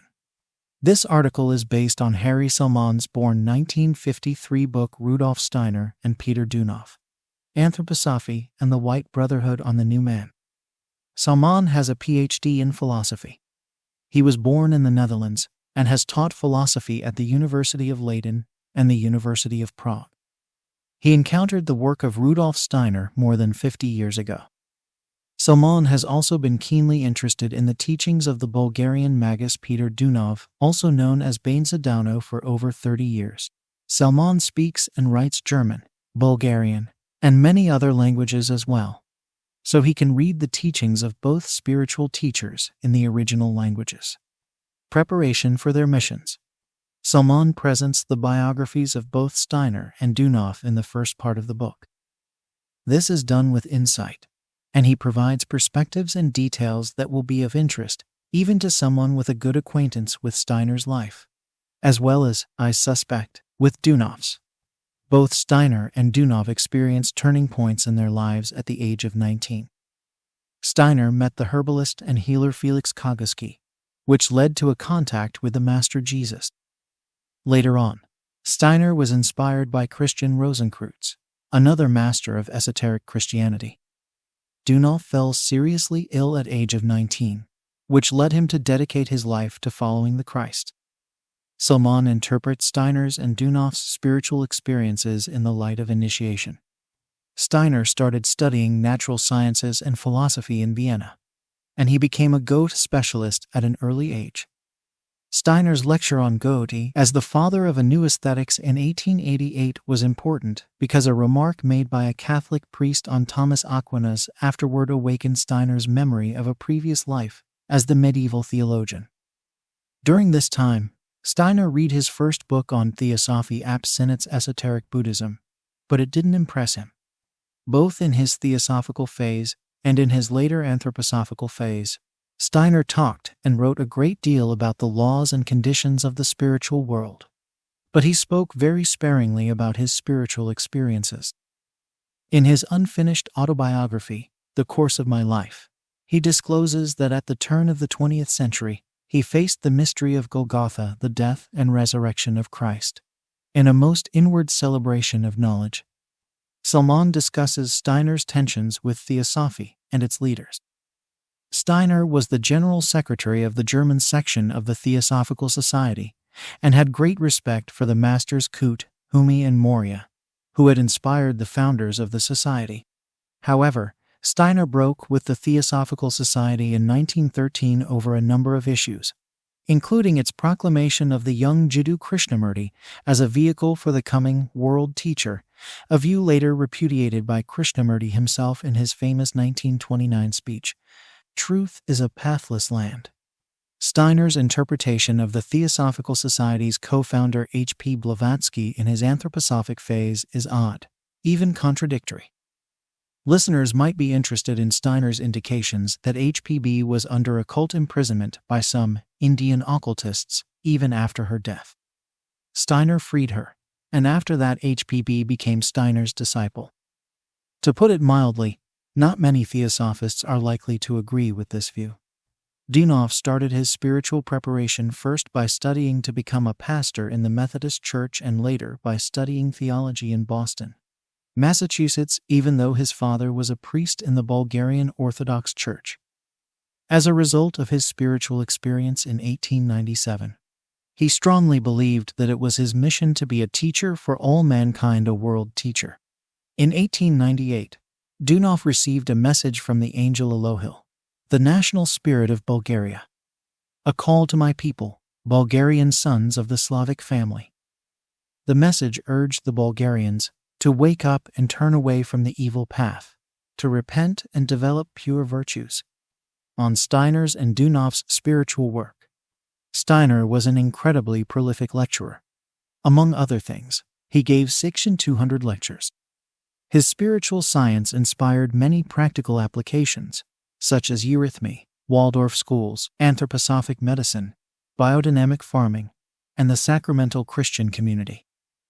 Steiner told Walter Johann Stein in 1920 that his mission was reincarnation and karma, as well as the social task. The latter was evident in his commitment to a threefold social order. But this initiative failed in post-war Germany in the early 1920s. From Steiner's abundant lectures on Christianity and the mystery of Golgotha, one might add that esoteric Christianity was part of his central mission, which had deep connection with understanding of reincarnation and karma. Steiner had wanted to talk more about karma, but felt that his audience in the theosophical phase was not receptive to this. He finally started his lecture cycles on karma in 1924. Steiner revealed past lives of many people he knew, and also those of people known to history. He believed that he was a reincarnation of Thomas Aquinas. He also believed he was a reincarnation of Aristotle. Steiner also said that his teacher of German literature, Karl Julius Schroer, was Plato's reincarnation, and Schroer's father was a reincarnation of Socrates. These revelations are somewhat puzzling. Even if they were true, it is not easy to see how they would foster deeper understanding of how karma works in practice. In 1924, Steiner founded his new esoteric school. The old esoteric school was closed when the First World War broke out in 1914. Steiner intended the new esoteric school to have 3 classes, but he had time to open only the first class before passing away in March 1925. The first class is still active within the Anthroposophical Society in many countries. Steiner called it a Michael School, working under the inspiration of Archangel Michael. Dünhoff founded his esoteric school, the White Brotherhood, in 1922 and guided it for 22 years until his death in 1944. Dünhoff provided the following explanation of the purpose of his school. Quote begins, "In this school, you will become acquainted with the methods and laws with which the White Brothers rule over nature. We are now founding this mystical occult school. However, the danger is that occult knowledge may be used for achievement of personal ends. This is why you need to cultivate the upright and steadfast morality of love, wisdom, and truth. In this great school of Christ, you will find the true methods of the new life your souls are seeking." Quote ends. Dünhoff gave his esoteric lectures at every Wednesday at 5 am in the fall and winter until the end of his life. His disciplines wrote articles, performed tasks, and did exercises provided by Dünhoff. The school had 3 classes. The most advanced disciples formed the inner circle. Dünhoff's followers maintained that his internal school still exists and is led by him from the invisible world. Dünhoff used music in his lectures, and he composed over 170 pieces of music, which he played on his violin. He developed sacred dances, which he called panrhythmy. He advocated a healthy lifestyle, which involved drinking hot water, breathing exercises, singing, and meditation. Dünhoff spoke only once about his past incarnations. He told his disciples that he had been their teacher in ancient India and Egypt, and in the 10th century among the Bogomils. He occasionally addressed karma from the point of view of humanity and individuals. For instance, he gave a practice for developing karmic awareness. When one meets a beggar on the street, one should examine whether one feels a karmic connection with the beggar. If so, one should have a conversation with the beggar and give them all the money one is carrying at that moment. Dünhoff spoke about occult powers and chakras cautiously and reluctantly. Instead, he said, "I give you love. As for knowledge, you must seek elsewhere." Salman mentions that Dünhoff recommended Steiner's books for those who are seeking spiritual knowledge. Some points of contact. Both Dünhoff and Steiner talked about the second coming of Christ. According to Steiner, this would take place on the etheric plane starting in the year 1933, whereas Dünhoff taught that it would take place rhythmically in phases, starting from 1914. Like Steiner, Dünhoff did not mean that the second coming would mean a physical incarnation or return of Jesus Christ. Steiner spoke of the connection between the head and heart, claiming that thinking with the heart will happen in a new etheric organ near the physical heart. Dünhoff also addressed the relationship between mind and heart in his lectures. According to Dünhoff, there is intelligence in the heart, which has to influence the mind. Steiner's spiritual path starts with developing thinking and senses. For Dünhoff, acquisition of virtues is central, such as faith, hope, love, humility, purity, unselfishness, gentleness, and courage. The Bulgarian Boyan Bove was a disciple of both Steiner and Dünhoff. He followed Steiner's lectures in Munich in 1908 and asked for admission to Steiner's esoteric school. Steiner told Bove that he would find his spiritual teacher in Bulgaria, which took place in 1912. However, Bove also remained a member of the Anthroposophical Society. According to Salman's sources, Dünhoff told Bove that he and Steiner knew each other from the spiritual world, and that the White Brotherhood assigned Steiner the task to give a spiritual impulse to Western European culture, to save it from a final collapse. Judith von Hall's spiritual autobiography. Judith von Hall, born in Berlin in 1972, has attracted quite a lot of attention and controversy, especially in anthroposophical circles. This is not entirely surprising, because it was revealed that she felt compelled to stop eating all food in 2004. This was followed by stigmas similar to the wounds of Christ. Von Hall, who has published many books related to esoteric Christianity, has understandably been protective about her privacy. For this reason, the publication of a volume of her autobiography Swan Wings was unexpected, since this genre is always very personal and reveals a great deal to the reader. There is no abundance of spiritual autobiographies. As far as I can tell, only a few spiritual figures have told in detail about their path to illumination.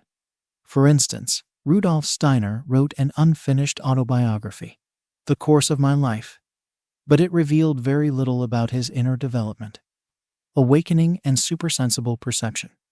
Von Hall's awakening took place when she was exceptionally young, only 2 years old. Her grandfather was watching news on TV, and a reporter said the following words in German. They woke up only when the fire passed through the roof. The incident had nothing to do with Von Hall, but the words awakened a dormant higher consciousness in her. She realized that there are two consciousnesses, one which manifests itself in the physical body, and the other the spiritual consciousness which knows who I am and where I come from.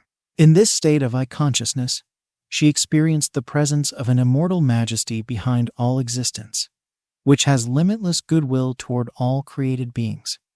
Realizing that this higher consciousness should be active in the physical body, Von Hall felt that it was nonetheless absent from the dreamlike daytime consciousness. This conflict caused a sense of nakedness within her. She tried to talk to her mother about the essence of time, death, and immortality, but her mother could not provide any answers. Nor could von Hal talk about her discoveries to adults, since they interpreted these observations as mere fables. Consequently, she decided to remain silent about her spiritual consciousness, a decision to which she remained loyal for 20 years. Von Hal noticed that there is a magical life force that is present in every living being but absent from man-made objects. This life force, she discerned, was part of the immortal whole that unites all living beings. Its source is the creative majesty. She saw how the life force was active in a flower-like center similar to the theosophical concept of chakras in the heart region and elsewhere in humans. She observed that the dimming of the streams of the life force indicated that a particular person had an illness or difficulties in their life. In addition, medicine had effects both on the streams of life force and on the flower-like centers. Von Hal's seeing was spontaneous when she was a child, but later it developed into a skill she could use, although not without an intention to help and the consent of the person involved. It became evident for von Hal that there are other invisible forces in addition to the life force.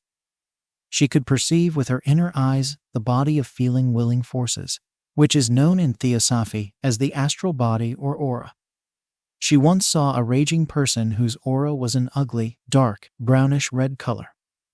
The angry person discharged dark flashes, which wounded the person with them. At the same time, the anger reflected back on the angry person and disfigured their own inner self. Von Hal also noticed how strong desire and greed had an unappealing effect on the feeling-willing forces of those who possess these qualities. On the other hand, von Hal describes how well-meaning, loving thoughts create brilliant, radiant currents emerging from the area of the heart. They have a good, uplifting, and healing influence on other people and the whole environment. It seems clear that many people can experience the feelings emanating from a well-meaning and loving person, although only few can actually perceive auras. It was of great help for von Hal to realize that such loving people existed.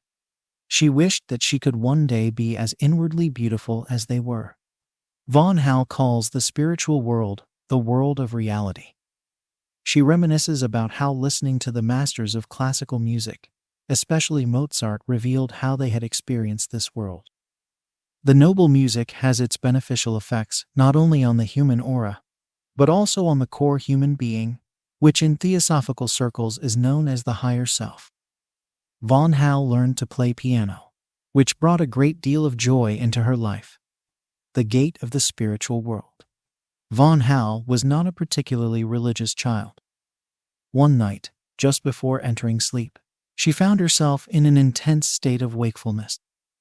In this state, she met Jesus Christ, who taught her what love is. True higher understanding and unconditional love streamed out of the presence of Christ. She also learned that this love penetrated her and other human being cores. She deeply understood that all humans are equally loved by Christ. Christ had a request for von Hal's human being core. It involved remembering something that was already known to her higher self, as well as learning new things. Von Hal realized that her goal, and the goal of all other people, is conscious union with Christ. Nevertheless, this experience didn't lead von Hal toward institutional Christianity. She notes that whoever has a similar encounter with Christ, regardless of their religious background, knows that the usual conception of the Jesus figure is inadequate. Von Hal's encounter with Christ opened a gate in her, making her relation to the world of reality much richer. This made it possible to have new discoveries and insights about the spiritual world. She learned how to stay awake during sleep. At this point, she was only 10 years old. Actual spiritual training could not commence before von Hal had encountered her own shadow aspects. When going into the sleep state, she occasionally saw a frightening being. This aroused dread in her and woke her up. The frightening being seemed to consist of a plethora of ugly creatures, which were intertwined. She later saw figures in a painting by Hieronymus Bosch that greatly resembled these beings. At some point, she decided not to give up, but to endure the presence of this frightening assembly. Then she saw that this being was not outside her, but a part of her. It was an imaginative projection of her own weaknesses. Rudolf Steiner and some other esotericists call this frightening, being the guardian of the threshold. After this realization, von Hall's consciousness was free to enter the spiritual world. She encountered an entity that radiated patience, loving forbearance, and solicitude. This teacher entity conveyed a message without spoken words. You have entered this realm. Therefore follow me and learn. Von Hall enthusiastically agreed. This was the beginning of her spiritual training during the sleep state. This training contained trials which she sometimes failed, leading to a darkening of consciousness. Sometimes she found a balance and managed to reach the teacher entity again. Sometimes she slipped into normal sleep or woke up. The trials were intended to expand and enrich her understanding of the mysteries of the spiritual world. The 3 ordeals. Von Hall describes the 3 ordeals she had to encounter in her youth. The first came from a euphoric and blissful state of mind. The pleasant part of the experience started with an impulse coming from the spiritual world. However, coming back to normal waking consciousness proved to be very hard, because the blissful state was sustained by an external impulse that did not want to let go. Von Hall interpreted this impulse as a tempter whose influence had to be conquered. The second ordeal lasted for a year.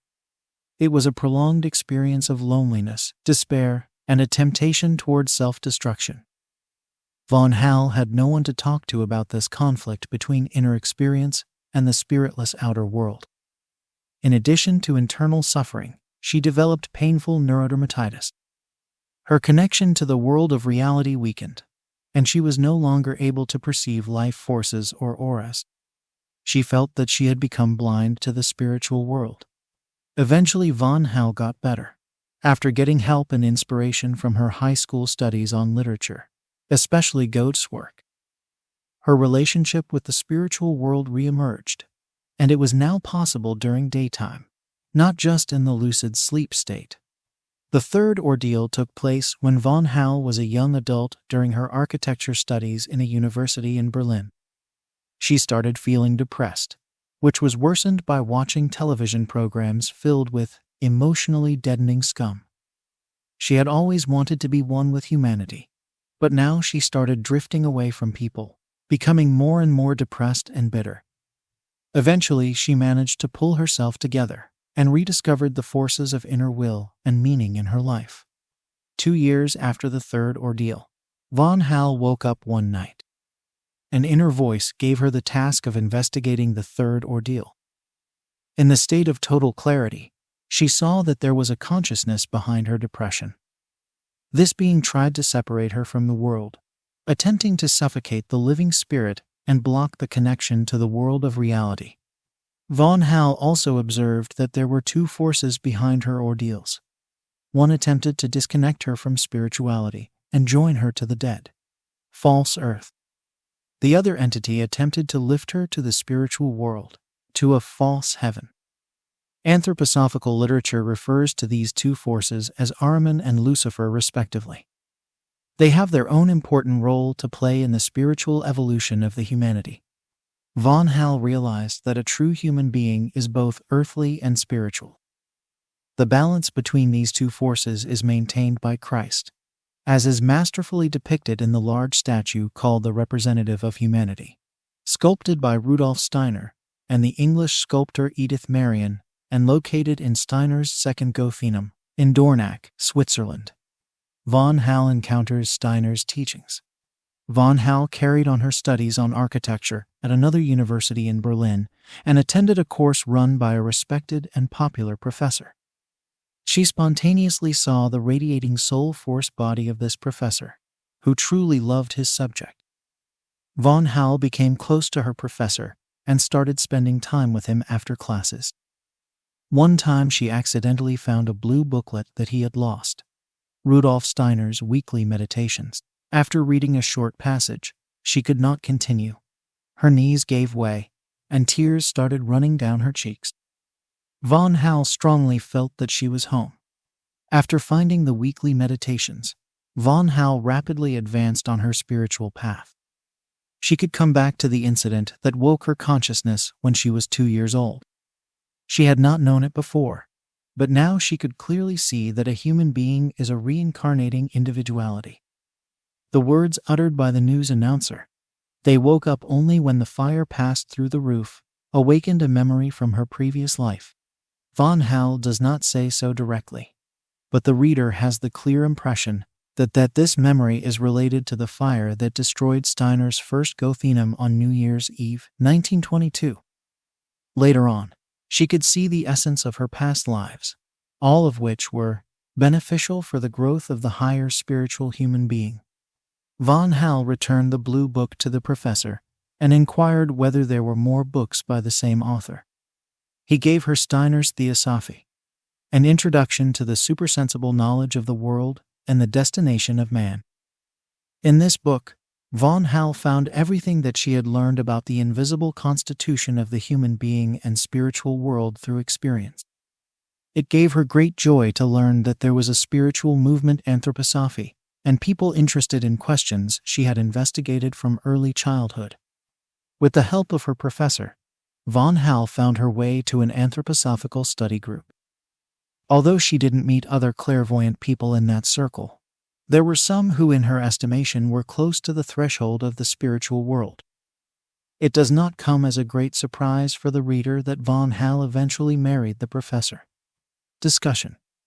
Von Hall's life is in many ways exceptional. Her connection to the world of reality was formed at a very early age. In addition, her encounter with Jesus Christ is remarkable, as is the guidance she received in the spiritual world. One might imagine that the life of a spiritual person is in some ways easy inasmuch as the person knows the meaning of life and the unconditional love behind all existence. Nevertheless, no spiritual aspirant can escape from difficulties, ordeals, and suffering. What is especially sad in Von Hall's case is the rift between her and some influential anthroposophists, which she only hints at in the autobiography. Reading her life story brought into mind many incidents in Pekka Ervast's life. His spiritual awareness was also awakened in childhood. He, too, had to endure great anguish before his spiritual rebirth. He encountered difficulties and experienced a rift with his theosophical brothers. Von Hall looked for people who could understand her, but did not find any in her childhood or youth. The turn took place when she found Rudolf Steiner's teachings. Similarly, Ervast had trouble finding a positive response to his spiritual aspirations until he found the Theosophical Masters, first in Ap Sinnett's book The Occult World, and later in The Invisible World. Von Hall's autobiography has an intriguing title, Swan Wings. This is a symbol for the soul, denoting the connection between the earthly and spiritual aspects of human being. In her spiritual training, she was shown that it is possible to forge a link between the higher self and earthly consciousness. She strived to achieve this union, which indeed seems to be the central aim of any truly spiritual aspiration. Esoteric Christianity refers to this union as the birth of Christ in the human soul. This does not make a person infallible, but it is a tremendous step on the spiritual path.